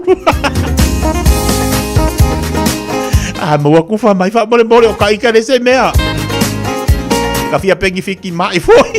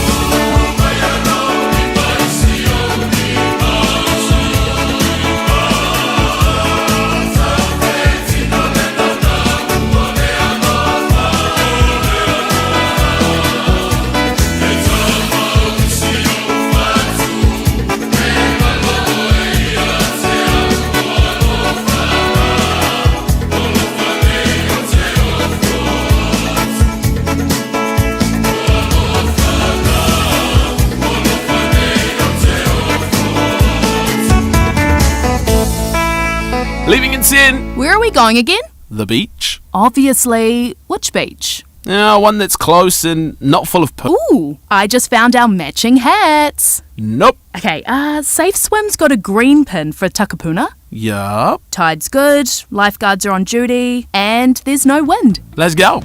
Water quality, tides, lifeguards, weather.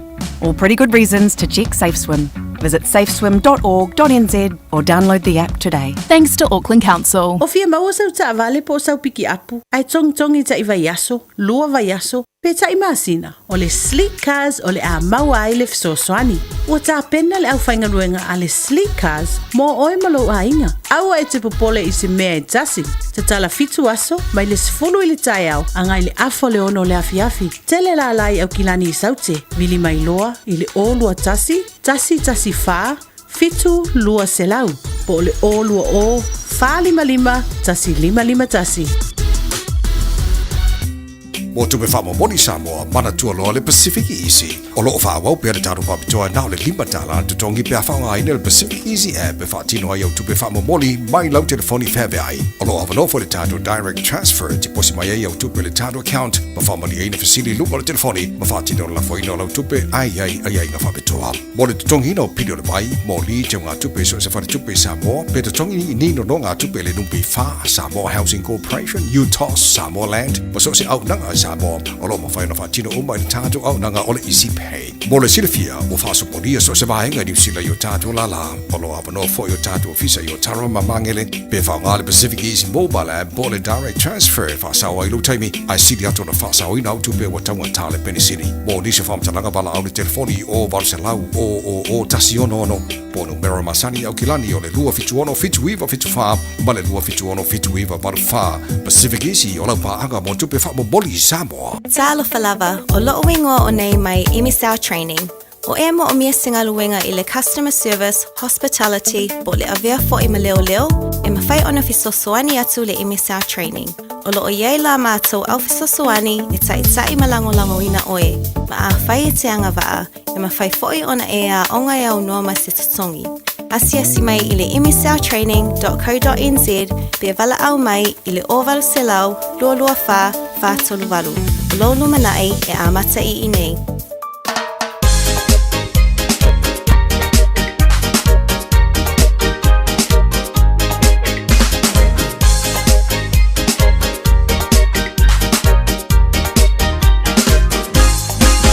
Hey girl, take it easy, slow down, so far on my knee feet. Then I went out, fast and furious, soon a girl, so please go slow. Hey girl, take it easy, slow down, so far on my knee feet. Then I went out, fast and furious, soon a girl said please go slow. Please go slow, yes, slow. Sooner, please, fui moli, mas go slow. Ikaw, pinpoy pang panungo, kung iba'y may kewa, sulang hindi may moli at walian.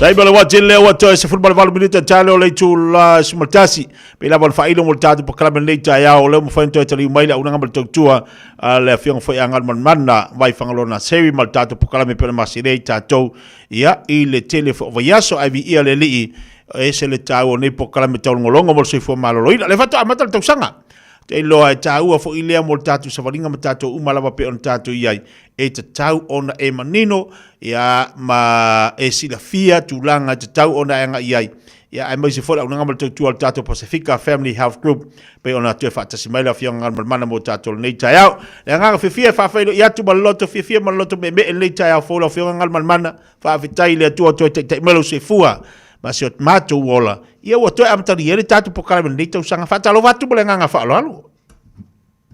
Ia o te whaatalo whatu po i lau sunga tia ni tai au po. Ma lo lava tau wata i ma lo fo te fu manuia. I lau sunga ia malina fo i tu o tātou ngā ruenga. Ia, pa manuia atu fo i tau sang fo o leo tau titi a whal tau sanga le whatata to e amata ta prokalami i le ni tai au po. Ia, a vea fo i nei tu la whaatalo whatu wai i le mamando si o tātou watu no. O lo ma o mai tato prokalame tupu matamali au whainga ruenga pa ia le tua mo na to faltua so fat tau langa ia ai mansel pa ia lasi tu langa fa lupe si tato watu no ia talo pala Io e whaaftai le atua, ia i le loto ai ale nei tai au ma le nganga fia o toi taliu ma le tapo kalame langa tā ua tele le tau tau tua ma le tau au nanga le mamalu le tātou wa atunu. E tā ua fo i le tau pito la au le tau longolongo ma le fisoa soani ma le whamanatu i o tātou tangata langa iai taimi. E whaatutunga tai tātou e wale fo mai, e fo i taimi. Tātou te whalongolongo e whamai tātou e le te tau na tālo wale fo mai. Au le tau pito la au, e fisoa soani. Tau pito la au, e una ia tātou tangata ma le tātou atunu. Ile me te tau na whai. Ai whaftaile le atua lo toi tariu ma le tāpo kalame. Toi a mata wana leitau sanga. Ia ta fia ua toi maua le avanoa. Ia tau te wha mahalosi ai. Ia e mai se ai o le tau au nanga ma le tau tua ma le malu le tātou atunu. Leitai au, ia, sumai a tala mai au. Lunga le tāpo kalame. Ia leo toi amate le leitau sanga. O ani vaenga ngal mana. O lo mawhai o na whaasoa i eila ua fionga ni tātou tautua ma le tātou uranga. Ai maise, tātou whare mai o le alawa o lo mawhai o na tautua i so se vaenga i te tono au kilang. Tai a tia mor furastanga o tā prokalami i le nei fo tai au. Pe i ona e tā ua.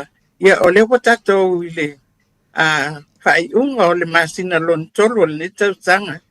Wa lewa na tau fo i ona amata tātou prokalami. Ai ona o tau tāpinanga lava o fuafuanga fo i malwhaanga solonga o tātou prokalami. Le wala i on tuai o na amatalia ia le tau longolongo atu lungo le tātou wala leo al Radio Samoa. Ia tātou wa tangata fo i a wā au o nanga al Pacifica Family Health Group. Pena e tā uana ntoi whamanatu atu. E wha tātou whalmai GP practice lea wa iai. Wa ala po i ona tilo anga i ele pūlenga al Pacifica Family. Ina iai ia GP clinics nei i ia po i tū e wha o Auckland. Ina i whawhai ngofia i o tātou tangata. Ole to atele i o tātou tangata tia ele o le stala ma ni po mai whale ainga ia matulanga uma whapena. Ole e whamanatu atuai ai mese po i o tau whataatou malanga mai ma lala i tonu o kilani nei. Ia o i lātou o mai Samoa. E le mawhai ona e alu e wa aisa service i Middle Moa po le mainstream. E au noa ma se referral notes mai i sau fōma i whale ainga. O lea la e te tawa i lava ona e le stala pe e te enroll i se fōma i whale ainga. A whailaile o e sa fōma i taimi nei. E tau ona e hasiasi mai e whātato whalmai e waiai. O le whalmai mua o i Queen Street i Panmure. 136 Queen Street Road. Ngā wei nā i a Panmure. Iai ko e tātou au nanga i iai umalawa i nā. Ma le stalai oe a wala ai estai me te mana o e te aruwa. Ai e se fōma i whapitoa. Ia e mawhai lava ona refer o e a tātou whalmai nei. O le se tātou whalmai. O e saunua. O le tāua e le vaenga lewa e saunua i le tāure. Le tāua o le lesi tala o le tangata i le fōma i whale ainga. Le whale mai whale ainga. O e me whaina tau tala le titilanga i mana tō tātou tangata pe le ngal uma ua le vai fōma po whea lava mukia. O e me whaina tau whaamtala lai ti le tāua o le lesi tala. E tāua o na e lesi tala o i e maua mai e lau numera. Lau numera la lea e le stala nai o e po fea lava le au omnanga e te anga i ai pe te anga i po i palma i au kilani Middle Moore, Waitakere, North Shore. E tāpā lava lau numera lea, lau NHI number. O le numera la lea, it's a national number. E loa ai po lona fia o oe, na ia maua o mama ia iau notes o whamatalanga po o aile po mai na e o anga iai. O le numera la lea maua atu I lau GP practice. Lea e te le stala ai. A whaila ele o oe, ele enrollinga oe, I se formai, ele o iai sau number lea. Ai te ia wa e alu tau e alu Middle Moore, I le area I, ia e alu ai le steini. E tau mawhai e su e po whena e le stala ai. Ona, ele o iai new records o anga iai. O lea la, e tatau ai lava, ona e sau pete mai pete le mai. Anga I, e pai sau enrollment, I tono whan mai ni, I whan mai tua. Ina ia mawai lau NHI number. E whawhai ngofia mai ame E mana umia koile numera lea, e tala ai au vai. Po wā lava ia ni vai e maua, e wha, assign aku, e prescribe el fo mai mo oe. E o numero foi lea, te alu ele pharmacy, e tala mai e iau. Ia wala au, ia mawhai mei lau tala vai. O lea lai whai e le lava le iai o numero lea, e pei o lo tusfolau. E te whanua I ala po e le numero o lo tusfolau, pa pena po I la I le numero le e te le stala I le healthcare system a New Zealand. Lo ingala ngalu mana e ala ngata tau ali tangata I o tatu tangata ono e whai le leile le stala. Ina ia whaingo fie mo lātou. Ole mea tonu lava na. Nā tau te iloa a whai a te alatu I lau fō mai pala ainga I le first time e te enroll ai. E a watu o ma form se a oe watumu. Na iei o ma lava pesili e te tau o na le stala tau na iloa ai oe. Tau na tu o pe o ai e na ia loa ai le anga waa po fairly service. Ia, ma le te anga waa na iei. Ina ia maua ma iei lau numera lea. O lau NHI number. O lau numera la le na e po o le whea lava le po mai e te alu anga iei. E tu mau e pe lava lau numera na. Pe te alu po e tā mua e nofo nofo ai. Ele avea lau numera na ele stalai seisi. Ele ai o numera lava na o numera lava o e pe. Te fulo tau tanga te nofo e tā mua e toi fo I mai lava. Ea, o rei lau NHI number. A ngalo ia te o e toi su e atu lava. La iei uma lava o record. O lea la e tā ua lava. Le whai o lau numera na. O mea foi la na mātou te encouraging ai oe pa malo si ai oe. Alu e enroll. Enroll must FTP practice. Na wa wha tato whalma. Weymouth o tō umanai e lalam papa au I nai South Auckland. Na wei ia tato whalma I nai Waimahia. Numero 5 e te anga I iai. Ia po lalo po I Clendon Shopping Centre. I nai Ross Bowman. Na wei ia tato la po. E te anga I iai. Le stala I na. O tele lava po I o mai e tutongi le stala I no oe. O I ia tato au onanga ni. Ia le stala fu ai oe. Na ia whaatumu uma. Whailau numera. Ia matulanga uma whapena. Ma waaile fo mai for the first time. Ia oi nā la le iai. O leisi whaenga tia na ntoi whamana tu atu. Ia ele whapea apa ia tu watotongi malava me uma. Watotongi fo ele whaenga o fo mai. Tu ta lava pe yellow community card. E te tongi lava fo mai. Ai o tato fo mai nei. Ia te tongi. Ele ato te lua te furu tāla. Pe furu iwa tāla le ue iai. Ai awha pēr la ele e te community card. Ia e te whaiwhai mea mai lunga 5 10. Ia le tele o pili e isi fo mai. Ona o te tongi malava mea uma. Lea, ia tato tangata. Ia tau malama le. O ne ia sa uma il tau tau tau fuang. Ia whapena ko I watotongi malava vainga o po mai. ai a whapea lai te le stala ma e tū maua i pia i le pō mai e tasi. O ina po ia te mawai si whamanuianga e iai si services a whai o tangata e iai a mai tū mau pe i o le mai suka ia po le toto mawalunga foi tūlanga mai whatu. E iai si au o nanga e mawhai ona vai a fuai o i le taimi atua i e whai ai au tia.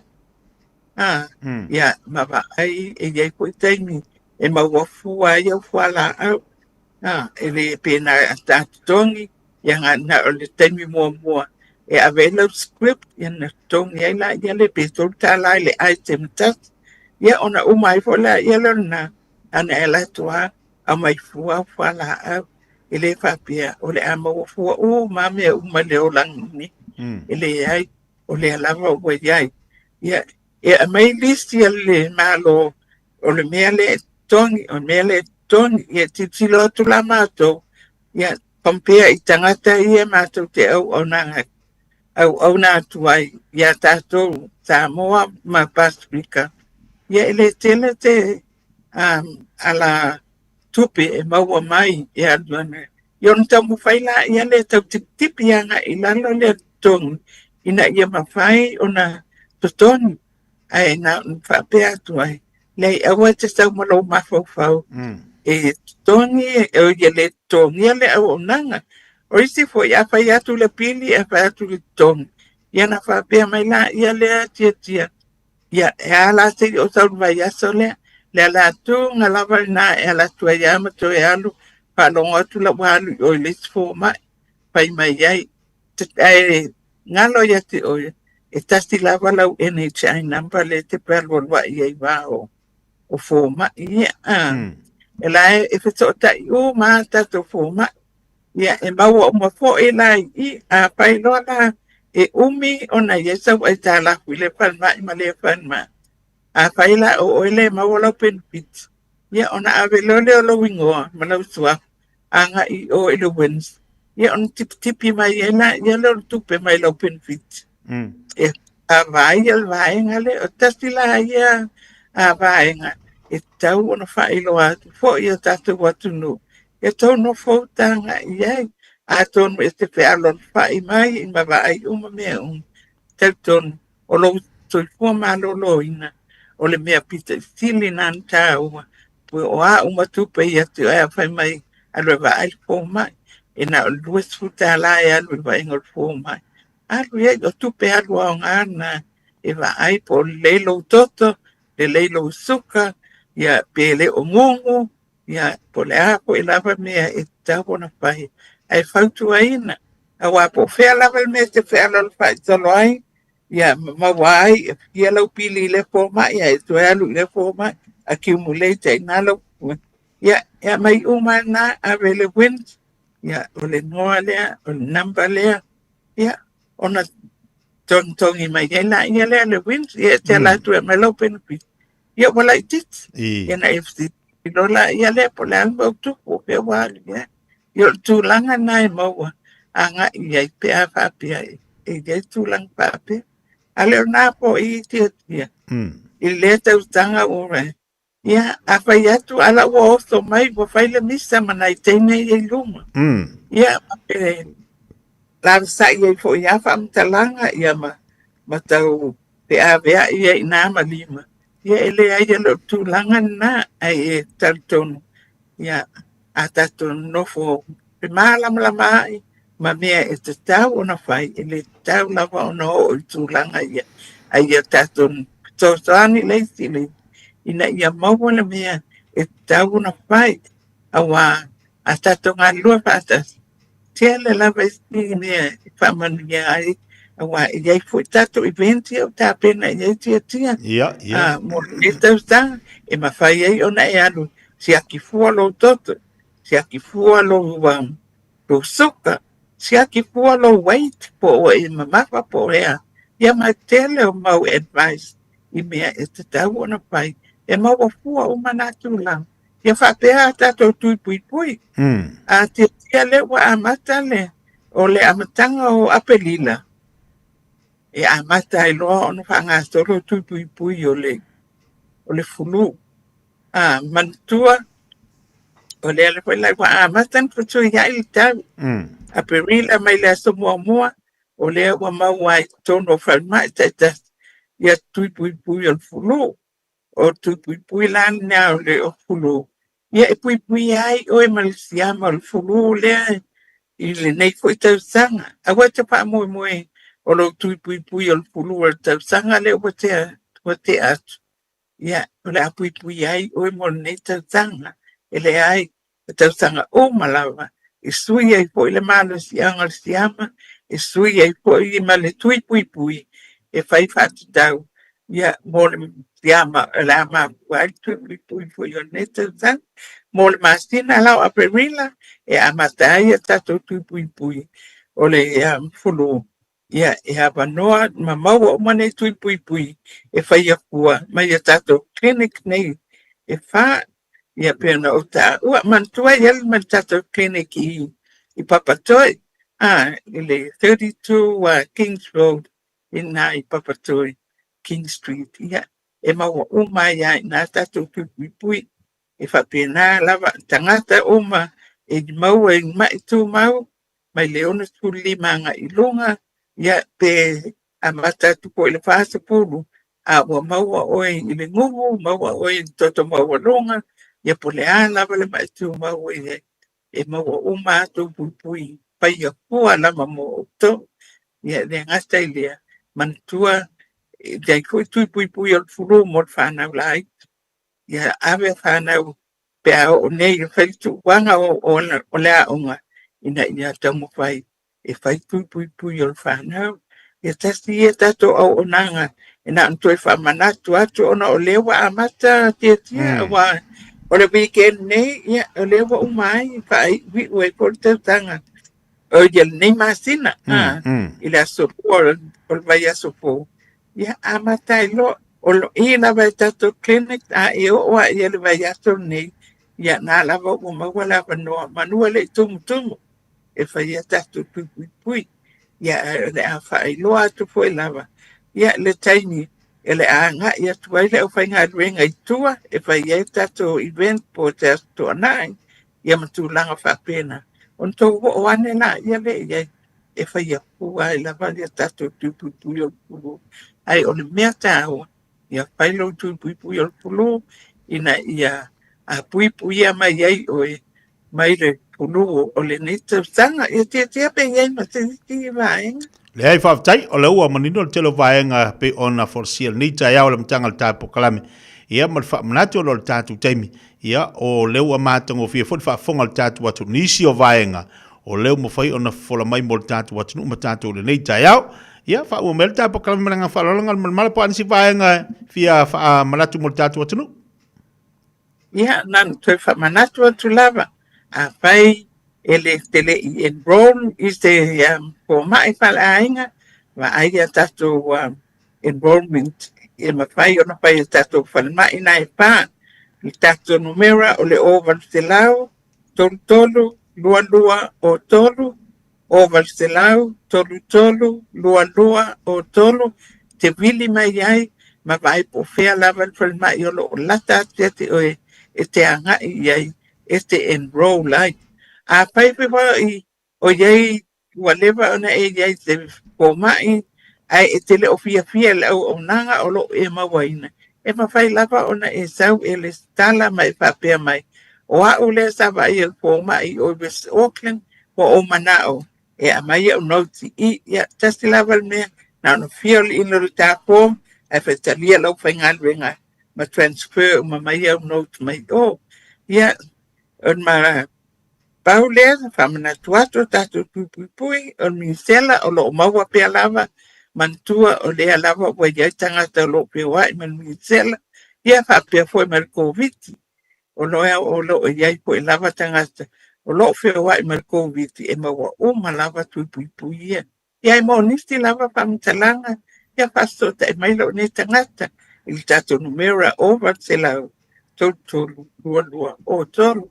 Ia manu whaalo lava i nei tūla, e tātou toi wheloa i pōi, i le vai asa pō, le alofa malanga le o le atua, a nei tūla ko whapa soipu atu, tia, ia whapea po i Samoa, soipu. Alo wa tai ngal man man tata pokal mi fa sol nei tai au lo to tu amri fo ngal ngal ia so fo mai manuia.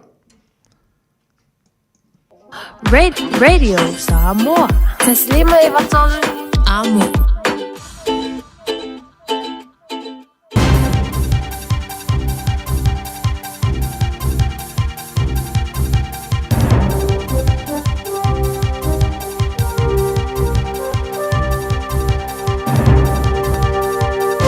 In this update, the Finance Minister is confident she hasn't jumped the gun with her fuel relief package. The government's unveiled a temporary $50 weekly tax credit for about 143,000 eligible lower-income families with children. It will continue for a year or until the price of 91 drops below $3 a litre for 4 weeks in a row. Nicola Willis says she has to prepare for a range of scenarios. There are many scenarios in which not only might this conflict be prolonged, but also the supply chain disruption that has caused prices to rise will linger for some time. As diesel prices continue to surge, sectors which rely on the fuel are increasingly finding themselves in a tough spot. Westpac says many businesses in sectors like transport, manufacturing and agriculture are looking for alternative sources of supply or deferring large investment plans. Managing Director of Business Banking, Ruben Tucker, says energy security is really important. A reminder to us all that the best price isn't necessarily the best contract. It's important to be able to secure that volume of fuel or any commodity that's essential to your business in a reliable way. Meanwhile, US President Donald Trump says Iran has begun talks towards a peace deal and the war in the Middle East is effectively over. Secretary of War Pete Hegseth says never before in history has a modern military like Iran's been obliterated so quickly. And that's why we see ourselves as part of this negotiation as well. We negotiate with bombs. The government's keen to make Wellington the country's first predator-free city.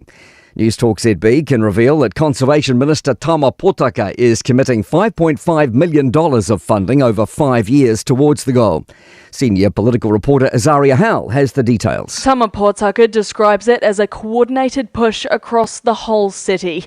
Funding will expand trapping to eradicate pests including feral cats across more than 18,000 hectares. It's hoped the move will open up conservation-based tourism opportunities in the capital, and if Wellington's successful, the government may look at ramping up trapping efforts in other cities as well.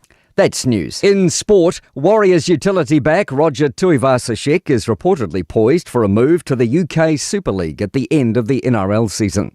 The Love Rugby League website claims the 32-year-old is set to sign a multi-year deal with Wakefield Trinity. Brisbane assistant Ben Teo has resigned from Michael Maguire's NRL League coaching staff. The move was announced by the Premiers yesterday after word the pair have been engaged in a verbal dispute. Broncos boss Dave Donaghy has placed his faith in Maguire. I think he's an absolute joy to work with. He's out there every day working tirelessly to make us better. And Liverpool footballer Mohamed Salah is to leave the club at the end of the season. The Egyptian has completed a 9-year tenure. That's sport. I'm Malcolm Jordan. Sa tau te mana na o umalava ia sa ole whainga o loa tau whaonga. Ia mana tua tau whaonga o loa umatasi lua malilima e puipui ai le tātou pāneta. Whaonga sa o loa tau whaonga. Ole nā wai o lima. Sa Eliane I Auckland Council Recyclables. Tāmaki Tūriki o Together Auckland. Oso. Son, fe o kausinga iau makari ila manga iau lau ka vali fou. La voi amu so. Bag. On Enterprise Motor Group man ka. Wa uso yai kaya wangi. Lei yang whakamoe dau whainga duenga. Ai o akurea fi o show lau ka mai lunga lawala. Pa o ma koinga ka vale. Piki apu SUV, van. So koinga ka vale ha. O fe faltava. Ole lima ongo fiku Great South Road man kau. Pe vile le over se lau lima o dua kodfa. Enterprise Motor Group Manukau. Sa ili, fili, ma ave loa lau ta vale. Awane emisia whapitoa ale Moda Furniture, ale Samsung S26 Ultra, lua lima tala ilwa yaso, mawal TV fitu lima inisi, sawar mo le PlayStation 5, ile na le lua lima tala ilwa yaso, a faya tifa ilo ile Moda Furniture o le Radio Samoa, na mawa ile nei fa sa longa, o le a mawa sa ne alofa. Le Moda Furniture, tuatu si tolu lua Sales Yard Road o tau. Tatala ibal tayo ang ile afo le lima, aso mafua le asfarele, asto na imala sa se fulu ang ile afo fa. O mana o mie oe po se isia lo a inga se fisoso ani tau whi malanga inga mo New Zealand. Ima ta au poe peo le vaita mai no whanau po anga luenga. A whaia lau tali o le ioi, wala au loa Ken Ferniho o le Fern Immigration Services e iaila na lai sene. Ma o silia ma le se funu lima tau sanga hola na tau tua. E toa tele tanga tau o fisoso ani iai Ken. Ima ta au pu tau whi malanga inga. E awhia ima ta au pu na o atu le tribunal. Ma apili le minister. Tanga iana ele Facebook, ma le openga te whailangi I Molimau. Mo nisi whamtalanga, wala au mai le Fern Immigration Services. O luatasi, tasi lima tasi, o lima. Tadi mal tatu pokalamen le table jaya o walu minuto te nele chula se football tasi tatu telefonu na dia te orang ngana Britania. Sta fa fiel ke lo pele foi te mau mo yemol tatu pokalamen le jaya o fato fa talo fato o ngali at oe tatu ubala balo mafu to mai tolo tatu pokalamen ina isa mo le tatu pokalamen tasi ono tesi mal tasi famo fa talo fato le jaya malo se fomonia malo fo langi mama bi ele yo to telo tatu ai ngale mafuta mai tono matango ngale malo pi siniso kampariti tasi nga to foilea o ila tolo mafuta mai fa fon mai tono tabale tono tatu watunu tono tatu maketi malo fa fitai le mawatu to telefone pa ngale fatsi mai ai tani wal tatu pakala min leita yao le u mafai on fatsi mai fo tatu to tuma ngal sungol fo mai doctor ta yao mata vai to tunu mo tatu pakala mi fa soa o le talanga pe ona yai twa so tasi viere uma le vaiaso o pisi le sunga le fo mai. Pe ona yere fa manatuina le vaiaso ngangana sa mo I tono le tatu watunu. Ai fa fitai o le lava e fa avano mai po kalame. Ia ma le tatu tautua pe ona ye nei vaiaso. Vaiaso le tatu nei. Tatu tatano ma fa asoa I tulanga o le taua o vai, o le taua o maa, I tono afianga. Le tatu fa asoa le ten. Si tatu li liu mai la I le vaiaso ngangana sa mo. Si tatu hantu.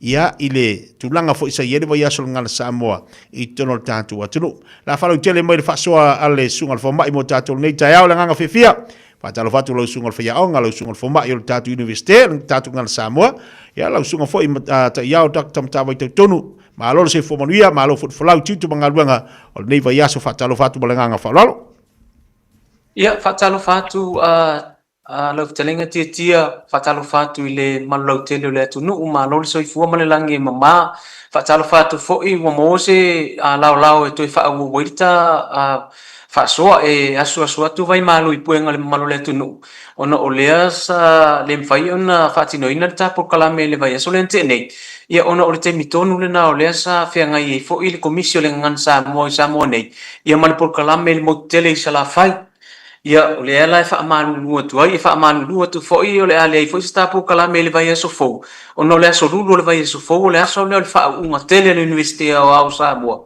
ia ele ole fa uma ama tele afole iva ia masalo pe le afol sulu lu fa tu ama e morsi le fia le tele le manu le tat shifta tu nu a war fa no mai a ole fa pu urta fa tu lima le nei vai o le tau o le manu manunga fo I ta taimi tana ne fo ia lamba se taimi fa pena na fa so mai le manu le tunu pausi fa talo fa autu le tapo kalame le nei vai yeso I le vai yeso le nei le fa un le vai yeso fa pena ona fa tau nu inai ia le family reunion ia asulio manu Samoa I Samaeli ono I tono Wellington e New Zealand I fatalo fa to toile ta por kalame le tantalanga ia o tapena I foi ia le fata singa ia por family reunion asuli o manu Samoa Samaeli e pe ona ia ia malo so I fu manu ia malo foi le langi mama malo fa tai ia fa tai ba vi ele ta vai atu le lava ia so lo pisi tele la usungal fo mai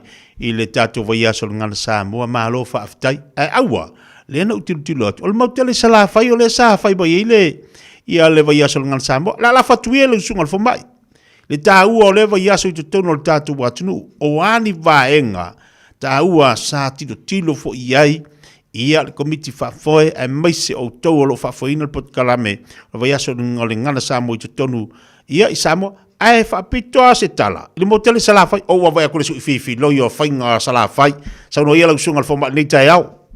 Ia, malofa tai tia.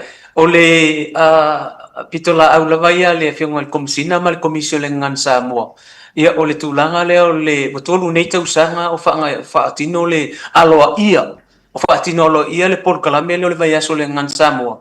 Talu o na whaatu mai tatou komisio le ngan Samoa lua fesu man wha o le anganga mawalunga. Ina ia whapena o na whaatino ia whainga o tanga whapena fo i polkalame ese. Wat whaataua ina o tatou ngana. O le tāuala ia i le komisio le ngan Samoa le vaiaso tēnei. O le vaiaso atoa le whaatino i le polkalame. Na amata na tatala aloa ia le polkalame i le polu, le songafua, ma le asolua. O na malanga aloa le komisi sa vai i le fiafio le asolua. Amata i le polkalame sa vai mo le asolulu, ma le astofi. O na tue te liu mai leo le komisi i polu. Ia ma whaamaea i loa le polkalame i le asofareili. Se umana ia baengang whaatino i le polkalame. Ia whaongaina ia onga. Ia whaapia fo i komiti nuu ta itasi sa filifilia. Ia male whaai ungo le polkalame sa iaila se fufuanga sa whaatino la i meo whaatalutala nuanga. Panel of Discussions. Ulia langa filifilia ia ila tau fo i olo. Le autu leo le afianga o le ngana mai le AI. Le artificial intelligence. Le oye nei o le panel mua na pol fasoa mua le na o le fasoa lona lua o le ngangana foi le so tainga le ana avala ulia ile au fasala lag e atu foi e fai mai lana tu fasoa le tu langa le na ia efisilia ni le atu no le lasa o le aso mua ia po le vaiaso le ngana le sa avia ile fionga ile minstawa o nga manga nuu le fionga ia professor Iono Alec Keroma o ia le sa saunoanga autu ia o le aso lua le sa saunoa ia le fionga ile komisina le ngan Samoa le fionga ia Reverend Vaiao Etewati faim saunoanga autu le aso luna lua o le aso lona tolu i savai ia o le sa tatala aloa ia le fionga i le sui minista po le minista langolango wa onga manganu ia le fionga ia le atinganga matawhai ia o le aso lona tolu ia o le sa papena ona le aso lona whai savai le stofi o le fo isa to e saunua i le fionga le komisina o le ngangana whai mara saunua nga autu ia ai pe o le aso wharai le baenga le aso muli ia lena pala uria iloha o te whaia le la unga autu ia mo le vai le aso muli o le tapuninga foi ia le vai aso le ngan Samoa matango fiel por kalame ia masalo le ma silsila mai foi le mano le atunu iso stafo ke lope tu langa na ia le tam fainga le komisio le ngan Samoa ia ai mesi foi le lango sua so tato atunu antoa o le tau o le vai aso le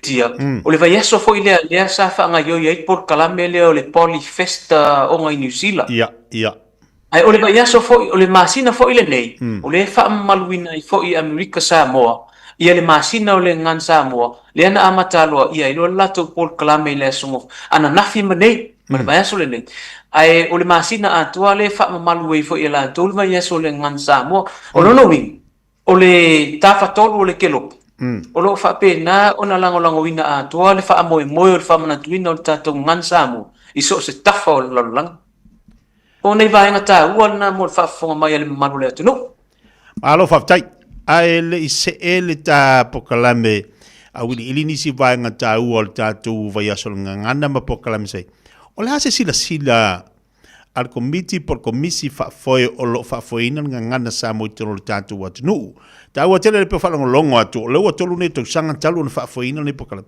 o le hase tilo foi le al komisi fa pe foi o to o tau la mo ne pokalame ile whaanga ino le tatu ngana i tutonua onga ai maise ono whaanga o lo iai tatou. O lo o le leiri whaanga ino le tatu ngana, po le mea o tau sola ngana. Ai o le tau o lepo kalame o lo fso santele mi wha maalo si au i o tatu tangata ina ia wha tau o le tatu ngana. Telea tulanga fo i matawina i le tulanga wa iai.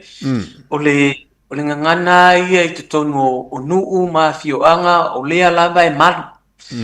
ai o le paua le e ofo i tonu a onga ma tonu fo i se tatou atunu o le lava e malu lava le tatou ngana ona o le malu o le puipuinga ali imfai pulo no sa fa inga no umtulanga fa pena ai paula ma le tulanga o le umatauina ai le tele o le afianga o le tatou ngana o le whaongaina o le ngana i lunga o penga te whailangi po le social media pe o le tulanga na fo i lea o le e atu popole ai fo ona o le tulanga fa pena ona o le ai atau sa o loto le tangata en fai on tala noa ai ele a faina le tulanga le o lawa ia tau en fai ona e tala noa i tatou ngana ai paula tulanga wo iai malenga ngana le wa pe foi le ngana pa a pe se tu ainga foi le soli ele va tapuia o le fai mai le tunu o le tu ainga ngana na ta o le ngana soli unga po le ngana sopo utu o le ngana foi le sopo ai le va tapuia ma le ngana wa soli ai le va tapuia e pe tu ainga ngana le na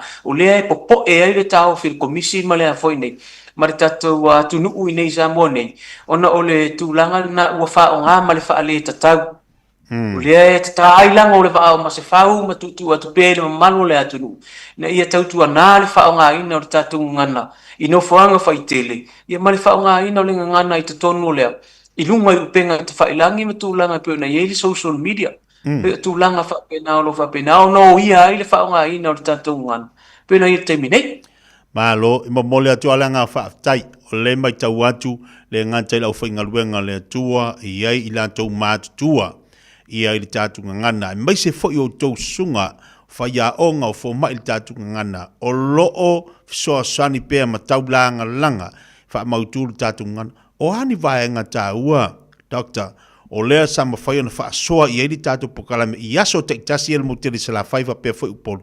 Ia ili tātou vai aso ngan Samoa. Mana ia le saunoanga le fionga le minstawa o ngā manga nuku i le aso mua lava. Sa saunoa ai ia le fionga i le minsta i le tūlanga maua lunga o i eili tātou ngana. Tulanga fo ile le wa mata ile tulanga ia tawa o nga pensa no le fionga le minsta o le wa mata tu alta tu ngan Samoa o maua fa ai longa wa mata tu ai lava tu si pasi o tipiloma o tikeli tipilona maua lunga o fa ilonga o matu o faiva o lava ile fo ma i o to fa manino o le fo i o i professor so o fia tu ale tatu ngan Samoa ile sa o fa inga mata upua o ina i tono a onga, i tono universite, le ngata o Samoa nei ma le lalolangi. Wo ofi atu li tatou ngan Samoa i sao fa inga a mata upu sa ili ei fa ailonga mawalulunga. Mantua foi o nawa o on tatou ngan Samoa i universite New Zealand. Nawa o i MIT. I Okilani, na wa o le University o Okilani. Na foi wa o le Victoria University Wellington. Pero tulanga fa pena o le foi asi mai le vai aso le nei. Le asi mai foi ia le Pulesilis foi po le director o le University Canterbury. Le sa matou fono le vai aso le nei. O le foi e mawalunga foi le tulanga o le Pacific Studies. O le foi wa vatu ese talo sanga. I ofia ti e malengan Samoa. Bolona o inga i tonu o le foi ne University o Canterbury. Ia o le si foi tulanga ia le aso lua le ana sau no ai le fionga le komisina o le ngan Samoa te le fa ala e au le fionga le komisina ile tulanga le ai. Ile ngana le asa fa ile ai fa nau. Masalo tia e sila fia le e tatou mamano le atunu le fa ile lenga o fa nau. Ile pese le ana uso le komisina. A o ina no fortina ma tautangi ai na pepe. Ona uso le o le pese le ma fa ile le ngana. Moe pepe tumu le la au angi o le matangi e rue atu mato e sau angau le la paule moenga pe le tunga tasina o pese tia va pena na langina le fionga komisina e to e fa manatu mai ai le mamalu lau tele le tunu le fa faile le ina o fa na i la ta tunga Samoa ai mai se lava ia pepe fo fa to fa na mai o le aso lulu le sa no ai le fionga i le minista lango le fionga i le atinganga mata fai ma eu le faasoa ale fionga le sui minista o le tulanga foi le sui o le fionga sui minista o se tasi o faia onga sa faia onga ya onga tulanga lua le taua o lana ia faasoa mai le tulanga na iai le sao ai polea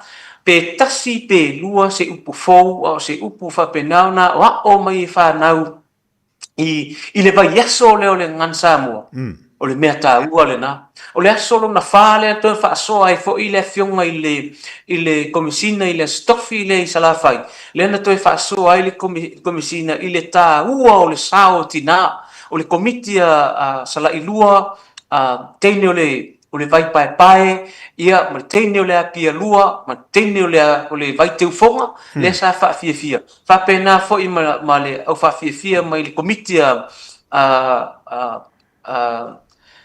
fanga ia teine o le felela le taua la le saunoanga le fionga le komisina le pitola au tina matama ita i le tapu e ina o tatou ngan Samoa ia o le asfarile le na fai ila ufa asoa o le faa tusa ina o le ngangana li lei e a foi nei ma le ngangana foi le awala mai o faa manuianga ma le malaia e fito i tonu i le autu e mamana mamala le ngangana Samoa o se faa manatu foi le faa fai le lenga e manuia le ngangana o faa manuianga le ngangana o le tausi matua ma le ngangana e maua mai i le tu le lei o le mamana ma le mamala o le ngan Samoa ia ma le vaenga lona lua sa faasoa o tu ai ngā upu o le faata ita inga o le ngangana paa ma le ngangana masoa ma le ngangana eva ma le ngangana sualua e ao ona mala mai le faafai le lenga o lo faapena ona faafai le ai le ngangana le te tono a inga te tono le atunu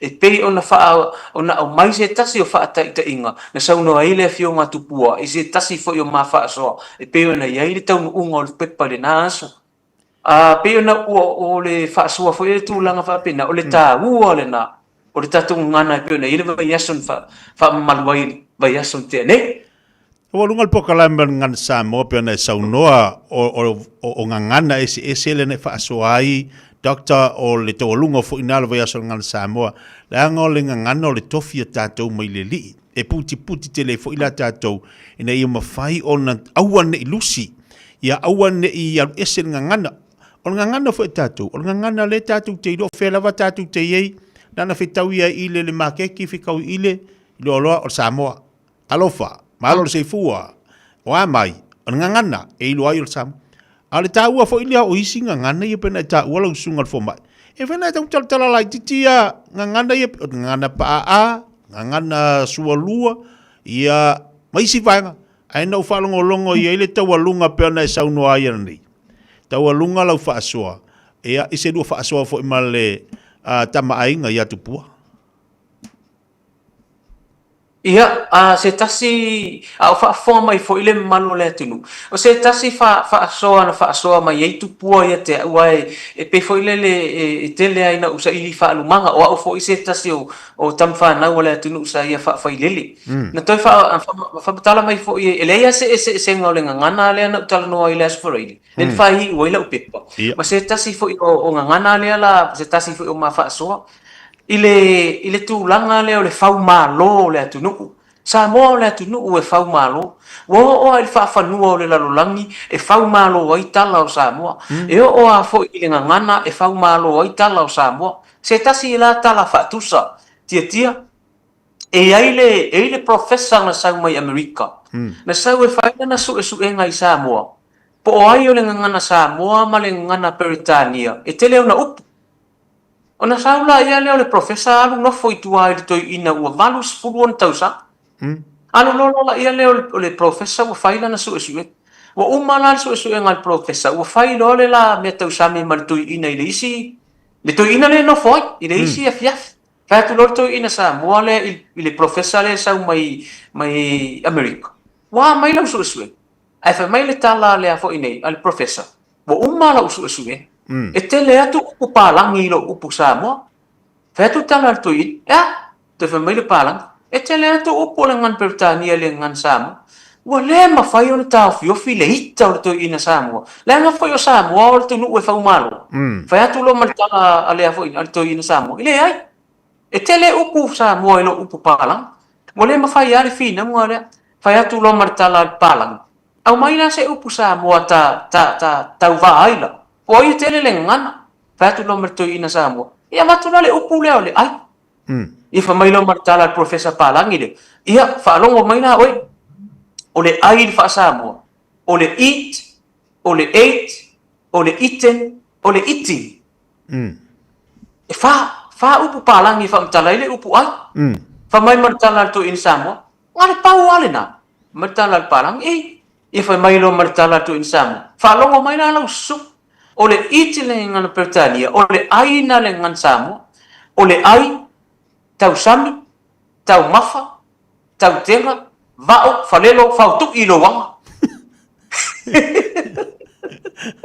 se va ai la ia upu Samoa fa mai le tala al palang o le eat o le ate o le eaten o le eating fa ia fa mai lo matala to in Samoa ia fa fonga mai na lo su Vaila o le itina le Samoa o le fapalangi o le ai tau sami tau mafa tau tenga vao falelo fao tu i loa ma vai le tele o Samoa e fa matala ai la le ana fa mai mari to inga pe o le fai mai tala tua vai vai o i le fa manatu mai le tala fau malo Samoa wo o i le ngana ma le tala fa so pito ma le fa fanua lolang e ai le fau malo tanga Samoa pena tasina te inga o le tu ai ngana lea a le maua e fa nau ma le maua tato atunu tu ai ngana tonu waia lea e fa winga lua fe mate ai ma fe palo ai le fa tua inga o le nganu ma le ngana Samoa e le malama fo i te leo fa nau pe o mafu anga le na lai ona o fai atu a le malama i le tangata Samoa i le ngana le ngana sua lua po le ngana maswa le ngana paa po le ngana efa le fai mai ai tatu komisio le ngana Samoa e fefe vavale a tatu fa na uluma wa ye fo inisio tangata no swingo ne vai temi doctor o wa ye la tu fa winga ina ia ngana ai tatu tilo mo fa ngolongo fo ile taiao ia ngana sa fa nga mai matu ilaso ya le utatu mo pu fa tete fo tatu fo nga ino ngana ona ai ol swinga ala se tau tilo lo sungal fa ya onga lo sungal fo mai ipo kalame nei sa fa nga solo il mo tele sala fa pe mo polu la sa uva ai tatu tangata la ngono le fia ala se la sa auto tilo i fa mau tuino le tatu ngana ole fa soala wale sa mata mai le malu le tunu i sabai pela le wingo lo tala le ye e ngana le upu e ngana le leo e ngana le tanga ona ua mata wina ole tulanga foi le o atu lo matina pala aulo e atu tina e faile la tu siva la sila a tia le taimina sa sae ai le mata o le itu le taimina mau ai le avanoa e sa ai tina matua o le vingola utala matua le tu ai ngana tonu la le ai whaonga i le ianga tu maanga Samoa pe a whaatino ia whaamavaenga na nuu mai le tu malo ne ngana fo ile le whaonga ni tatou i le ngana o whaamavaenga le ngana fo ile o poula le alana eva ai le sa e ui fai mai le tasi mau ua whaakeri sia noina le ngana male nganu ai le mawhai lava ona tu uai ne whaatinonga o tu maanga le atunu whaatinonga o tu maanga Samoa e whaapenana ma malu wai le la ele tu ai ngana le mau ai whaupunga o le tele o whaupunga o tatu ngana whaupunga ia tatu whaalongo ai tonu ainga, te tonu o nuu, te tonu e kalesia, e o fo i le pale mene o le atinu, o le ngana ana mua, na whawhau mai i tu ia maanga Samoa. E le mawhai la ona tātou tāwa vai esi, le anga e sili matuku fe sili whanau, whea e a fua mai ai upuye, whea e au mai ai le tu ai ngana. E peo no whai atu a tala le tala whaasolo pito le atunu, e le i tu sia le tala whaasolo pito, ina uatalia le lotu tasi valu toru o.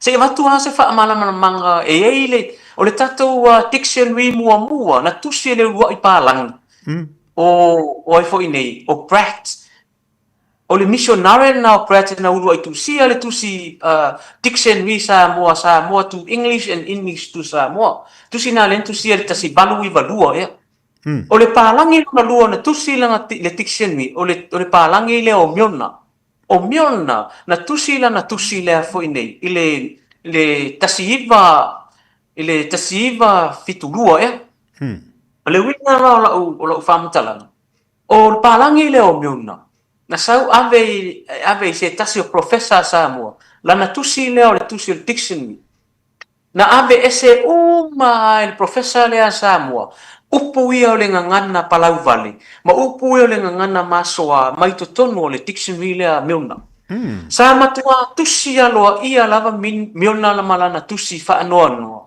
se tasi o professor Samoa I le la fontanga sa fai Petania po America lona le fia pau le o le tala palangi pau le o le atunu o langi le ino na upu pa amani na upu foi nei me na upu ia Palau Valley ona fai lo le matou fono dictionary len fai nei e fitu le fai fe au sa I to tonu o komiti o le ngan Samoa e ia ma patele e ia ma tau posa a fai fe au mai e kale sia uma lava le atunu ai matou le o le tai fono o le komisi o le afionga le komisina o le ngan Samoa o le afionga ia Reverend Vaiao e te wat na umia no tala no al komiti tu langa le pe talia ia tu ainga upuia pele ai an fa mai no le fautuanga anisi fo fai fe au masui ma tutua sa ia le komisi a le tu ua upu nei tonu o dictionary o le upu ale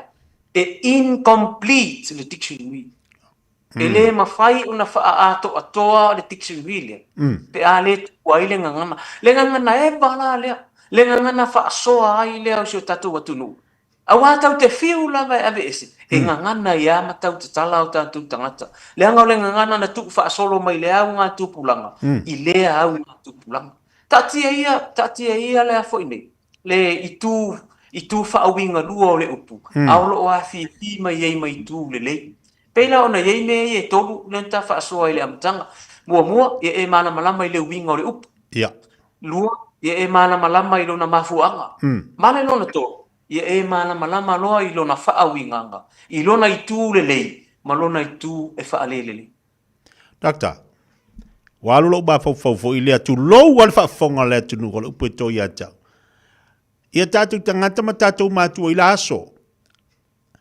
e alu le o te Palau Valley to ina malom tua ioi e alu ke fa longa kunga o sau maringi malanga al temini pi o fa itete fa mai tatu sele manga ia pe o va nga wa ta u mai sau no ia ile tatu ngana langa le tau tuli ale ta u tatu ngana I upu au upu nei na tatu fa longo ia so la pe ital to ina malom tua na tau ai mai le tatu sau wai tu mal sasa le wata pena I tatu le vitamin ofisili ala le tula I malamo o fea na au mai ai le tō whamalutanga lo loto le nā ua e tau tuai le tatu atunu tu lo wala usunga le fō mai ia a o fea fo I au mai ai le tō mai leo o ngalu e le nei vitamin o upu ia na tau ai tatu e mātua nga ngana sa wha o ngai nei laso e le I awhifia e le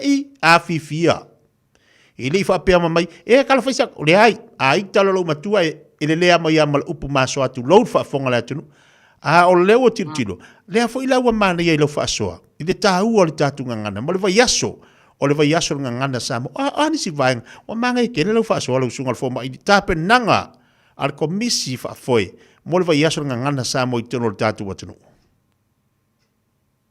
ia ese uma ia si o manga o tangata si o manga o ainga ese fo ifa fai le lenga ele professor sa faila na pepa fa mai le tala le professor le aluatu le ele ainga na aluatu ye ona tuli le o le fa na witua ona no fole o matua ma fa mai fa na o itua o le ma fa o le professor le o le wata ma fa ia matua ina ia li ua li ua whanau i se taimi pu. O le lawa manatu lo le professor le na ia fa winganga o le o ngale. O fe o tua o le atutuli tamiti o i. A ai ia le aluatu. Ele o ia se isi tangata o ia o le tamao le ainga. O ia o le matai o le ainga le o aluatu i lona au ai. Fe atutuli tato e tam whanau i tu. Le tua le amaleanga fo ile le tato matua. E o tu lo maalofa mai. O i toa. Au al pisa. O tu e o. Dana fai mai le filosofia al professor. Fea atutuli tato i tu ia whanau e o i tua. O le si fo ila mea o le finau mai le professor le. O le taimi lava la o le tutuli o whanau i tua. O le awala le ua a fefe ai ta maiti. Pe ava ai ta manoa le. O no winga. O le taimi ala so se taimi lava eva ai whanau ia pe ama tutua. I le ta manoa le ua luatu. O ina o le a fefe ai. No winga o le taimi ava ai ta manoa le o tua o le atoa. Ai sea. O le ua fai mai. O i tua i o. Le ua sau ta manoa. Ai o le tangata le aluatu. O le matai sa o le ainga. O lana whanau ia. Pe o le tūlanga na o le tasi o whaateita inga e tu inga mea le ua tala noa ai. O na whai mai loa la ia lea. O le tūlanga na le whamere le professor lea ia tea. Ba aila le leanga o le tu inga o onga le tūri o whanau. Tua a le tuturia i tua. Ua pā ai le po. A o matangi nea o le tamaititi. A le ua e tangi le tamaititi o omi le ngutu ma whai mai. Tau! E fai mai e tu ai to e pa ai le po. Ia. Le ana fai mai wa maritala al professor le. Le fa upunga le atitia. Aua le o mia le i. Tasila na fa upunga o tatou ngana. Aua le o mia le i. Ia atu pe fa to fala inga le malo le atu. Ia tatou ma fo po le ala le wingo fa upunga le fa mai to i. Aua le nana, aua le o mia le i e tamititi. Pero tu inga ona fisili atu le professor le. La le winga o lauta. Wa o le i o le tangi fo le tamititi to titi ana se le. E tangi ala o mi le mutu le matua. Ia. Na la fai mai o mia le i. Awa o le taimi ala e matala i le lima o ima o le lima le o mi le mutu le tamititi. Ia tatou fa o le ngana le la asau le o tamititi. Pero tu lama pe na foi le tala no mai nai fa ata ita inga lena. O le floi nga fa lele na fa lele me i tanto. I le ngana maleanga nu sa. Au le wa ave le tato ngana maleanga nu. O le ngana ha o ina. O le ala tato wa o le ngana i tonu o nga maleanga nu na foi wa o ia tunu i fa. Ele tine o i e avatu ai le tala. A mea o le ngangana le talafea ngai mersi o manga le o le ngangana le talafea ngai male fa lave le o le ngangana le e talafea ngai mai tu ai ngata ngata le o le ngangana fo ile e talafea ngai pe ha o fo le temi e tau sua ma fa asua la nga sa mo le tu nu e tau sua on tangata mari na le mi tau na ao na menino mala mai o le o fa na ia mala i tafa ese o le fa ngai no le ngansa Malo whaafitai le nei po kalai mal talanga. Whaafitai whaasolo sungal fo ma. Tau ni yaso. Sili ale tate li se whaamai al ta po kalai mai nei fo imta upu mal nei. Baya ngan ta ual ta whaasoa. O la sa la usauru utau. O la se whaamal si awalo sungal fo ma. Ta whai fiar ke lope o lo i aita ma whaana ua Samoa. O la sa oi whaamal si awalo whaangaino al tātunga ngana. I te tono a inga. Tu tono no whanga whai tele, tu tono e kālisia, whaapea fwoi tu tono aonga. O le whaamanosi ausilia, o le tulanga fwoi lele e inisi a inga penta whaaso mua fwoi. Wa vea le nonofo ma lalampapa au i atunu ui whafo. Ua fwoi ne, ua afia ai fwoi o tātou tangata. O te lele influenza le ngana Peritania. Ona o atu nu oro iei, o atu nu e tele tau te tala le ngana Peritania.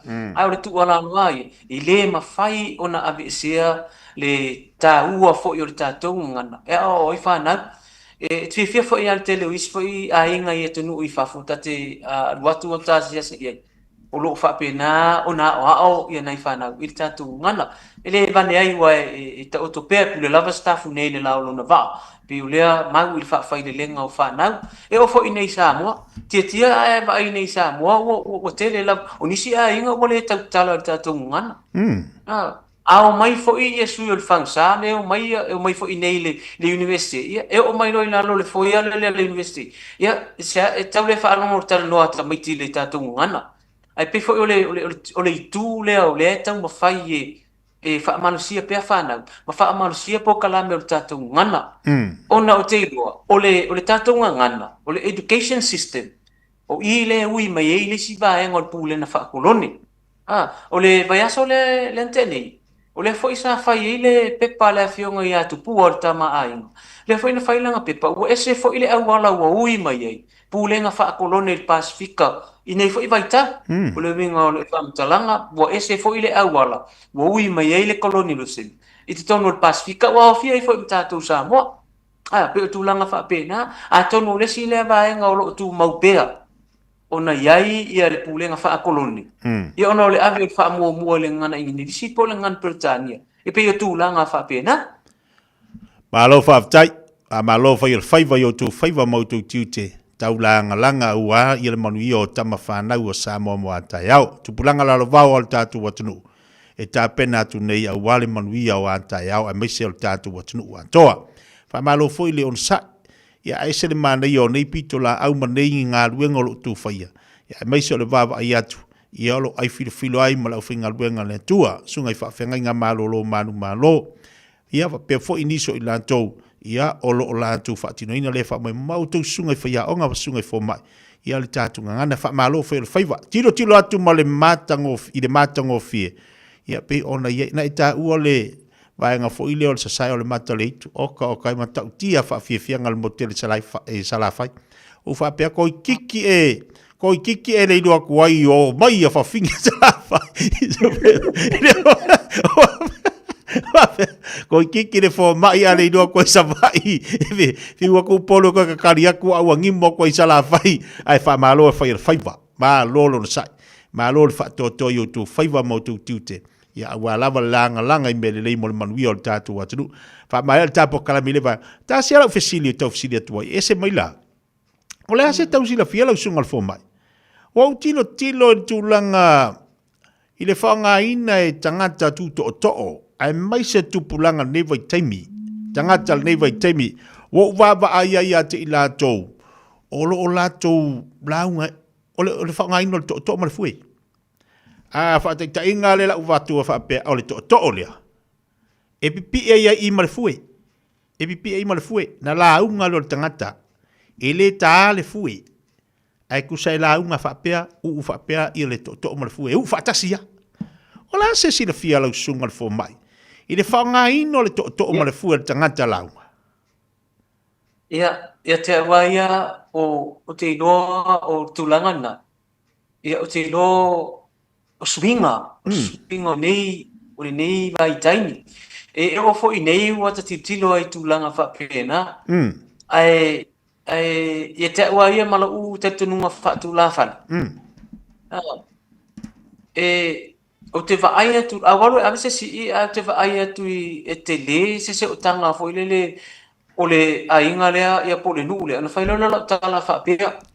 O tala tu la fan ele upu fo le sa ma fa so fo i mal komisina le ngansana ile matu malanga le so o le upu le ana o fa tu ele komisina o le mata fa yoi ale mata isa mo ai me se ai tu la fan o le fatu upu le ana fa mai le mal komisina ma na ia ten le fa so le ave ese le upu le fatu upu ona whamaya ia. E le ini whasi upo le ngansa mo. Ai mai le upo le whatu upo.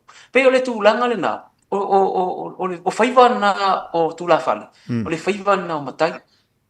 E masane ana uwa ai tūloa i le tangata le tū mai ia o le launga le mātou. Te le so o tanga. Te le pi i tanga. Ina whai leo sia utama i tala i ai.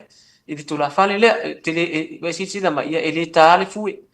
Ele tale fue langa ele mala ese ina mala ese nei ya ele o la waia na matauria fo i tofu ari tu la fale mananga ia ai pe mo titilo fo te mini mo tele na fa nga fa pena atonu e tofu fo i le tula la ia malana ia lana ia mafu anga ia na le ta ai o wo mana ia fo i le tala mai e si o tatu atu no ia pula foi se la tu fa so nai tu o foi ne I ai o ta o ta tu tal e pena ia ta o au morta o porkalam o tal na fia foi ta o pa so mo tu langa o pe ona tal mai su ta to tu no ia o fa pena ona fa tino ina ia vai ngo tu manga samo o isia tangata foi le ia o le vai no vai tu lo ilia tu la fale le talo na fu te ia o fa ta ai ai le sana ma fu anga tau e ala ona le talo na fu e pe ona ye le masani ale tu no e pe tu langa fa pena ona o telefo ina o le maliu e fai nei o mata mai e ai ngai fafu ona o ye kam I fo I wala tu pu e am fa sala la o tu e tu no I fafu ai e ta ua le facilite ile tu la fale po la ala na ia ma fu anga le no le ta pe tu langa fa pena mo ta so soani foi mai mo mai ane malule tino. Mana ia tele e sere mani lolo winga e tofu le tangata ma le tu la fale ma le mafu ai ai foi la lesi tu la fale pona e saunoa. E vai a tu loa foi le wole ka fa pe ai. Ia mila ka ila fue. Ai mana ia tele vai ngale le pe na fa manat na mai mo tal na mo tapakal. Lolo winga e ia le mafu anga ina le tale fu resti tu la fale. Ia ono tulanga ele talo ufue le anga utele no po ia o la unga ia o le ala lea o le a su itonu le mata o le niu no lunga o le a le tala noa ini fai a pe tala noa le mafuang a o le a lusa o ile si ia na mafuai o na atu ai ma pe tase na ai kia ia ma metotia foi fa tu la fale mafuai o na le fa pe mai le isu tu la fale lau fai ia o mata watu o lewa e tu mai li to e ele o tari to nunga o le a le talo fue le anga e te sila fia le ia ile malaise nei o le a foi no una o le a si ile tai de la unga ile aso le nei ai o te manu le anga o la unga o e wa o le o le ala le o le a su itonu le mata o le niu o le afana tonu le u o le tolongo ia wale fa mo le nias pe tu langa fa pena inga le e yai fo I upu le tanga ngana e salani ai tu inga tu langa fa pena ai le o lo fasidi atu la fa yo la mo le ta lo fu ana fa mai ya la ngo maka ko le video le mari langa fa I fanga le kar ku ko tu nga me fa pena fo ile e fo yo na mala la na se wela ma tu la fa le e ti vai che vuole cairo fu la che ma falo fu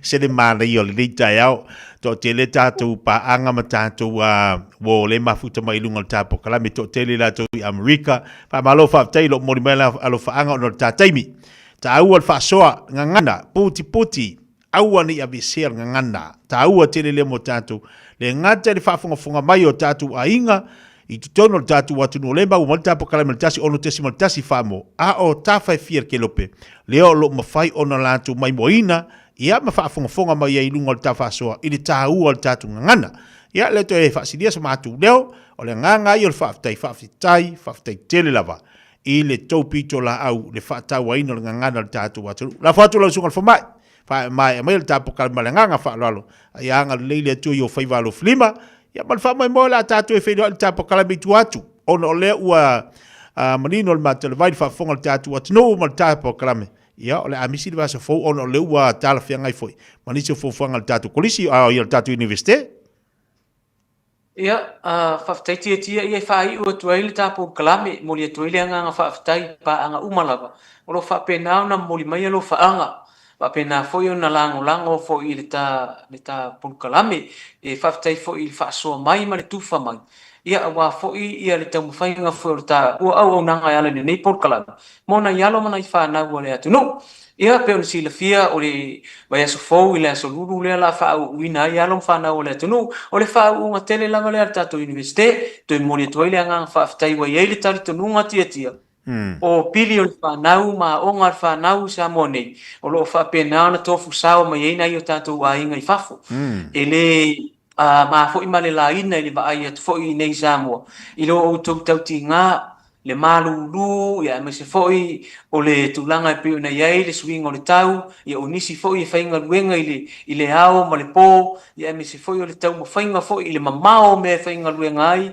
ia ile ngata ilea o na tu nu e fe ngai e fe wa ilava tangata le lei ma tangata le anga pe ona matawina le telefoi o faala vela tupu ia a lo to nau e fainga luenga i wase manuia o ainga ia me se o fa nau i sa mo nei ia o nisi foi ia wana nau e vai tamatu tangata i sa mo nei ia ona o le tau ma fainga lava ina ia fa pe nau na mo se manuia o nu a inga e kalesia ia me se o tatu watu nu fa fitai o le ala fa manuia ina ia alo ma fa nau o le atu nu i sa mo nei ala le fa unga i le so lulu le sa nei ono lo o tu tau tinga ma lo foi le lango i ngā luenga umalava fa pe nau na fa tino ina le tatu university ia e me se ia mamalo le atu nu a inga o lo fa pe nau na alala i sa mo nei e le toi moni toi le nganga fa fitai ia e fa alalo lalo tu fo i le ta polu kalame tia ia o ta ua o ngai le nga o ta ua ni o ngai fa tau va e wana atu le nei polu kalame ai lava se pati o sala po se ngana o so po utu ma so liunga le fa fonga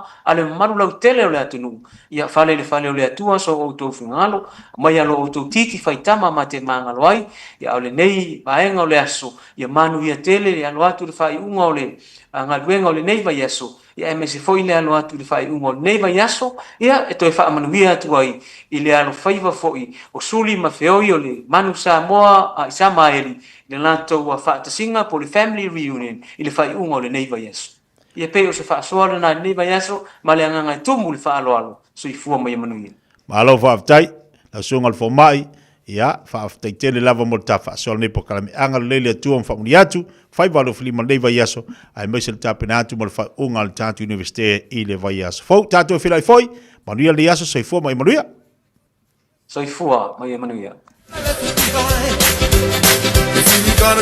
so yo no milita talo le tulas mo lo no fa fonga tatu watunu ma tango fil fa so al tatu kalame ia ile sunga formai e ona e fa fonga iai doctor ta yao mta vai te tonu po kalame vai aso ngana Samoa pero fa mana tuina Samoa ai mai se diso vaenga o am fai ona fa so mai ai ia le sunga formai mo tatu le ni yaso se vai disi lo tatu falinga. There are loads of things to do in Tāmaki Makaurau. Celebrate Auckland's vibrant cultures at World of Cultures Festival with free and low-cost activities, food and more across the region. Simply search our Auckland events to get inspired. Tāmaki Turuki, all together Auckland. Talo falava, o nei le nei mai le MSL training. A fai e te fia o ao i to mai fai kofe, fai loa i matangata fau, ma fau sia lolo to tele e a matai se ngā luenga fau i se fale kofe, po se fale ainga, les tala nei loa i la mātou Food and Beverage Skills course, le e a mata i le masina o me. E se fulu lima vai aso le umi, ma a fai e te anga vaa e le ai se tutongi. Mātou te mālama lama e whainga tali toi fo i a o a onga, a o MSL o se a onga i peilawa o se a inga, ma o loo iai whai a onga e lango ina o i taimi uma. Wala au mai nei loa, i le o walu se lau, lua wha, wha tolu walu. O lolu manai e a mata i nei. O tau sa ili se sa mo lo ainga, po tau sa ili sa umasini tutua pe o le Hilux ma le Ford Ranger. O leo au nanga ale kaseti e whaafai mo fie mea uma. E te alu malau ta avale, ua e malie atu atoa. Talia le te tongi vai aso, lua vai aso, pe maasina foi. Tu atoa lo wha atu atuanga i le kaseti, te tala fitu aso, tu atu si fitu tasi, East Tamaki Road, Papatoetoi. Telefoni lua fitu fitu, ono fitu lima fitu. Lua fitu fitu, ono fitu lima fitu. Te alofa Samoa, o Mr. Cowboy Lenny. Whaafafonga ma mai mo mai pea i le Radio Samoa. Yeehaw! Ua mawhai o na aura tula polo kalame le leimo o ia so taitasi o na o le langolango malo si le fale maliu a se alo le atunuu o ese tātupu Funeral Directors i Manukau City. O kalame e le leimo o e tālo falapa. Tuse lua pe te rolo na mta mua na whai upo e lua. Ia whaatele ina ia te autou le alofa tūma. Ma le manuia o na olo autou i loa le lei o le atua ma Yesu e riso. O le loa le lei se tangata. O na ua umi se mawtanga o i loa le tangata le. Rona wanga lua. Ona ua o uina masu esu e loto i leo langa ma le tala anga o se tangata. Whata ta inga o te iloa le lei. Lo ta mao tau tailo longa Yosu. Lesi mai. Mo uroa le lei ave tabari. Ona na oa onga ia o iloa ave tabari. O lo iloa le lei la o lo ta maa.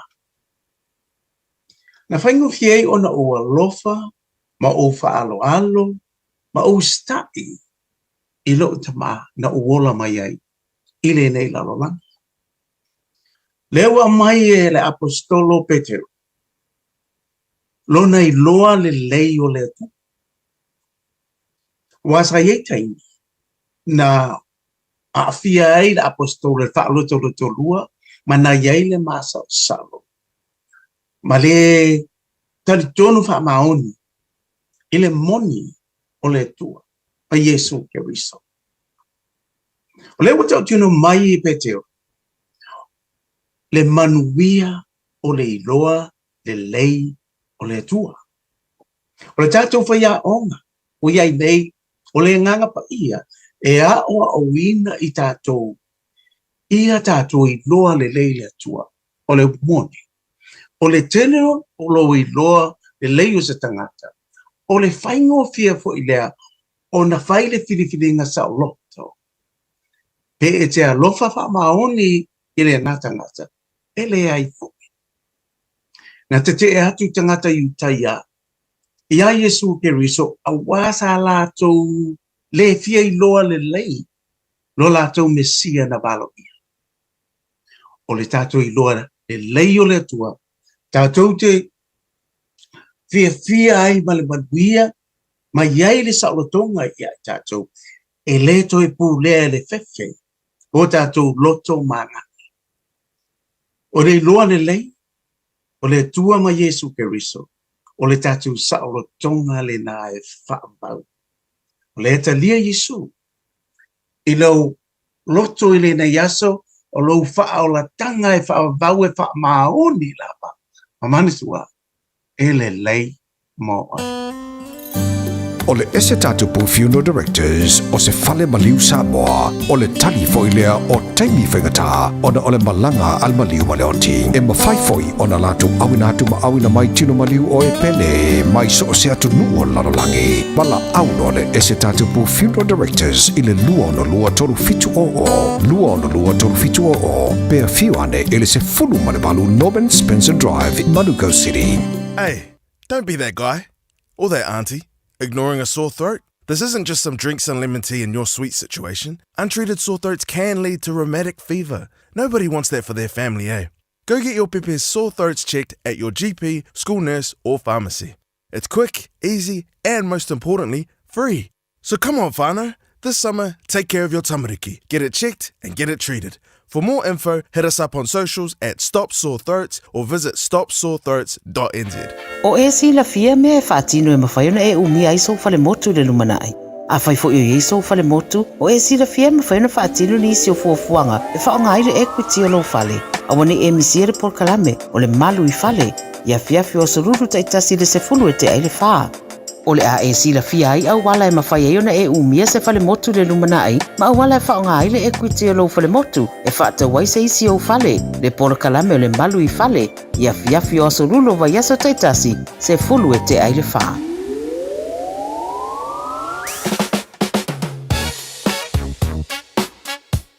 Au kilani saute, o sa ili se sa mo oe malo ai, o le Enterprise Motor Group manukau o lau fale ta vale wha moe moe. O tele ta vale matango fie filfili mai ai, tele le fisosoani o lau whai ngā luenga mo oe, mo se ta vale talafia ngai, sua mai I le 5 Grey South Road I nei manukau. Asias fo I le upenga ta whailangi enterprisecars.co.nz, pe wala au mai I le oval selau, 5 lua tolu wha. Enterprise Motor Group manukau, sa ili, filifili, ma ave loa lau tawani. A Nawane emisia fapito ale Moda Furniture. Ale Samsung S26 Ultra luar 5 talailwa yaso.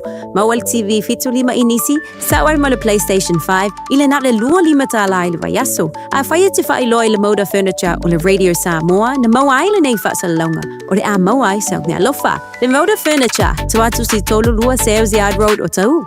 Tatala ibal tayo ang ile afo le 5. Aso nga fo le asfarele. Asto na imalaso sa se fulu ang ile afo fa. Usi mai ala fa fofonga o le fa poponga fo ele nei o telefon mai Samoa. Awina sa mai mo o e lau leiti o falongolongo le Radio Samoa tasilima iwa tolu amo. O ngā tutonu le nei vā yaso o tātou whero ai fo ima mafuta wha tālo whero tātou utano i au si mai ala u wha fonga. O mōlia se tama i ta i ngalua o se tusitala. Mō le nusi pepa le Samoa Observer e mafua i se tala na i atusia ma wha asara lau le nusi pepa. I lea so lua se furu o Februari o le tausanga nei. Ma sa tā ua i le ave o se lapita i ngā leo leo i ni alo tama, o le fionga i le pāle mia sa malanga i se ta vale a leo leo. O le lipoti fo i lea na whailo ai, o le mafua anga leo le si ti atu, e ngalua i le ofisa o leo leo i faleata o se leo leo sinia, sa va ia le vaenga o ta vale afi le ofisa au tu i pia. O le mafua anga leo le tangi wa whaulu i leo leo i le mau e whapea i se ma le sa o le tala na tūsia le tama i tai tūsitala, ma ua a fia i le tūlanga tau le leia, o e na tā ua i le lipoti lea na whaasara lau. Wa whailoa mai le tama i tai tūsitala o le tai au le asolua o le dei vā yaso, na loka ma tāo fia i o ia le wa inga leo leo, mo le umi e lua i tū la, ma sa toe te talai i tua, ina ua mai au na whaia o na mōrianga. O ia whailoa mai fo i o le asolua se furuvalu o le masina fōua a perila, e vala au wailo na mōrianga, i lumo le whaamasinonga whai tūmalo. O whaatonu le whaamasinonga o palota le resitala le whaamasinonga, ina ia tu ina tu uma i le loia sili, suenga o tau anumanga na whaia whaasino le tua inga o le tupe se lau awheta la, e peo na sa tua i ai le na whaasanga i ai le tangi tau palota, mai whale alilitasi, i lona ave le i le sui sa whauruina lea tangi, i se tau mawhainga e ave i tua le tangi tau palota. E peo na si la fia, o suenga na whaia le whaamsinonga na tu ina atu ai se talanoanga, na pue le telefoni na whailo ai, le tau limaina i le na whauruina le tangi o lea tupe. O le loia sili o le asila sila ia suenga, ma whaia se whaata tau tāna whengai, i se ngai o inga whaale tu la fono e ao na whaatino. O le isi o ngā luenga wa tu ina atu le whaamsinonga i le loia sili, o le sila le soli tu la fono o le mingau i le whaamasinonga, po le contempt of court, e whaasino lea i mōri mau e le i o atu, i le teimi na sue ai mōrianga o lea tangi tau palota. Ai mai se, na whaia fo i le polo inga le whaamasinonga, ina ia o atu ia mōri mau, ai la tau te le i usita ia. O stasio vaenga wetu ina atu fo i le loia sili mo sana i longa tāle whengai, o tala matua inga na whaatutu i le whaamasinonga o whaanga solo na ngā luenga, i le tangwhia ai o le tangi tau palota, mai whale alili tasi. O whaamaunia le mōrianga e tasi o le whaio se ngā io inga whaalatua, i le whaamoe whaato sina ai se tangata palota, na whao ngā ai se tino i tupe se lau 5 se furu tā la. Ma ua tau nuu ai le whaamasinonga o whainga palota i le na whaai unga, e solo ia ma whaalea o ngā ina le no foa, o le tu malofa palota o whale alilitasi. Lea na whiriwhiria i ai lea fionga to e lupe mau i au tele paumuri nuku o ne semo. Sa tau veina le tofi min star ka peneta, ma le tasi o tofi o le sui pā le mia lea o le malo. O le solua na fonga ina ai lea whaai unga o le whaamasinonga, na tau veina le fionga le whaamasino sili, le fionga sa tiu simativa perese, ma le fionga le whaamasino mawalunga, le sunga ia lei a tau le sa Daryl Clark. O ta pena i neile li poti le whaamasinonga o palota, e tu ina atu le fonga fitalai o le pāle mene, e longo ina ai le tau nu unga o lea tangi o le palota, ia maa le tau walunga fo i leo ma ta upu uma, e mafua mai mōrianga o whainga soli tu la fono, a o whaanga solo tā penanga o le palota tele o le tātu o tunu u lea na whaia, ia au kuso o le tau sanga ua mawae. O le aso fitu o le masina fōu a perila wa toi tolo i aile wala aunga o le tangi, o tua inga o le whaia leo tala tau whaaleanga ua whaina aile tūlanga tau le leia, O le minstawa o ngā mga nuu, leo lo mōli ai le teitai o le vaenga e pui pui a ia te tau tangata, le sunga atu ila e palupe soli ai sa ilele maria le ngoi. O le aso lua le nei vai aso na vala awai mo le te mua le mata ubu tau whaamasinonga, ilu mo le whaamasinonga whai tū malo. Peitai e le mai o na whaamautu mōri a ngā leo, ma ua tali ai le tālo sanga e toi tōro pō mō se lua vai aso. O se lo ia mai fafo, o le afina wina mōri a ngā leo, ai o se lo ia ngā lue tūto tasi le atunuu, o lo fina wina le itu atuila epa. E le a wai leo lo molia o no o se ngase, e peo na sātu ina atu e lana lo ia le pepa mai, e wha maoni ai. Peitai o le isi vala aunga o so ai, e te tau o no o atu o ia ilu mo le whaamasinonga. O le aso lua, le aso fitu leo a pelila pe a mai a le aso malo lo le e seta le aso ngafua, e toe vala au wai lumo le tamai te i whaamasino, le fionga la la toa ro sela papali i le nei mata upu. O le teitai o le tātou malo le fionga i le pāle mia na amata mea i le whaiola na suenga po le test, ina ua tatala le whaio ia suenga, e sa idi ei tangata whaingaruenga uma le malo, po lātou tangofia na koti po o fuala au whaasaina. Wa whaailoa le komisi e pūlea tangata whaingaruenga le malo i le na upenga ta whaailangi, o le asolua le vai aso nei le whalitali malo le Sheraton i pia, na whaailoa aloa i ai le amataina o lea ngāruenga, le ana mua ai le suenga le pāle mia, le sunga la aulia le mali atoa le uatea polate i wafosi.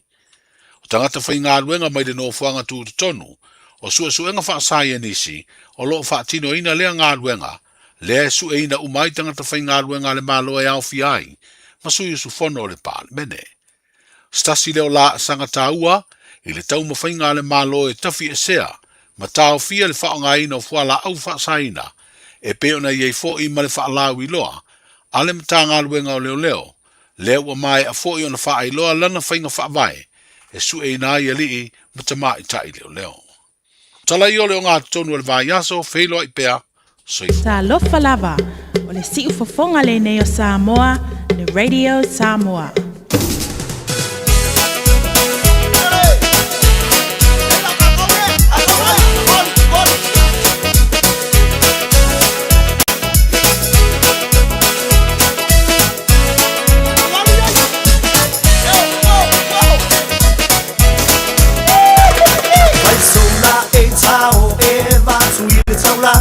Ile taulanga ile paat se so sia ki po se ki o vali shoot so e pa sa o lai titina yo long mata ole tino le ata le atola ile awala pa le pasi o mata umalava ole pase se ku abili tama ita i shukiri ba le mata ti o ata so e pa sa ole ulu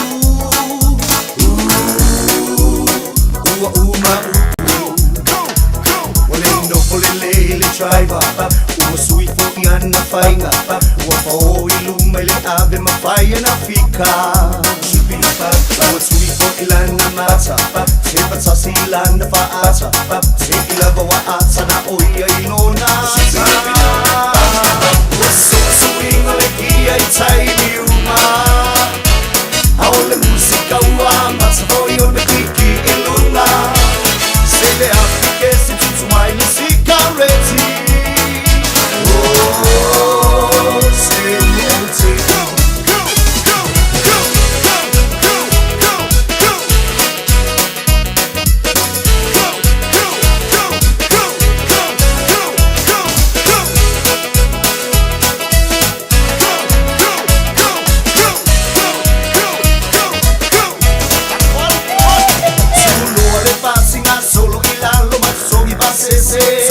Sabalole ato at sau fight sau wana lima sene shoot ai musu ane lo le supo kako e ala chala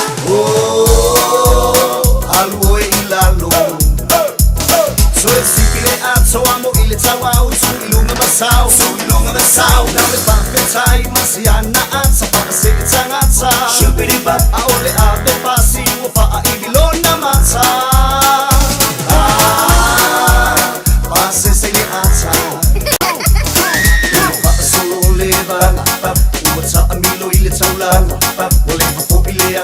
so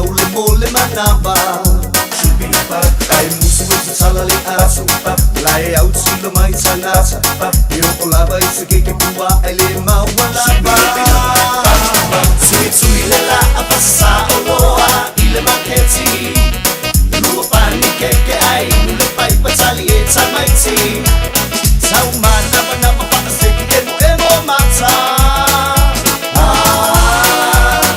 Tau uti me master Tau uti me master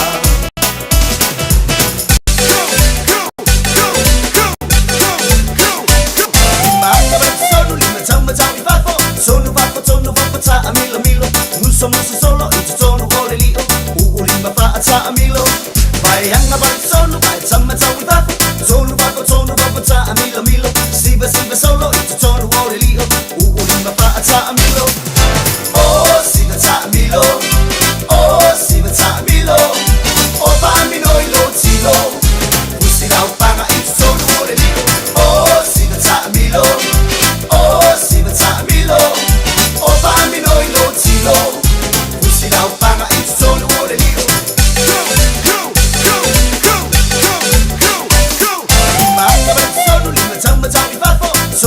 Sono vapo ta a milo Muso solo itu tono hore lio Uulima fa ta a milo Vai anga vai sono vai tama tawi vapo Sono vapo ta a milo Siva solo itu tono hore lio Uulima fa ta a milo Oh siva ta a milo Oh siva ta a milo Oh pa mino ilo tilo Usira upanga itu tono hore lio Oh siva ta a milo Oh siva ta a milo Oh pa mino ilo tilo Usira upanga itu tono hore lio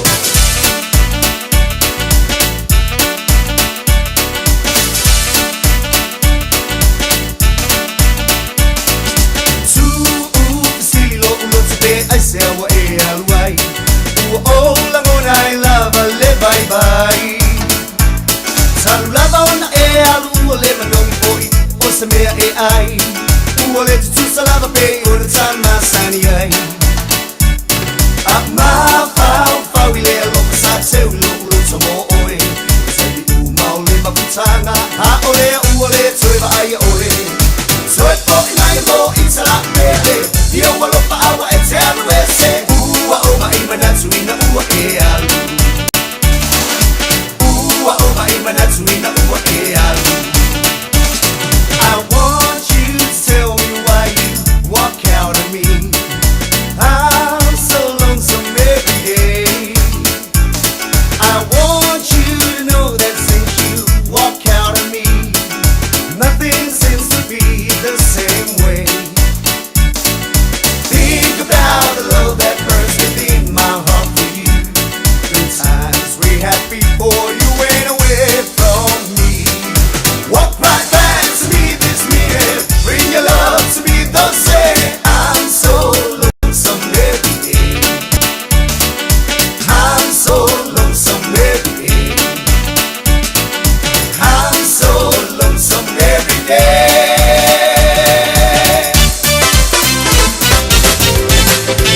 Puluh lima minit telu chai nei tu la se football lua. Fa fonga ba tatu wa tunu le nei fa ya ulu to fa salawino tatu chale mai Samoa pe ona ele tu tu danga ale a fionga ngamber mana ti au tanga vaya tatu chala oto mo tatu le nei fa ya ulu fa mai moe ola mfona to fa fonga e chale tu lai fitu i le afia na nei ai se atu lo martatu ta vale na le tu danga le tatu omega kas le fo fatasi mai le sunga di pul le sunga tongsia ilana tu masani pe ona ye tatu i vaya tasi ia fatalo fatongsia ma lo se fo bonuia ile nei fo ia oli mal tatu omega kas Olen fatalam ya alanga fo titi malanga fa mawala e fatalo fa fo ila sunga titi to tayo tatu po kalam titi mai ba fo anga tambo e ma fa file muino tatu atu ile aso fa malo se tu mo fa malo se tu titi asolulu tongisia fa fitai le li le fa longolongo atu fa fon fo tatu watino o lo o maualu malosi ele ngato fu ile wala valusi fonga matu te iloi o lo matu anto tolu malosi tau nei fa malolonga le i mai tino sa fenga ye Jerman mai lo Te mga iyo fa kulima o ko seu wal me budi nga. Se fa le kong ai o ye se nga usala pu apa apa.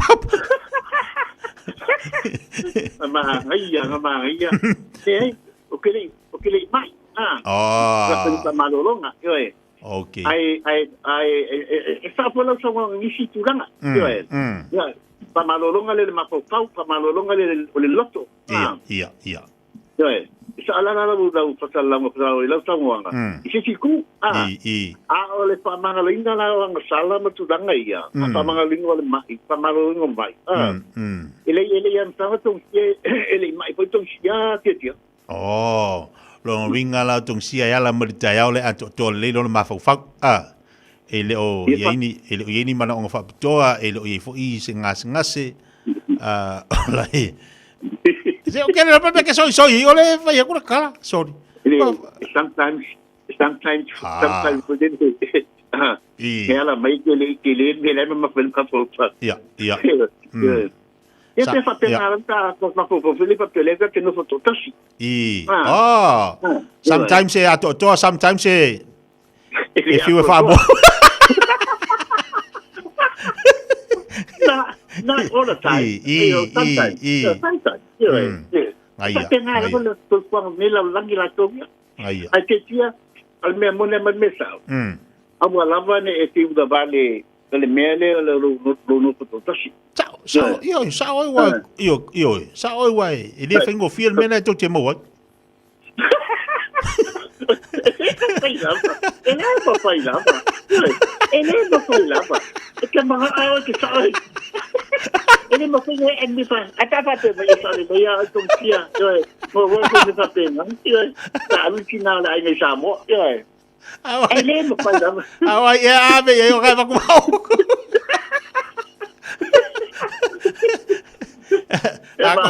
Ako vinga mai ala foi fa so sang ya ko bafkianga. Ko manga o fa piko ala fu ko ka le pua mala fo mai. Ia, kumai. Ele manga o foi. Ele manga o foi le mana kele. Okay, iya. Te tu lang o bele il me ako dele yo. Ole ala menta ya, tu lo mo pa pongo sabo. Ya ta ya. E apata tu le tu da mam tongo bale, apata tu le tu tongo bale, ele final ai.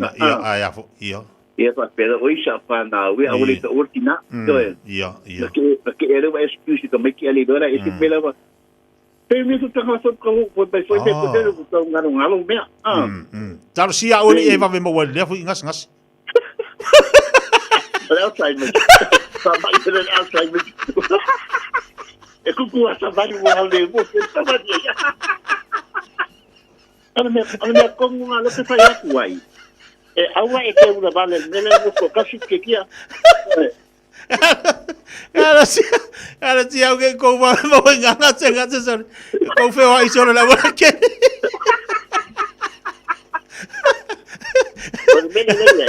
Ini vamos a makuha ay maile asami. Yo pole tanto pero que voy a makuha ay makuha ngi ko kene ni pura la kale yo lai. Cara sia o que ko wa me fu fa bala.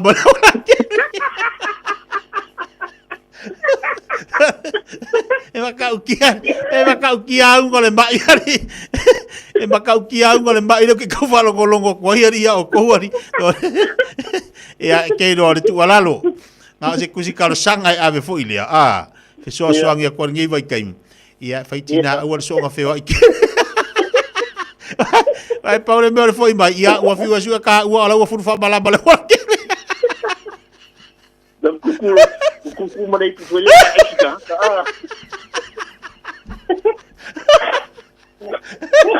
Alo stoki de que falla ko oi. Oi male o kongo ngase ke mo. Ya, nela fa pide buena no. Ide fa tira fa ku ma pevo de ngam. Jadi eu vou fazer a tele nem tudo lá o que dia eu ia lá Messi Carlos sia a fa fongo mai ati a Kongo le kalisia em fayang alu due em sosaniane Kia aku punya, kerja kia aku lah, kita ngomong kia aku. Salah, saya bakul kia aku ngapa baik. Sorry, oleh aku futbol malaba uyol biko. Ego kusaka. Elai, malo, molata. Ya, kau ya pede yang kaku pepe yang kami ikan ya kakari ya. Ya, so dili dah bersama orang aku cici, betul dia oleh akan apa yo boy, pamal tahu pamal stilo. Sebab mal stilo foi mais fofanga to via. Ya to fian tele o tala fu wani situlanga. Bisi ali tina wani situlanga, bisi ali panau. Yo, ai me ser belo. Ya. Me ser belo foko.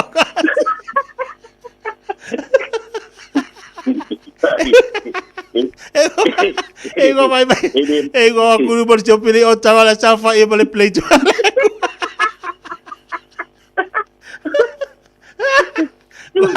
Wah, ko ba ida udu siga fo gale fa pes kamera kong sia ai wa kwa pa o ale woki pa.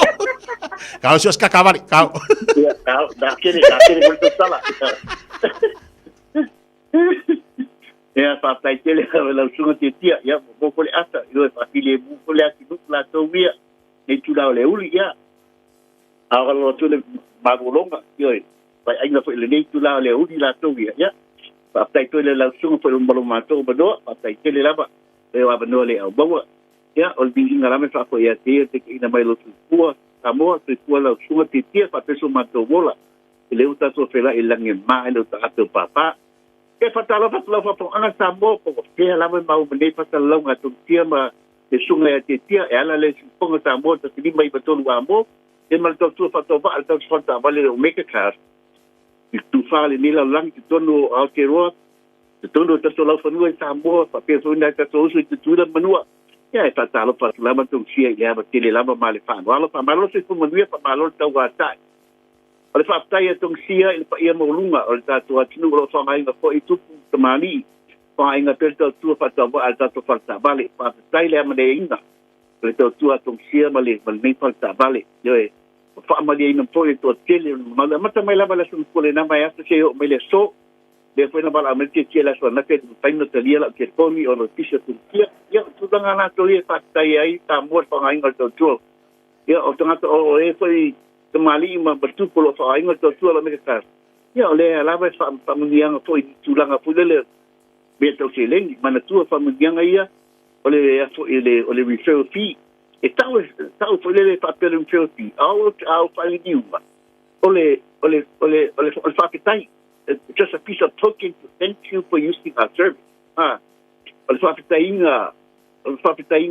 oe fa inga to tu la mereka e ma anga ke le pa vai kuatu yo pa tanto mi fia felima se la tala so se ta bale lu va fe mi fia ta to piti apu ya ko ya ina pa pito ya e se mai le lima se la tala o fenga malo for tanto fa ta bale o ista ya to e foi a le ba ya so ya le ba so ya fa man dia ko le pa to le malimo tu pa man tu malimo tu lo ta to fa ola yo ni tu langa e to fa ta ba ta to fa ta bale ya o si la fia malu la tele yo ya i tanto tonto sangale mato che vai lo sta sta la ina la tabale per fare una revetto la tabale tonto sango mo con calate fai tu e tu sia mo lo meka service ina la tabale al be ele tasi tonto sanga fai tu il service pa per fare una buona fitness la tabale tonto fai tu sanga mato ci fai tu lo service tonto sango mo con calate yo ne fa mama venga ya atono ya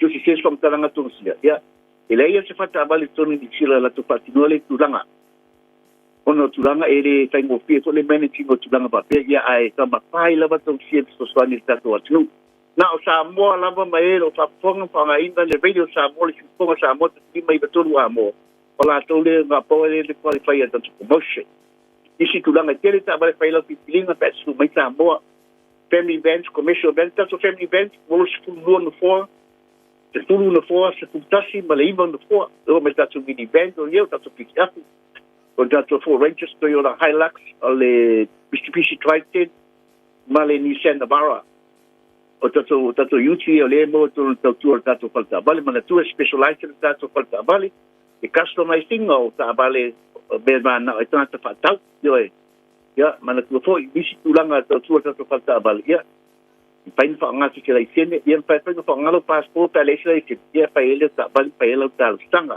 yo misi tulanga si man mai tele ta bal pa ele pipilinga pa su man ta mai au ile gustala ke be stripe ni papa tu i manukal gustala ke be stripe e ma fa na pala au mai ya ku italian mai ole oiba lua fitu lima balu tasulua oiba lua fitu lima balu tasulua ona o mila ia le tasi le sa ola ia ke toli ia kia na fin fai pena val alma da ke toli pe bai ol olua tasi pa ki tuono lima pa tasi olua tasi pa ki tuono lima pa tasi de mani tere malo longa le uti Samoa como dia le tu o atu pelin lava dia le tu fai malo lima lia tia mo se tina ngalo ia awala ba to twino ta to tiu ya mo terminei pato fa se ko ele usa tia tai la wala sunga tuksia fa tai foi mo ngalu ngalia se fo mo manuia tai fo Tog sia wala wale le olu tasi fa fi tuono ni mafatas.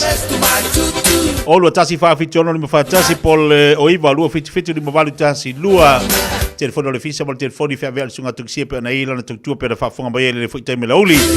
Lua se formal fitu minuto lo cha dele tula suma lua. Te fa malo atu malo tatu atu le tolo fi tai tunga tutu mangaluenga o le modi malo longa le yaso.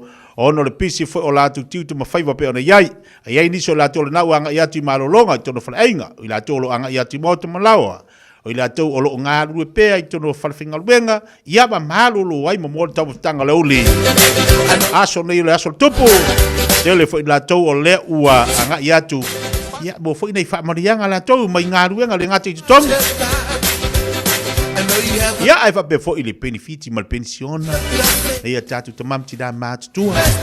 E se le taunga tau se fuanga se. O tatu ta pisa nei le taunga tau le pensinki. Ah. O ka se makau kia. O kwa leiro po wa umale ko nga lulu tau. O bo fo ko nga pupula se tu load fa fonga le tu. Ka ke pupula ko o be wa kapasi aku pampensingi po wa. Ko ki ka fa sanga ku fo na kamisa mal pensingi. Aqui no me mari. Se fenga al pensingi. Ah. Nga le waka kalngo ang ia pensingi do makwa. Nga le pensingi dem fenga mingolo ta vali. Ale le kiso dem fenga mingoi. No winga la. Ata tu tal no lam tatu faso ia so uma tau fu ona tatu tilo tatu vai. O a me te tau ona fai titia felo lo ta vali. Ia me masani.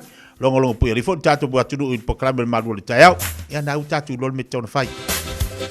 Ele te tau ona so ona feo tatu ne vai temi afa pena ia ile vai temi fo ilea na e tilo ia na malosi do kamia ki ala mo o soki o mingo yang i tau lona faisi fainga so le tau le pensing tolu tala luas mo tolu sene tolu tala tolu full sene tolu tala fast full sene yo o isi pamu fa lima tolu tala fa lima o tilo kere no po feri melanga va po skari ai po amerika to pe o skari po me fatala le pensing oka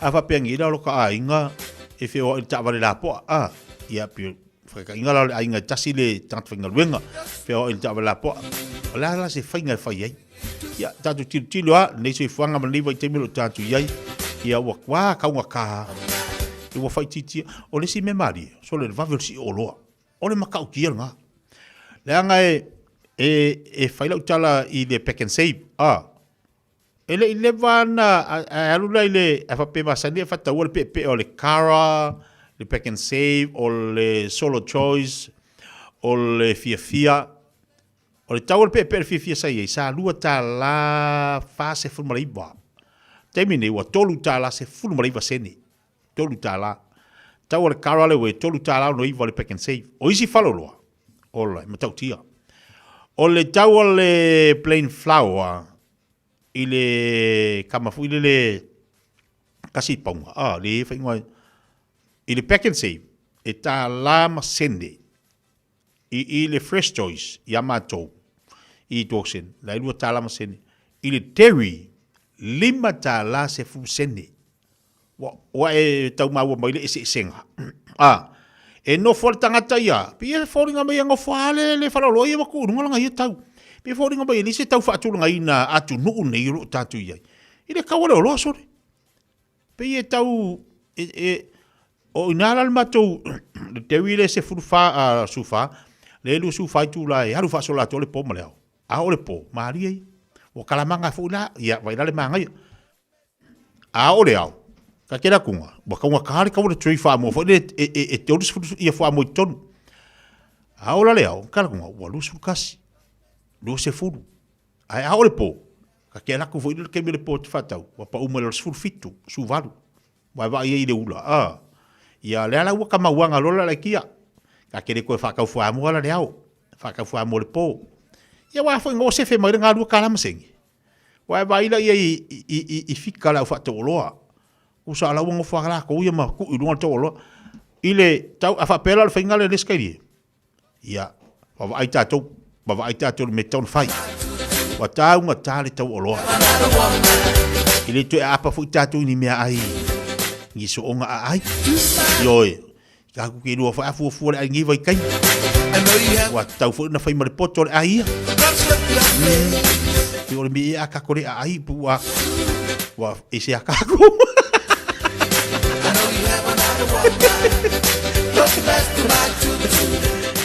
Ole o no fo amo ma fa fa le ungol fa masinonga le na mena fi. Pe mali e lo ka ma fa fa. Le ngala utala fo ile. Ile sawa le ungol fa masinonga.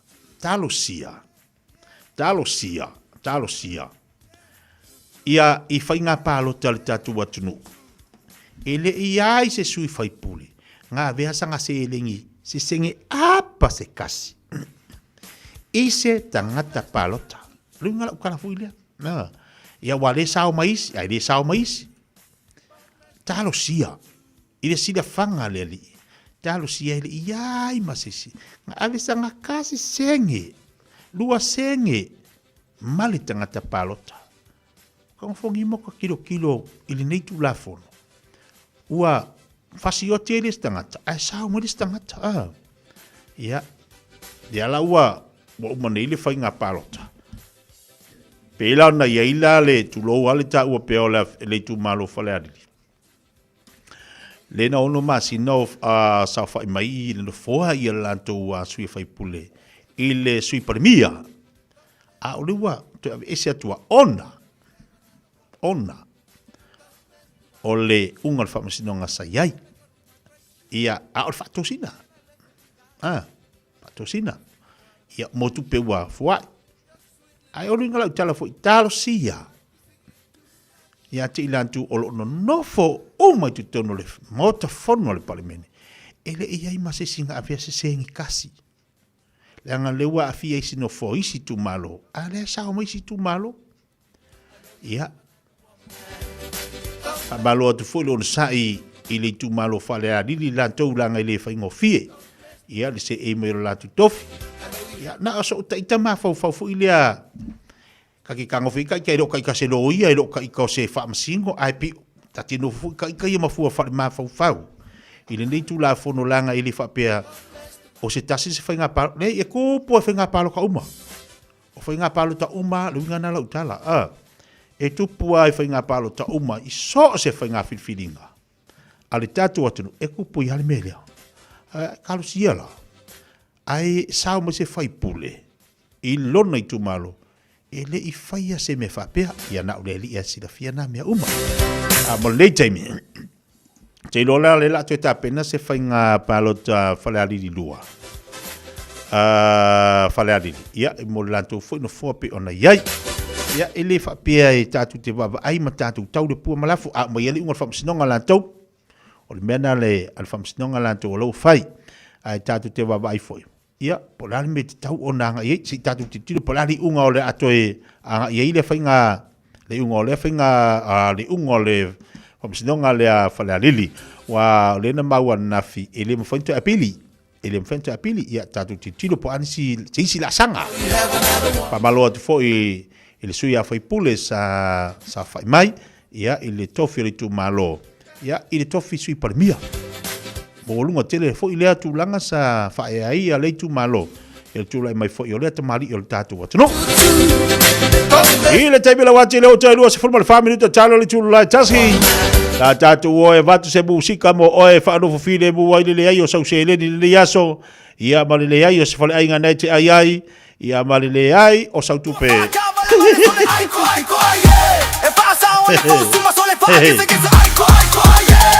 Awa ili kim. O amari kopi kongu, awa ma kopi kongu ule kim. Woi anga fa pekela kala kaku i me kopi kongu. E sira ko nga kim ulu o sau so. Ia fai le mo.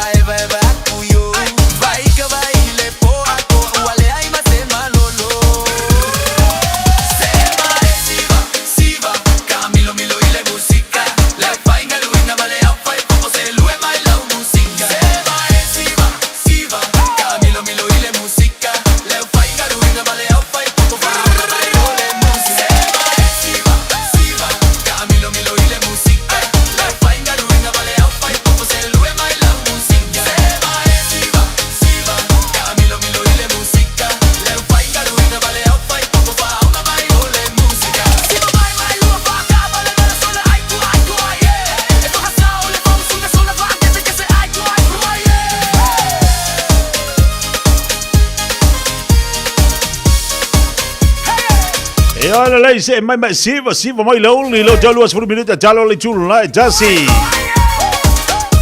babalo tiri so tado paga lungo tado Facebook lungo YouTube jalo patu ye ya la mata tafili ya balo la se fo bonia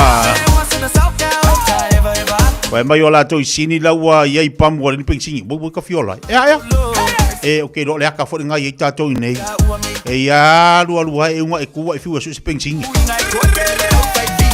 Ola la me kau fai so la vidi vai ka fiola ai o mai se pomu fa pe atatu o le se pengising se pam lo nga winga ele ko ma fai ka nga kama mafang ko so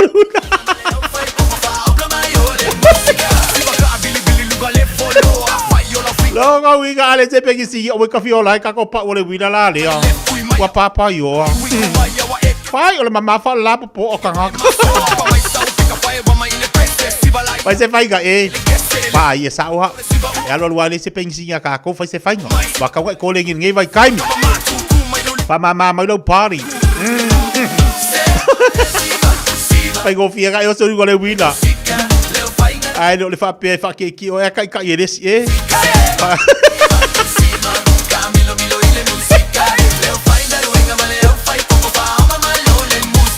ere kai mila ka ko o mo le se pensinga la le Oi. Fai do se fai ga ya.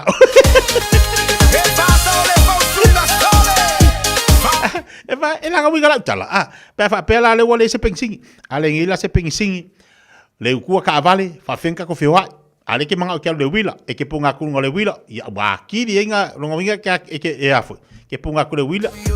Ya ai solo vida.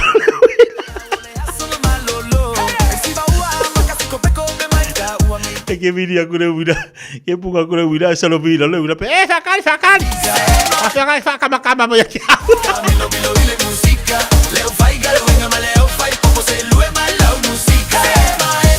Kai mi angel el colegi. Kai mi angel coi cui le io se vai al fas colegi. Atalo vatu so ya su atanga va se para. Mal vatu malo faftel maftabai. Ale ingila se pensingi ola lau fika fa. Ol fika nga mo kako, ale ingila se pensingi. Ola lau fika la fa pe afa pe ole ale ingila se pensingi. Le anga wo yai pamu. Wo yai pamu. Wo ka va vai sole fiu tutu. Fiu ku. Ya singi la ustaria lo fa me la usingi fa me wo yai pamu pe pensini sini wo le impa al pensini. Aya o mai la fa fita u le ya tato in nei ni sila. Ale ila se pensingi. Ola lau fika la fa.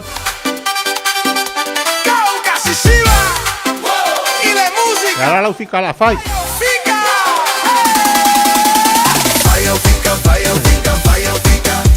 Wila vini vai? Sa vali le o le shopping? Pu ele passi? Le ala fica la fai pe afa pe e o mai fa fitau le to torno tato New Zealand. O ale se pensini. Fa fea ona fai o fuafanga. Ila vini vai, le mafai ngoso i runga. Sa vali le umi ai sela. Le o tala tato le ina tolu fit ta sini mai patot. Ia vai dai fika kama maku. Tato o runga leina, tolu fit ta sini mai tolu tato telefoni runga fika lauri. Lue mai luma, lue mai kua. Lima i luma. Lima i kua, oso i lunga, oso i kua, la i luma, la i kua. Kasi, kako, paki, lua, papa mai no papua. Kolu, ue alfan, go, fa, kua ovalu onga. Lima, koi pale o kafika. Fire, fika.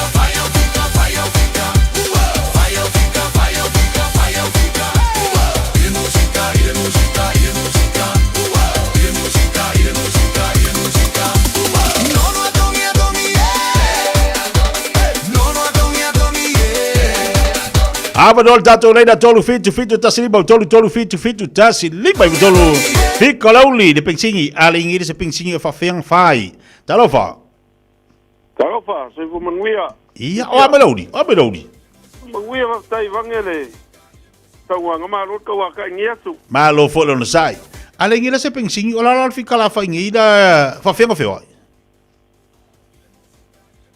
ia langa wa ui fai da su fangua oia o fera so fongu ke ol mera le la nga no na le fongu le fa ngu ku ai o sa o i kwa ko i quero yanga oi ko mai ai ngot ko mo fa nga wa ki kira wala o ya mangi o sala ke lo ala kiri mo ke lo mo kiri va fa nga fa kiri va ko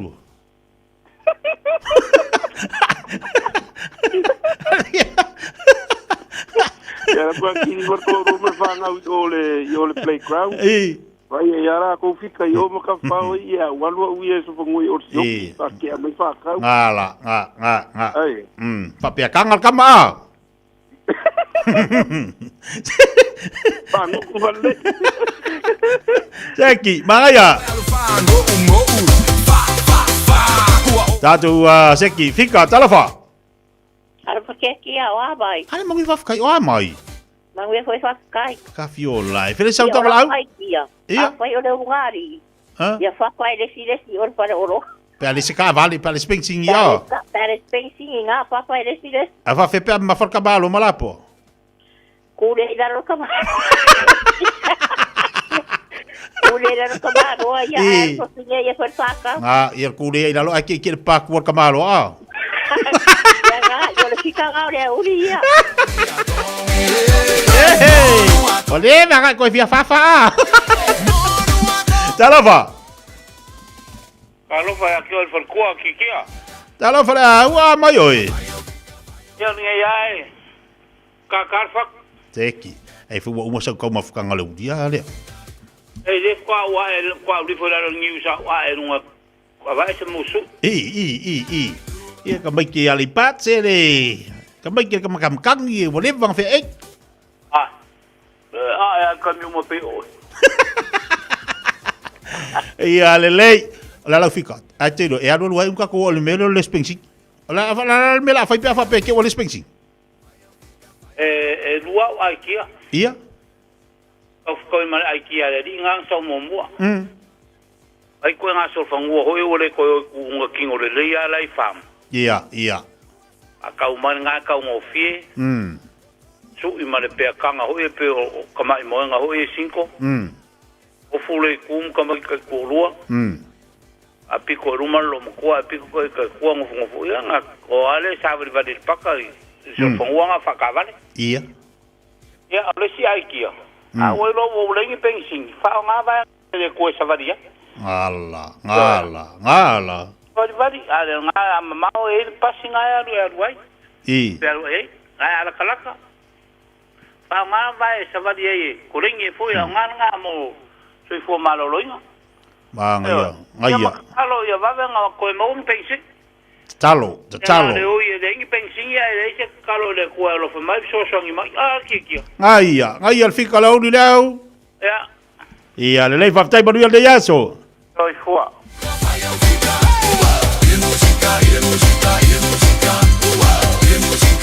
Talo fa tato leida. Ia. Oh. A kai lo kulanga le werta vale. Ia. Okay, aula. E ela passa fangua. Ia. Ai.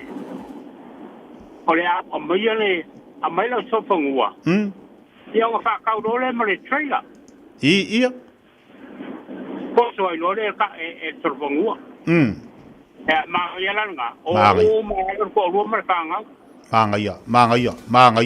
Ai la ka so fangua.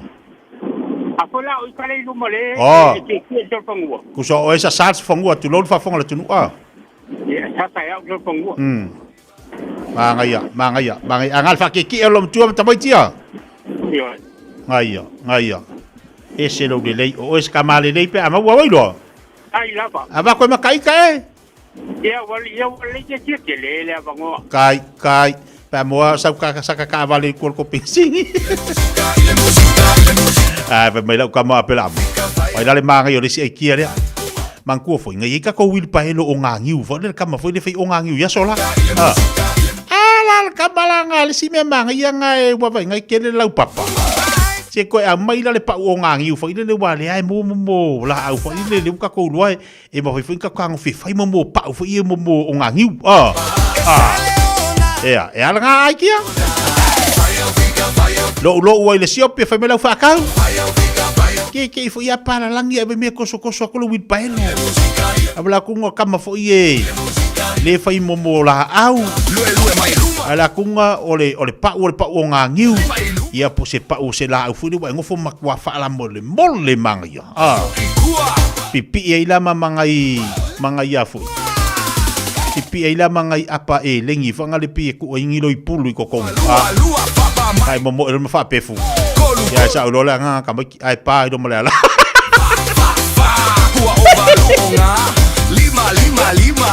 Ai don't ai ma fa inka ko fa nga be ngi ya. E ma fai, ala me la le fai ai, fa tatu fai ya. Pe a fa pe li se pensi. Ala ke fi lo ke fa kau. Koso lo la kamanga. Ole ba ngai kamanga, iri fa pe lo lupa se pa. Nga e alu ala ia leo e fa lo fa tau ma koso fa pe ki manga lo ma ko e ki wo. Ya, le tina ya. Oso lo makuala ko pe afa le awa foi lea ia kangolo ko inga koskoso lu wil paelo ngama duo alu wale la va koso ko inga ia oso lalu ko inga koso lo makua ia alu foi ia ofu alu mal pa ole mal picole ole wil paelo ia kai kolu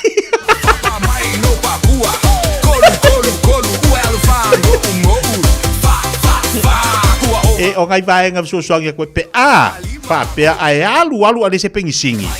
Ua pe le aila. O le fikala le te tau on tatu whaia.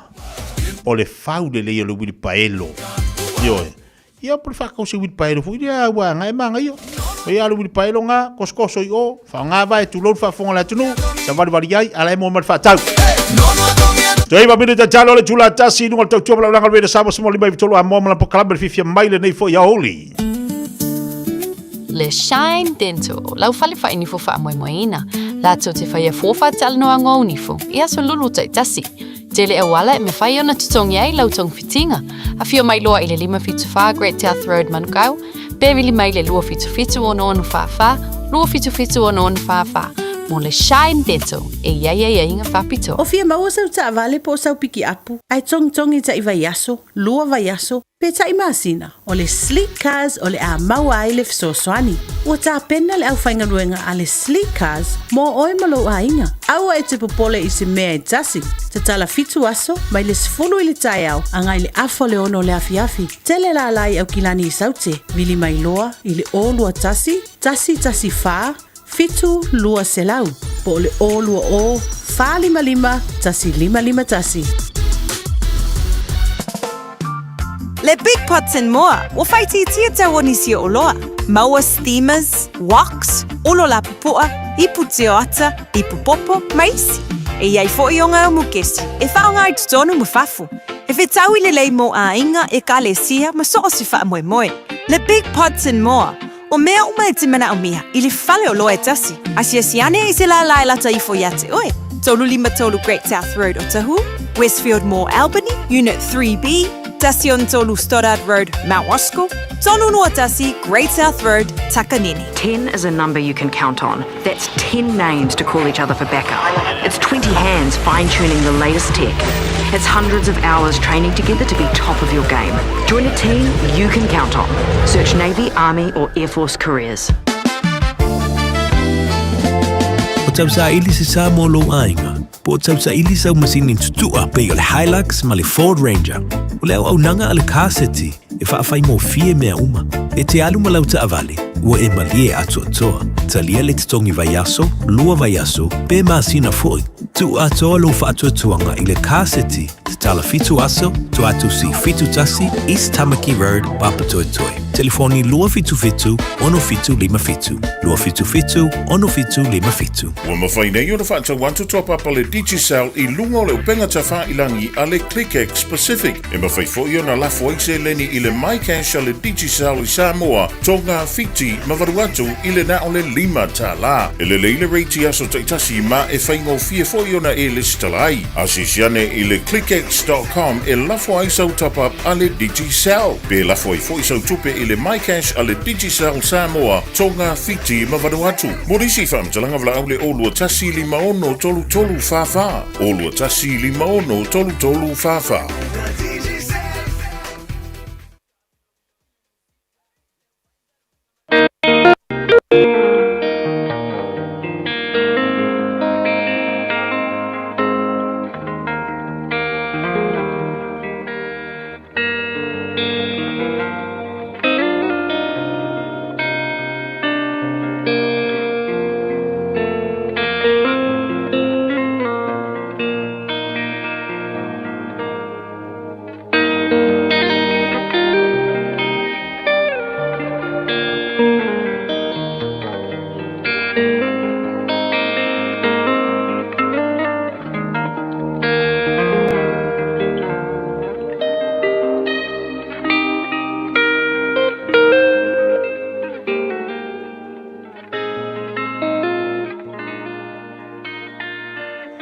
Tau mo le aso.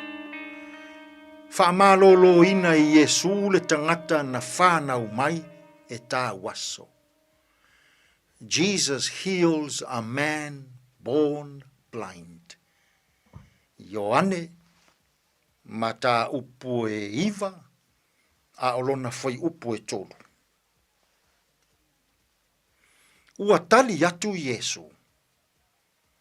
E moni e le ianga sala le nei tangata.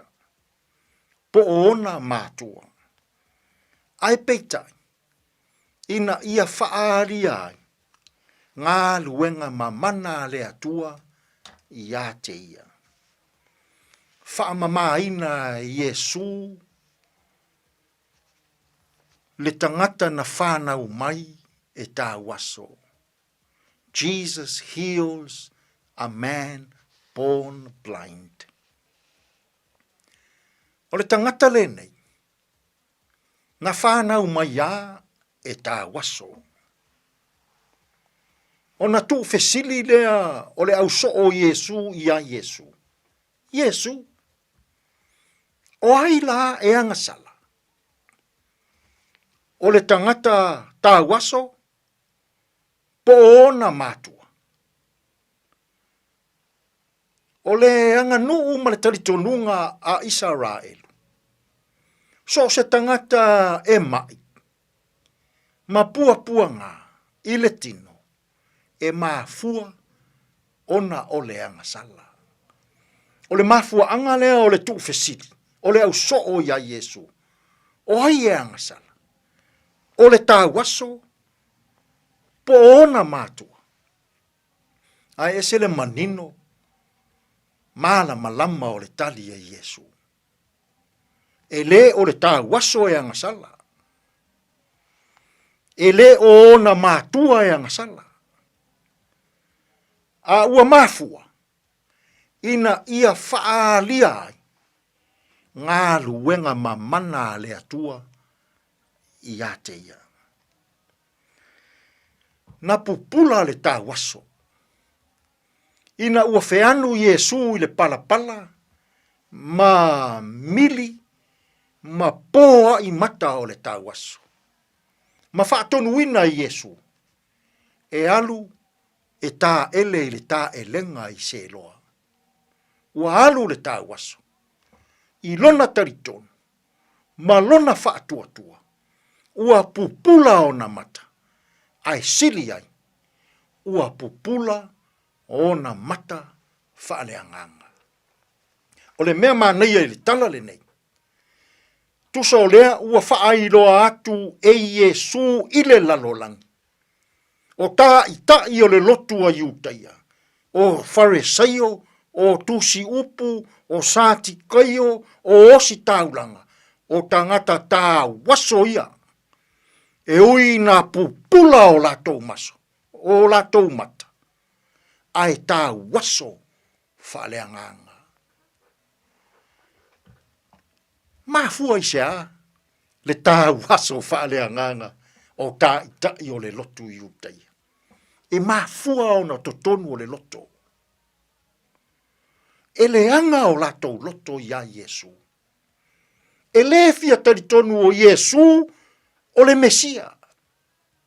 E le fia taritonu o Iesu o le alo o le atua soifua. E le fia taritonu o Iesu e whaaola ina ai le tangata anga sala. A o le isi tū mānaia o le tala. E le ngata ua whaalau i loa i le lalolangi. Tangata whaafia āmi o tonu. Tangata tāwaso. O tā i o le lotu i utaia. A ua whaai loa ai fo i le lalolangi. O le pupula tāua. O Iesu, o le mana malama.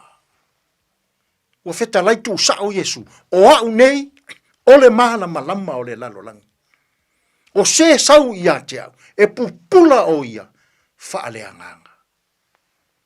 Samo ai. E o le whaola ina o tātou anganga. I le nei vai tau o puapua ngā o Iesu. Nā o le atua. E pupula ai o tātou mata whaaleanganga. O Iesu, o le malama whaaleanganga le atua.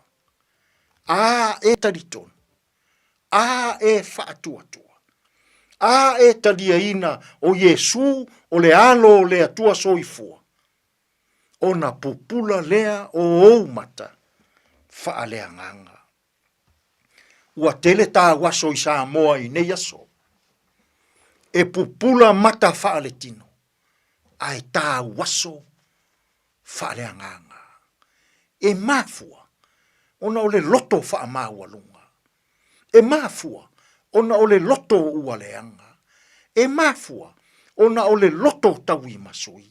E mafua, ona ole loto ua lelelei. I le isi o uso a tangata.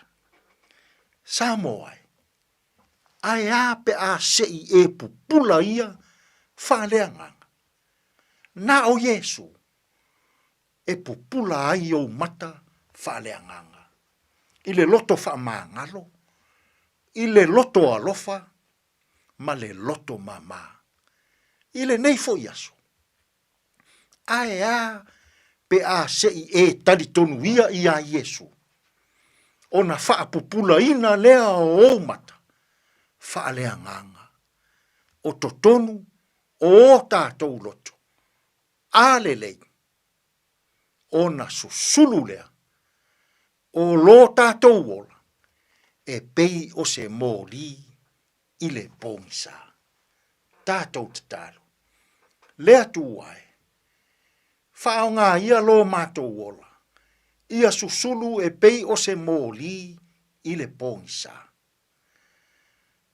Ia whaapupula ina o mātou mata whaaleanganga. Whesosoa ni maia ia mātou whiau mga ruenga o lene iasu. E tonu malelei ai mea uma. Lou lava suafa Yesu lo mātou alii ma lo mātou whaola. Ua mātou tatalo atua inei. Amene. Tala falava o le siufofonga le nei o Samoa, le Radio Samoa.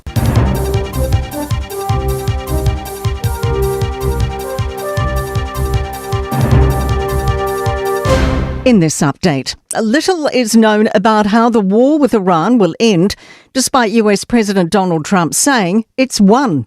Reuters reports Israel and the US have handed over a 15-point plan to Iran as part of negotiations.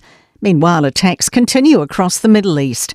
BBC White House reporter Bernd Debusman says Trump's left a lot of unanswered questions, especially around reports US soldiers could be preparing for a ground operation. He really made no mention of that. He really seemed to be doubling down on a negotiated settlement as the way out of this conflict. There's also the unanswered questions of what exactly he hopes to gain from a deal. The health ministers launched a new framework for how the health system will address the rise in diabetes over the next 5 to 10 years. Simeon Brown says it's one of the fastest growing long-term health conditions in the country. Here's political reporter Troy Mattich. Brown says the growing impact is being felt mostly through preventable complications, particularly within Māori, Pacific and South Asian communities. A key part of the plan is an update to the diagnostic threshold for type 2 diabetes. By July, those previously classified as having pre-diabetes will now simply meet the criteria for diabetes to support earlier intervention. The Real Estate Institute is welcoming the government's latest proposed changes to property management, saying current rules are exposing tenants and landlords to financial risk. Associate Housing Minister Tama Potaka is working to create a registered public database of property managers. It would come with minimum levels of training and experience and formal avenues for disciplinary action. Institute Chief Executive Lizzie Riley says there is currently no consistent standard of professionalism or accountability. There are no minimum standards for a property manager, there's no licensing, there's no mandatory training and no consistent oversight. That's news. In sport, Neil Barnes insists he's prepared to challenge new All Blacks coach Dave Rennie when required. The Taranaki mentor has been appointed Rennie's senior assistant. You don't want yes people in there. You want people who are going to come up with new ideas, challenge the norm for the betterment of the whole team. The search for match venues for the 2028 T20 World Cup to be held here and Australia is underway. 10 venues across the two countries will be chosen by the end of the year. The October and November 2028 tournament will feature 20 teams playing 55 games.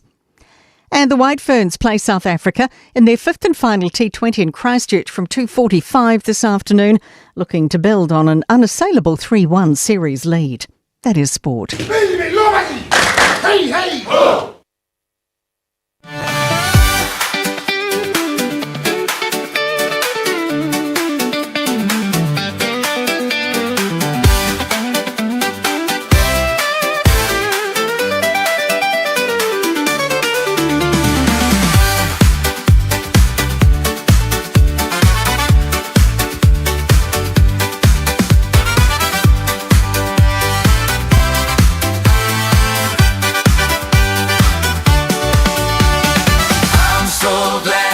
Jesus set me free. I'm so glad that Jesus set me free. I'm so glad that Jesus set me free. I'm singing glory, hallelujah. Jesus set me free. Wow, fia fia la bafasa o loto awe Yesu. Wow, fia fia la bafasa o loto awe Yesu. Wow, fia fia la bafasa o loto awe Yesu. Pese vidima, hallelujah, fasa o loto awe Yesu. Satan had me bound, but Jesus set me free. Satan had me bound, but Jesus set me free.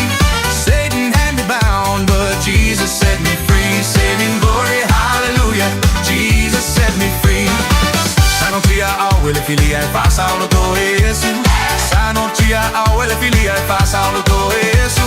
Sanotia awele filia e pasa o loto Yesu. Pese vivima, hallelujah, pasa o loto Yesu.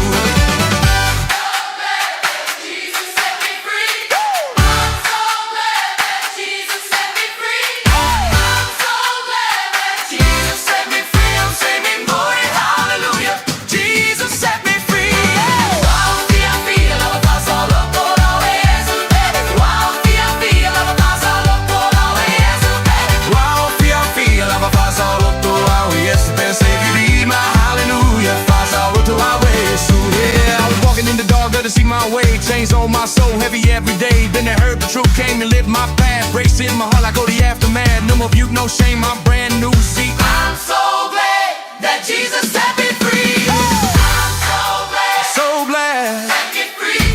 Off those chains, hey, get it victory. There's no time to hold me, but I wrote that key. Now I'm shouting out loud, Christ rescue me.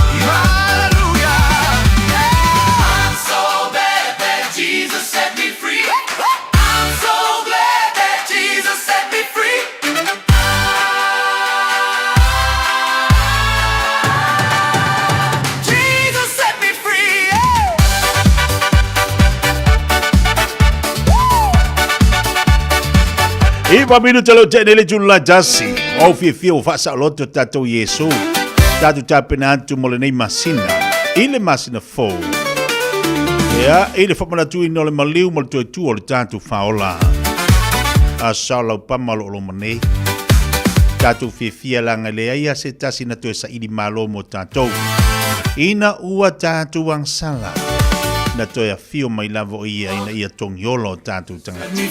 Leise tau na tongia. Pau ole mea ina ia toe maua se maftanga mafana fana le atua ma tatu ala na fana. E lau tatu tapena tue fa manatuina. Le maliu malona toe tuur. Sao tonga lea mo tatu. Ioe. Wa ma yo tino, wa ma yo litino, wa me mamafa, a venga mamafa. Sawa Yesu e tau ave na mea uma manati ngā. Ina ia. Tatu saoloto. Fia oe fia. Ila si mea lai popole ha. Wa me ti ngā ole ne yo langa lo tatu au na mo tatu ngā rure. Ona sa ilu lo. Maule to vai. E a tatu fua i eima tatu tilo leo langa mal soi fua. Ia male fina ngalo le tua ina ia faile tangata ia toe vivi ia tu iante ia peita iana. O leo le fina ngalo leo le tua le tangata. Ia o tatu o maile nei lau langi o le angasala o le lau langi tumu le angasala o lu itau o me tutupu. Ia fa mai tatu ia o tatu vai ai aua. Aua nei tatu vai. Ia ta pena le tua lisi awala mo tatu lana whanari. Aia tātou, whātua tua matari tonu I lona maliu malona toi tū. E maua I tātou le sautonga. E e le se la unga ki o fa pe o ka e le fa o ka ka se ankus pa ya o ngai so ni fu mo tat e wa o le fa ka la lunga ka ai o kai mi ka ke vai ai tati tatalu le li so ngi mo lo ka ma fa fa e foi kai mi ka ke la ngai ba ka ngasala ka e le ai se fa mangaloa e le fa pe ka fa ya ku ilisi ka ko next door mai alofa so ngi mai ka ai mai le o le ka next door ua o fa mangalo yes la fa ma pe fa pe wisi ai tasia le tatu te sulu fa ia na o le tu e fa mangalo ino tatu sem tatu fa ave mai tai vita le tu ai e mai se loto fo se loto mau to tonu ia te manto e fa mama mai ia te manto o te talo le fai pe ia so uma so ai ala lor kai au mo wala fai lor ka kalo le tu ai ta o filo te loto e fai se loto fo ma se loto mau ia te ita wa tati lo e tele to fo ngam fa so io e nga ka fu nga so swang e te so swang mai fu ia te ita Papa lote po kala bena tapa tira matu mo to malawa. Ba lolo sai malo fo le pale fa te mo tempo inga ile aso mo le aso. Ba malo atu to telo la tolo fenga tite mangalu nga mai se mamalo le atatu watunu. Lelo fa tasi mo ngol tatu po kala tasi o tesi mo tasi fa mo itono Samoa. Ya ta fa fia la lang lo mafuto mai fo to telo tatu to fa talo fa po kala ana nei. Fa te ia ona nei lo saute fa ngalu nga au mau le tala. Ua wala aule tu si tasio pa anga, si tasio tama. O tamale ni, e se tau safia. O tama fule ni. Na ngata le matala noanga ina ua wala au mai atau, fai mai titia. Tango e asia kia, e lau Facebook. Ua te ia ua vai atu ua ule tu e maua pokala me leiti o ilungo Facebook. O fai atu lolo tu ina. Ia wale lei fatani mai. Tau tango siaki pa ise mafua anga ua. Mafua ena ele tu e maua pokala me. Ai te ua siaki atu. Lia yo lai okay ya. Au te rilua po o lea se o fatu to ina. Ngai okay. O to e viri ya fatu. Ngai okay ya lau Facebook ele o fale ele o polokanga o e o lea e seki malo sua fale. Awe maila mal tala to ina ta. Wo fiu a kau fisivisi. O lea lau o tala suatu si to ina fatu. Ma vai foi pekeri o mia foi se mea e alu foi kau su. Eisi si au freni dunga al Facebook. Ma tali ele mal to ina. Ai te uho o nelita yao. Ai o usu mai, ai maua tala, ua wala au le tu ilona seifua. O le tamai anto le afua tu i maunga, talo fai, tasi ni tam, o le neito ina, ha ofo ina fai pokala mea malisi. Te wawa aia ia te ia. E se le lau mata fia. E fia atu i maunga i te mi uma. Te reilo pole ase mera ta te wait, e fai tala malie, ona winga, e tamali'i o lana tala noa e o fo'i i le vao lisi tangata tutusa talo fai. Ia na maua fo'i mamata tanoa fai mai e me malangai e alu e whamanatu ilo naso whanau watu seki mana ia. Ia ua whate ia ma lota usuma nel tai au maua le tala. Ia ua wala au le tu ilo na seifua. Pa io ainga na lua o le tamai antu le afuatu i maunga e maisi si ana whanau. Ia anga le leile ali ma mafana fanatu ia ante utou. Ia ua matua fo le seifua ni tama whaftai fo ia na unanga malana tautua i tona i kalesia e meise fo ia ainga. Ia anga le leile atua mafsosa ni antu i le whanau ona o le wala au pa ia le atua i le tama i antu le afuatu i maunga. Ia e whapea fo i woma pa anga umalava e tele yo maftanga e anga i ni tama. Ia ai mai te lo fo ila si la fiele le maftanga malis o le tele yo o maftanga e anga i lita ma ai mai se fo maftanga malis e fa mo popo ia e lotu ia o le tele me e fai pe a ona wa tasile lango malo se leipa io tasile ta mai lango mal malos i le leipa a fai ni palota ta te latu lai ai filo tu ai ma to le foa. Ya iniso maftanga te loa fo i o lea e na ngata mai au te loa lana au ai i le maftanga le Samoa tiai. Ya tasina maftanga sa iai. Ya u tala nei vaenga uma o nei vaenga sa au ai le nei tama. Ya matau mawhai e fo i ngalue ai tuno nia tunu. Ya talo ai al pokalame. Ya watu fo i a whamaisenga ma whamafan whananga. I el pai o ainga na lua i le ngata fo i leo le whanau. ia ona o le to sea o le tama e ale le vala upa ia le li alo fangia le tua fo fanga mta pelanga to le foa malu alo fanga malanga alo fatila tu tia mo proclamer fifia mai ant oi ia ai mai se ia pa ia ainga malu le vai nga le uli maftu bel tatu tru se ful mo le ono minuto te nei le tu la tasi ai fa mai di so tatu o le oti e tilen tatu fa no ai e se le mani o le afion pa ia le tua e tile fsosani foi man laungaina ele au finga luenga le tua tu sa o lau tatu tanga o fi e celebrate le aso fi o le tangata i lana tautua malana unanga sa ia i lunga fonga ele ia o tatu ainga uma au te ilo foi e ini so ainga o la fua au fitia le au pong sao no le vala au pa ia le tua ia fa mai se atu foi le ngango le tua o ma le tua foi le i se taso tamama tua sa masani ona o fa so ma utala no iai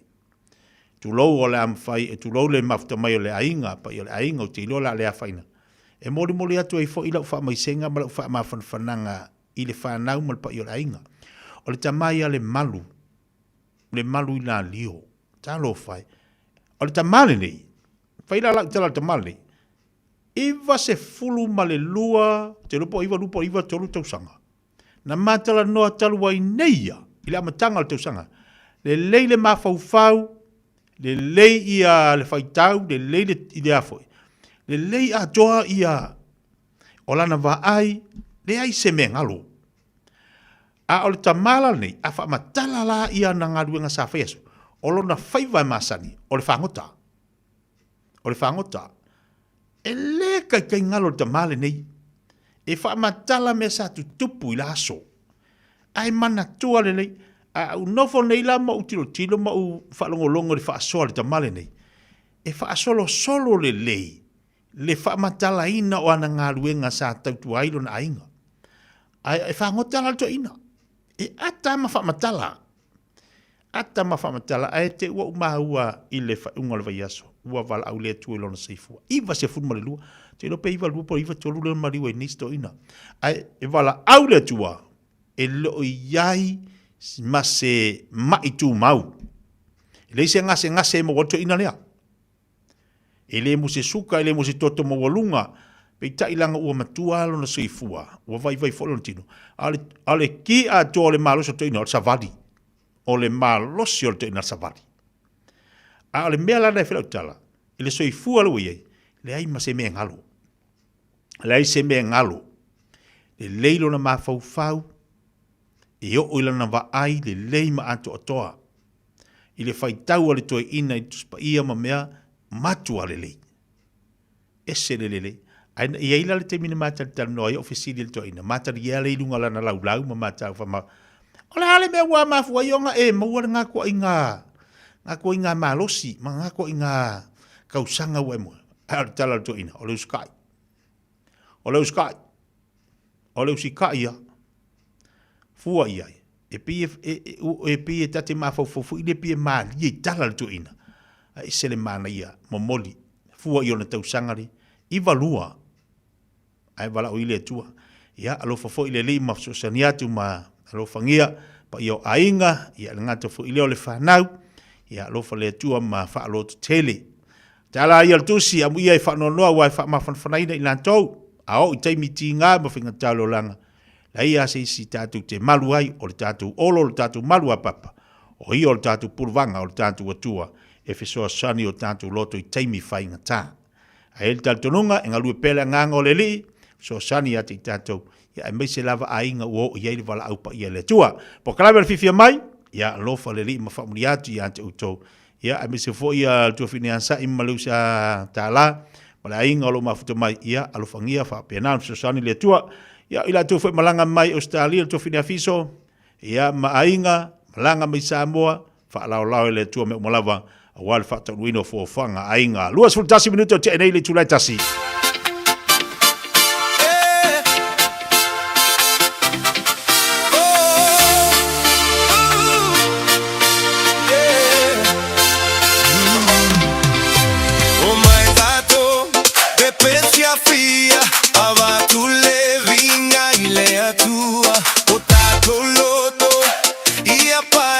Kaula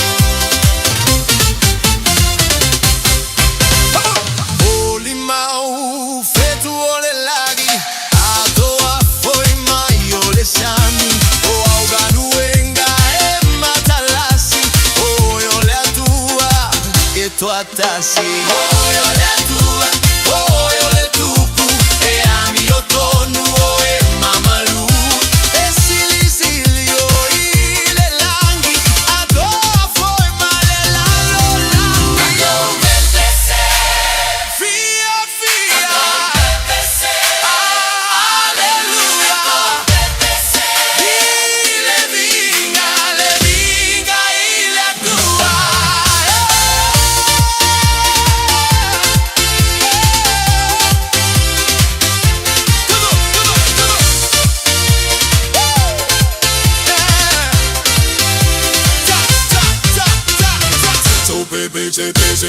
se ma aleluia Tenga boya patulong taulan na balefia via Nga maya yo lima Nga maya yo bae Dung bay fa mana ya ma bai sao lo do lao vilina Au si siva siva siva siva siva ide Pakalo wana me umane wa bai yo ma vili Ole ole ba ora Oye oi fai ba venga O me ume fai ma dama ya te se va la la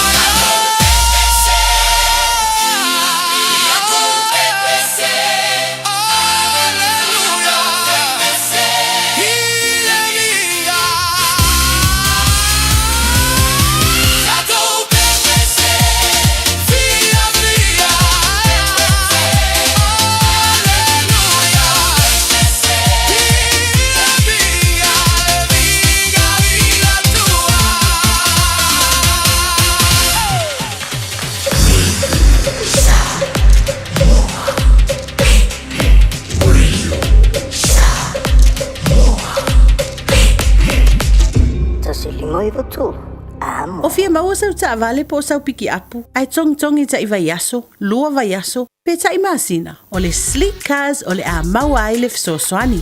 O ta pena le au whainga ruenga a le sleek cars mo oe malo a inga. Aua e te popole i se mea e tasi. Te tala fitu aso, mai le sfulu i le tai au. Angai le afo le ono le afi. Tele la alai au kilani i saute. Vili mai loa i le o lua tasi. Tasi faa. Fitu lua selau. Po le o lua o. Fa lima tasi lima tasi. Mo tupe whama moni Samoa, mana tua loa le Pacific Easy. O loo wha wau pēr tāru papitoa nao le lima tāla tu tongi pēr whaunga aina le Pacific Easy app e whaatino ai au tupe whama moni mai lau telefoni whebe ai. O loo awanofo le tātu direct transfer ti posi mai ai au tupe le tātu account ma whamali aina fasili lupa le telefoni ma whaatino la whaino lau tupe ai na whapitoa. Mo le tutongi no pido le vai, mo li te ngā tupe so se whare tupe Samoa, pe tutongi ni no ngā tupe le numpi wha Samoa Housing Corporation, UTOS, Samoa Land, ma so se au nanga Samoa, o lo ma whaino whaatino umai tātu au nanga ole Easy Pay. Mo le silifia, mo whaasuporia so se wahenga ni usila yo tātu lala, o lo awanofo yo tātu ofisa yo tara mamangele, pe whaunga le Pacific Easy Mobile app, mo le direct transfer, whaasawa ilu taimi, ai sili ato na whaasau ina au tupe wa taunga tāle penisini. Mo nisi whamtalanga wala au le telefoni o Barcelau, o tasi ono, po numero masani au kilani o le lua fitu ono fitu iwa fitu wha, ma le lua fitu ono fitu iwa baru wha, Pacific Easy o lau paanga mo tupe wha mo boli Samoa. Talo fa Samoa, wa ule ne yo kasu tialu, a wale suia le ngila wa ule kio. A eva mai ina se fulu lima iwa kolu, a mo, Radio Samoa, bevela a.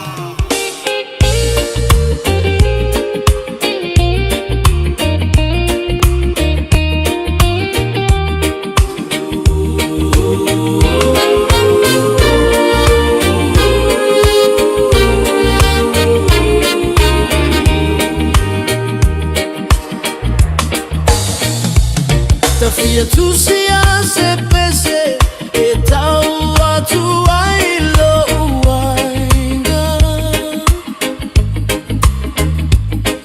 o so o se gangana ia tunu uma ole nei vasa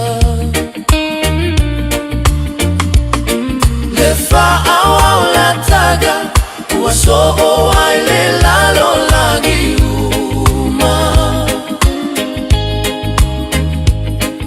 ia fa amalolo si wala tamai le sitianga feta la Yesu i auto tu mau ile fe alofani ina ia fa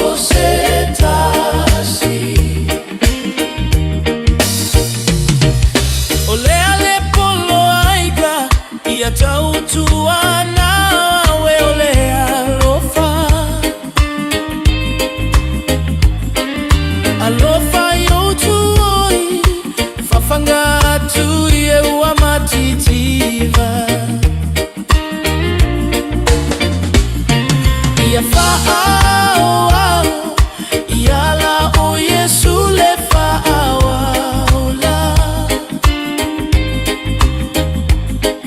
o le na maliu tiga mosota saulotoga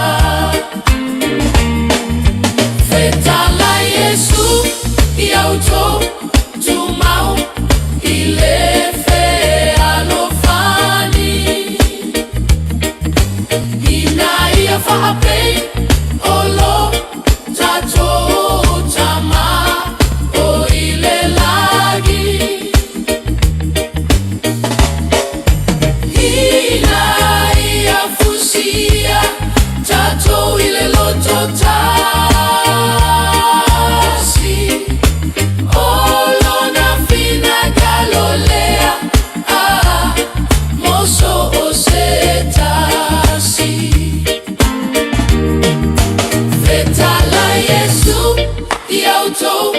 Tumau ile fe alofani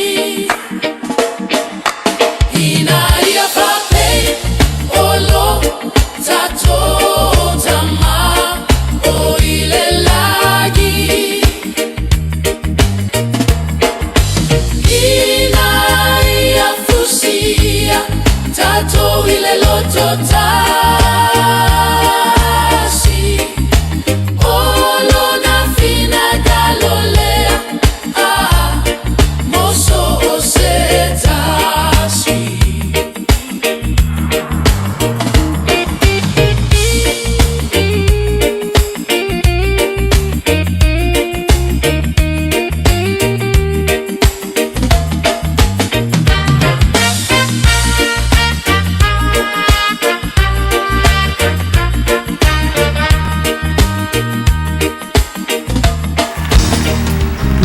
Of life sent down from glory. Many things you were on earth, a holy king, a carpenter, but you are the living word. Say it now. Come on.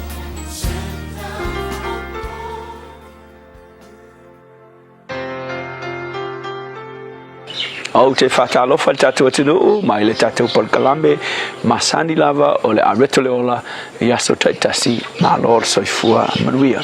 O le tusi man reko o mtau pe lima al fai ubis fitu mal sifuru valu e ia le tala whapea o na latou ai o ia tu lea le nuu lea ia Yesu ia maliu ese atu ilo latou nuu ua maliwa e fo Yesu i le vaa o na ai oi mai lea o le tangata o le na iai te moni ulu tino ina te moni ina ia la fatasi maia a le upu mo oe o le ase mea o tau fia lo mana o mia o Yesu o le tala nei o le tala i va venga na faia e Yesu ina ua na faasa o loto i le tangata fai mai na ulu tino ina e te moni e makaukia le mea fai ke mongi nei tangata a ua fai mai ua le mawhai se tasi o na whaalata ia te ia ua nofo o ia i tunga mau i le pō fai mai e nofo ai ua salei e ia lo na tino i maa fo ia maa ai ua ka salei ia o le ise kasi mawhai uma whaalata lata ia i o fo i le nofo anga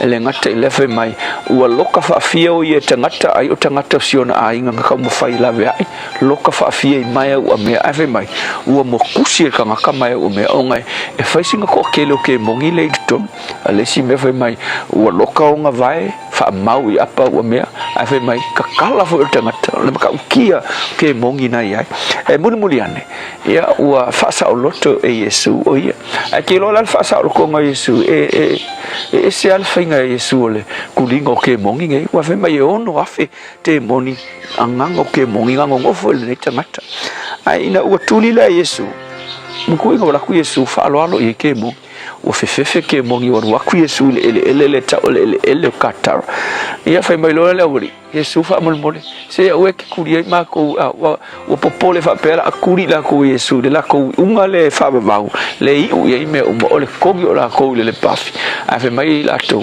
aua kuri ai makou le makou unga nga ae fa'amolemole Iesu kauanga kuri makou le lafu pua'a le lafu pua'a la fai mai pe lua afe pua'a fai akulo Iesu okay ya fafo ia olo i fafo ma le ri'ileanga ia ke mogi sa o loko tangata ave mai a ua opua a ua o ke mogi ua feo soi pua ua ulu tino pua ia wangi lo pua ia ua whaavale vale ai fai pua ala tau isi tulou wae lua afe le lafu pua ia fai mai ua akua le lafu pua ale ngi ua kumu ke mogi ua akua feo soi le kofe pepe uma malelemo pua ke lo ele i malelemo ke mogi ai o pua ua pepe mama i mau al kala mali ele pe mali ele fai al kala e umai fonga wale mana na o tanga telengu ulenga wo mai kilo il va venga wa la ve ingar kankale nga ike mongi wa poto ia ma failunga ofu ngofo kwa vo Yesu o le ko kali aku wale manga o ngofo Yesu ve ma Yesu alu ese ku ia ma makongu tabul mo le ese manangu ni al kali tanga telenga yele ke mongi fe mai wa fa ia Yesu ea ka o mo e vai manga o ya Yesu le tangata nga fa polonga ele ki apolo a o kangaka ye isi kangaka ye ko kele lungu le ai maso singa manga o ya Yesu e ira tala fa pe ai se anga le manga o ila to ya Yesu o le mesa ka fa pe o Yesu alo fa mai mo fo nge kele la o ke mongi kele tangata mafakia mo fo ngi fa malolo ai fa mai o le fia fa mai Yesu sidi pe adu ese man makongu ese mai kali kangaka na ulu te noina te moni ua fasa o loto ele tua ua mangao eno nofo ma Yesu o le fasini la aisia fai mai ngisi kangaka a tonu ua fefefe le nuu ile mana o Yesu o le tala ke ilo e fai au lakalaka e fai mai o le nguu ngei mankua le nguu ngei o le territorio nuu ese o le lako fai mai o le lato pisingisi siri o ngā o la ile tele o te ngata o le whainga o la fua o marketi aku i marketi muu tua oi ia le pua ai nuu ia kele la au fai la pua e mga kulangisi o le fefefe o le mu o ngal mga a ngofo umi Yesu i umai fonga ua le ai mangi pua e oki e pisingisi so le songa ta ua foi la le mo tatou i ringa Yesu o le ase mea ka ua ia oi o ngisi te ngata ua whaingata o ngā tuu a toa o lako o langa ia Yesu pe whaingaka o ngā latu talia Yesu i lako o langa o mea ngei o pisingisi ke lo ele o pisingisi uma ele au whai pisingisi uma tele au whai pisingisi o lo o whaile whai ngā uo le lei ma le ali wha o lo o Yesu ai tele nisi te ngata ua avea le pisingisi ua avea le mea o lo o lai ma mea ua whaingata ai o ngā italia Yesu ilo na olanga ai sea ilonga mawhauwhau nge i ukalia Yesu i oki uma kua iloa la utraits lea ma umea ie a ke loa le uputa ua mo oe whai pisingisi a e kalia Yesu ma e whaaloalo ia Yesu ke loa o le awha o popo e le tua le manuia mo lau pisingisi le tua whawhitai vi ia o e lau upu me yaso amen.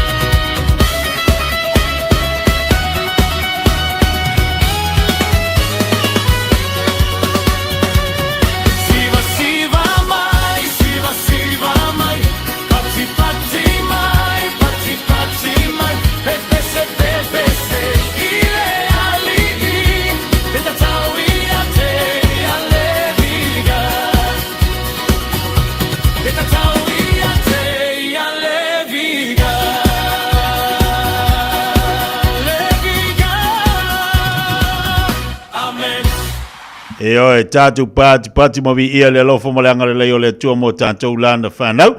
Ia pei ona iei upor pese o whamai atua le tātou pokalame nao le areto le olo. Tama whtaka whalanganga mo tātou o ngā tono nei vai aso. Ia le li, whaftai le tua, ilana upu fola, whaftai fui le tua, ilana au auna, tāpena ina nei pokalame whalanganga mo tātou. Ai mai se lava lau whinga luenga le tua. O lo saunia nei pokalame whalanganga iaso o malava. Mai lava le tai au se ipa ia steimi o le afiafi. Ia mana tu le nau so sa pele upo le tu yo tatu loto mo tatu tangata le tatu savalinga ne yaso.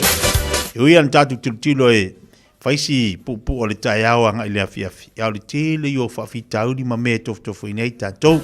Salani mea uma le upu ma le pola fionga le tua. Na te fusia i tatu. Ia ile loto e tasi ma le tino tasi ma le nganga tasi. Ma wha malus au pe lau savalinga ma la uia savalinga. Se balte bela wati leo toi se fulu bala iwa minuto na ta leo leitu la. Leitu la lua. Ta leitu la lua le fatisi mai foi leo le fionga le ataua sa vea el Harrington la vea. A wale fa owino le tate pokalame se pa ifustemi o le afia fia nanei. Wa le mawhai ona telo tātou unanga matutua pe ona iai. Ia o to tele fo ila to le titilo atu ngo penga to failang ia fa mole ia ono sai mai o tu lotu ni sai mai tatu ni ia statement tatu e vai fo ile ni so tatu por me fa so ia o tatu po kala me ole ata maleva ia le tape ne mal po kala me ale telinga ale fianga ale ataua ia mo tatu fa so foi mai vai vanga per masania i tatu no ni so vai nga pe ona ni so tatu ta upu au tātou re va male ata ia male kau kalping singira o ia pela la te bafuta mai ai fai malu o fai va mo sai tātou afia fena nei fa tātou sumpa fai lo fa malstino yo le lava lapta ia tu mafsosa ni atu mo tātou fai lo fa malstino afia filana nei fa tātou fa malstino tātou fa ima sanina ina malu kau tali tu ono au te msia na le fata la te tango tongi ona tu tongina au tongina le so soani tongino tātou fa ia lua talata maiti ia a ke sumpa fasol atoa e umaange le tula o ka makua manga ia matua mana ia o le tau fo ilana al tatu pokalame e te tau on sosani te remo tātou whailau wha marstino to anga tau sami to anga fo e whaile wha marstino to anga tātou e tau sami to anga fo i tātou e whaile wha marstino ale ma whaiona whailau wha marstino whai se isi whainga te lau tātou pokalame le tu atu mo tato foi ia e so sane foi le mo tato atunu wa e te mi unga tato si tu lo alfa fonga mai el tato atunu e te mi tato te unga tayo sa vat ava yo le fa bona tu atu e ngo foanga ke ngo foinga i lo fali i lo ngala lo ai alo lua ia kipila dis kaimi e fa sanga e fa malskingo ma kwa i lunga la lo punga udalo punga ulunga ngo foi lalo tu ulunga ngo foi lalo ia failo fa marstingo e uma engiau seki sefulu kama fo ilia e si ilunga le vai alu lunga mangava e uma mako e lava matutoi e o vea tatu finga lunga tu no ofisa ma ngalu nga fo e te sa fa ye fa makau fa mingo ilunga ulunga sa fa ilalo ulunga sa fa ilalo ai lo kuku ke ala wa moya ko ya ma e fa pepe ko I know you have another woman ko fa go malu luinga mai kako ia watau lo la tete e o pikina i tamaiti watau na e alu lo e pikina i se au whanau ia o tino funofo ia whapena watau na e tula i mai ale piki se au whanau le la tale lua vai se lau paolo te alu tino funofo i lalo mwhapaka le lau tabale e te fu wa tuai e la tu fu ilia e pakasese e momo e atu e mai lau whanau watu ai tamaiti ia e saua ia ma le sala i lunga o le taabale wai le ke leo le mafakianga ngala ia i tau le whatamala tātou lolo winga e te tau ona e te eloi o te nofo ai ma e ili la awai o i le nofuanga ngai piki e sau whanau o le whamanatu masari lama mo tātou ina ia aua ni e li whanau i tonu lunga la tele tau tō nāl whainga le vaiaso mo le tualanga whaapteri tātou watunu o le la fo i vaiaso ia ila unanga mo le tautua fo le tātou pokalame pe ona iai tātou whalainga, whamalo whawhitaitiri lawa tātou atinu, lango le tātou whalainga. Awa ngalo lasto na ifo imale asa, to e whai fo ileo le tātou unanga masani, awa lawa iputi o le afiafi, iputi o le afiafi, maua le tātou pani popo ma le tātou sinamoni, kapia fo imale tātou German pan, a te wala au mai la whamunamotu, e mawhai fo ona matu ngā seina ia momo family service, manisi au danga e mawhai ona matu tautu atu e mo oe rowinga au te popole pau al meolo wala au mai fatu langa mali taimi e te mana o mi ai tātu pani popo ia mali tātu German pan fatasi ai mali tātu cinnamoni i le whaunga le vai asa o aiputi tipi ai le tau sami me ai mamafa i le tātu me ai lololo ai tātu wai tama mama aso tona ila malasa Sa football Fabio de Tala July Lua. Ba vianga mai le vaeva. Awalo fatwa nei tamaputina matue moto malawa mbaisi la toma. Lunga la tele. Anga ya te piki nei fana waonga.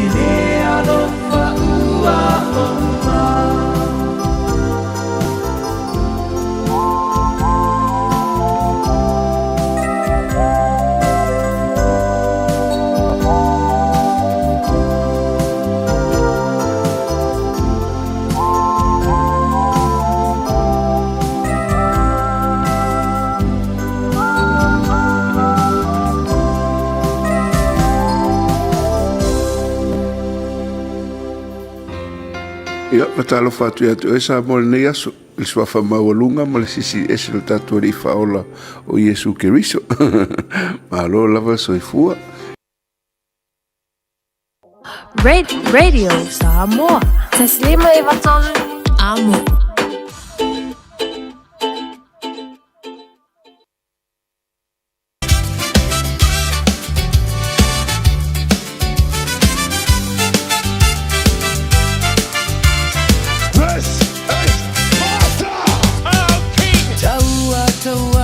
Faatasi o faigata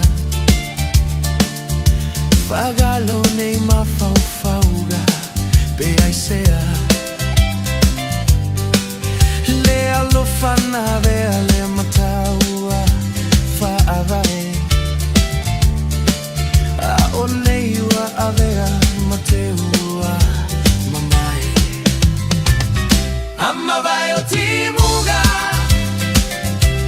lagi lele te aise le pogisa nailo meuma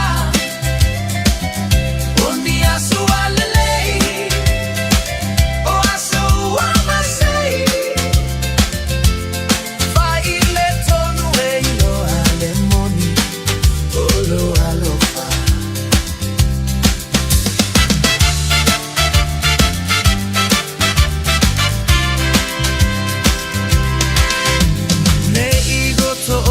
la o tu mau pe aloita le alo famoni le fa pena e ai va fonga mai pe di sida tatu fa fianga musika le nei fo ia oli dai bela wati leo atoe family tentane o le tu line lua leo tape mai le fianga ia li antau sabe el tenovea ya wa fo tatu po klame tape na mole nei fo ia oli si pa istemio le fianga nei la tatu te filo ila so tayao longo po kalme fifia mai ya ole fata fiti fo inala unanga mo tanto mo ni vayaso po kalma sadi pe ona yai tatu awoni ingalu ya to e aso tayala mo tatu so ta inga fo marika samole sunga fo mai ya le sunga le tofaya lo menga le sunga teri ai le tofaya pau Royo sangi maltatu po kalami oto mai Amerika Samoa. Lea so atayao. Aya manuia laba fai valo fili maltatu wantu. Manuia tiu te mangalu wenga le yaso. Sei fo mai manuia. Amma vai o timuga. Ua lagi lele. Te aise le pogisa. Nailo meuma. Oni asu alele.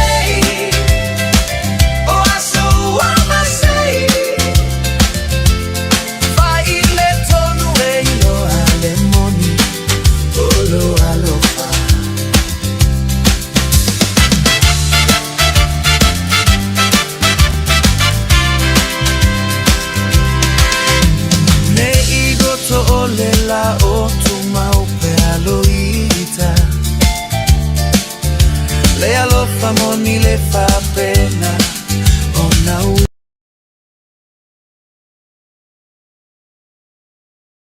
tu mui fa o sosoga ia te pataula itaunu o manaoga amma vai o timuga lagi lelei te aise le pogisa nailo me uma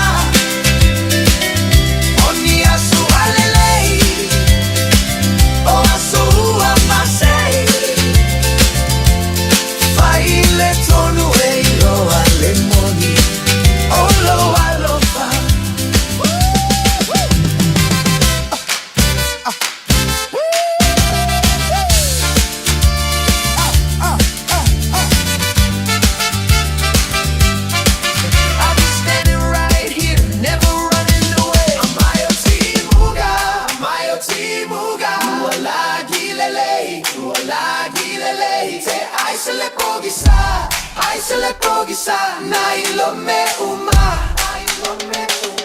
o mi aso alele o aso ua mase fai le tonu e lo alemoni olo alofa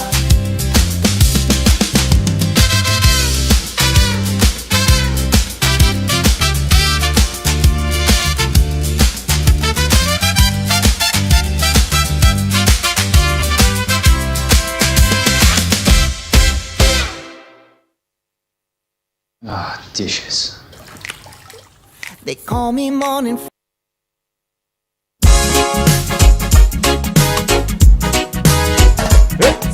Come straight from the basic of the rhythm of the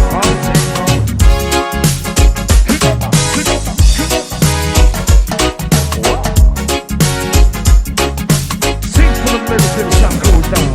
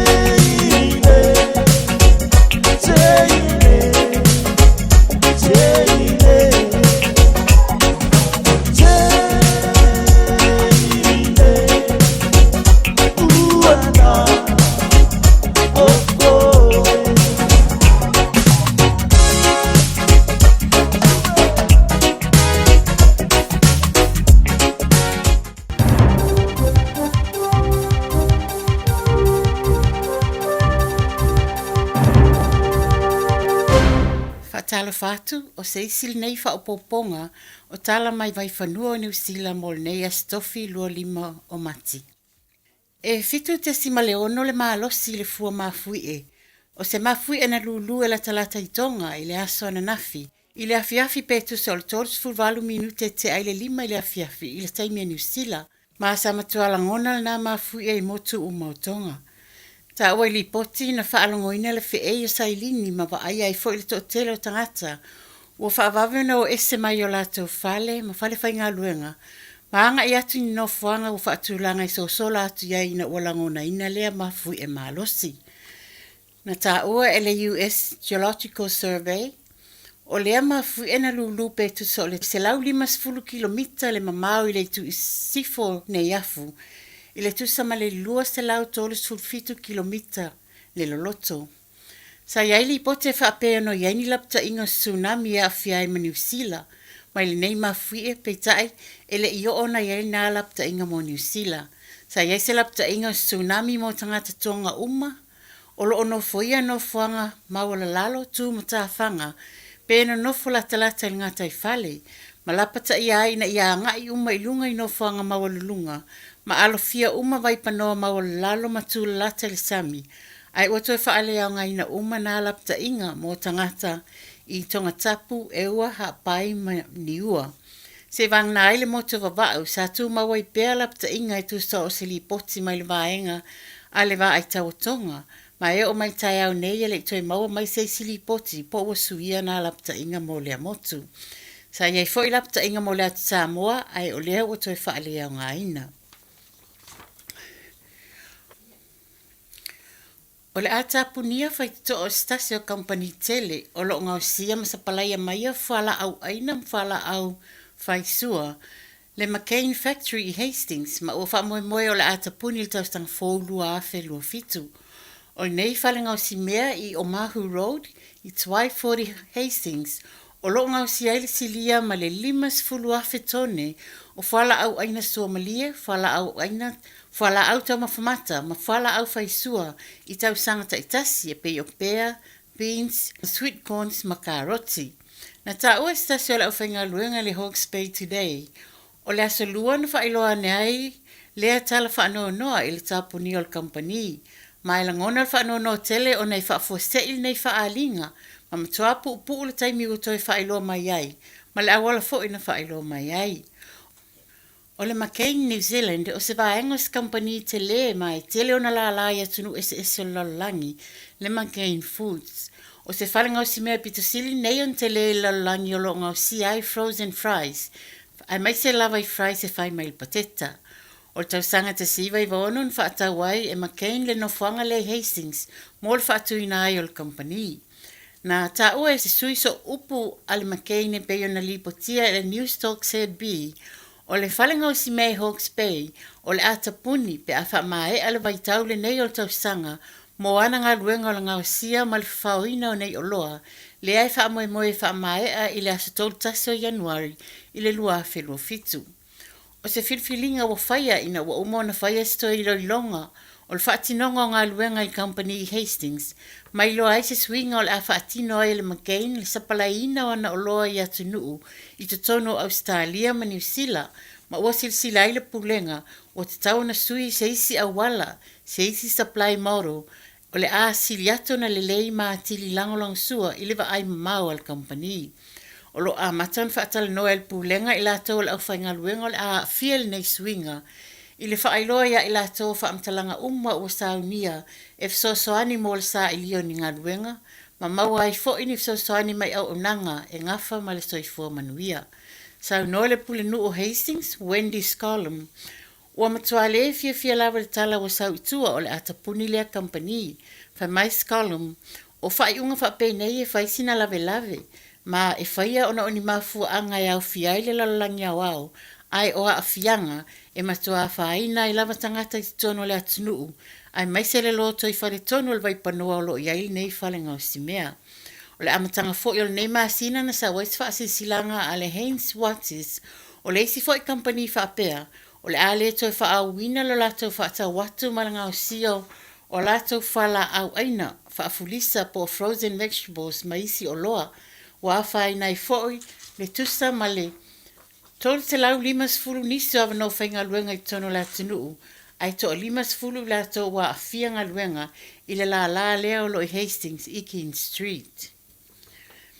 E fast fu lima tau sanga o se li, e ia iniona to finga is whala poptonga whale e kalesia, e ia iona la lai New Zealand, Australia, Samoa ma Fiji, na loka mai e leo na nafi, ma ua molia i molianga o whainga a inga wha sol tula fono.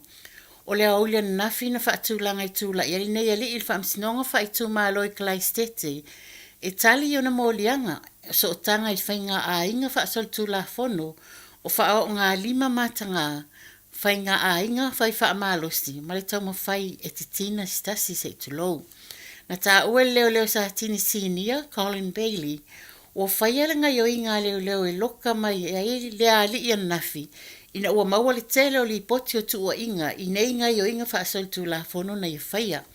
Whai mai Bailey, e tali tono i ai manisi tu ua inga o lea e lato tele i loa, ma e mtua wha amalo si awa tua ia i lato na afia, ma sao mai sol ngā tu la fono nei ali, ina ia nga i mai e tala noa i leo pe amana na oai. Whai mai Bailey, e tā wala wha aleo mai o langona, ma ole amato whiutanga i ma oe, i se tūlanga wha alo. Ta oe Bailey o matua wha pitoa le tole ni ino le au whainga luenga leo, o loo ngā lulua i mata upu nei, o nai tangata wa whaileanga ina. O loo talasanga mai ai foi, i so stasi o sila fian wha mtalanga po ni atu ngā lunga nei mata upu, ina ia vili atu leo i le tasi o lima, pe wha ngale au nanga i lunga le interneti, e lipo tiai mata upu e leo in wha lavlawe wha fosei, po le Non-Emergency Reporting Service.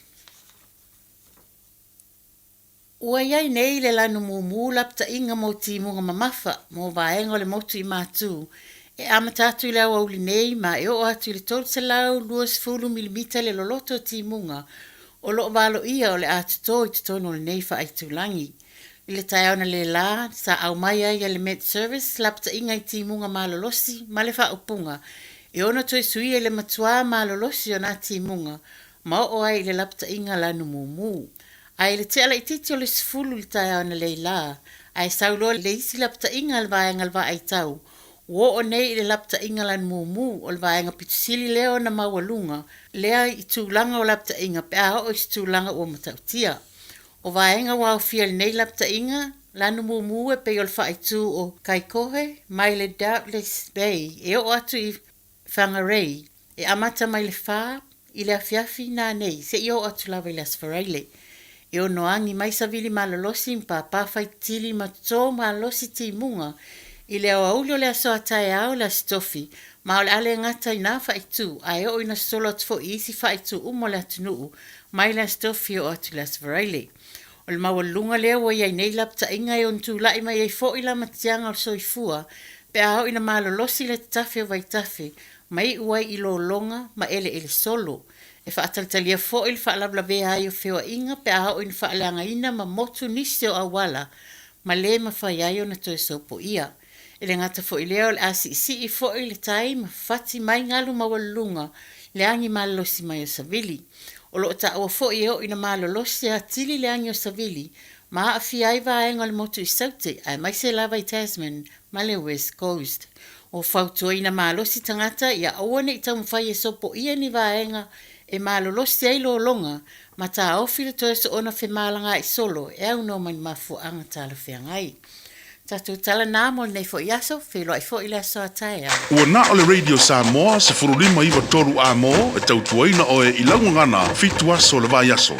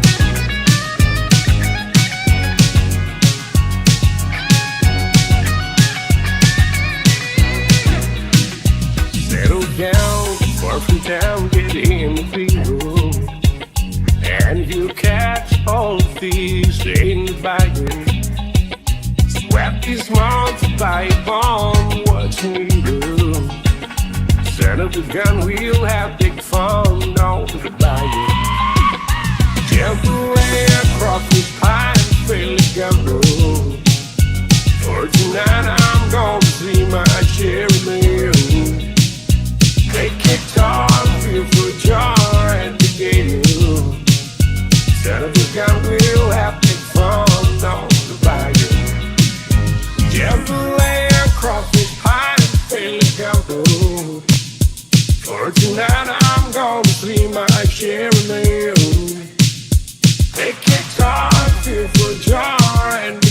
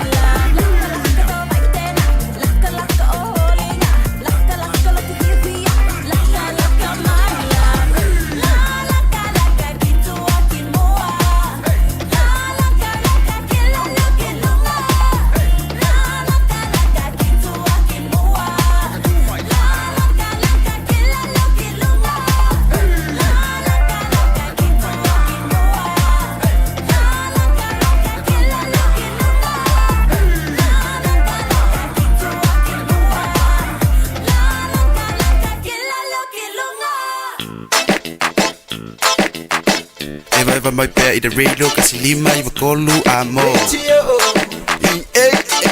Au ngate le sunga mo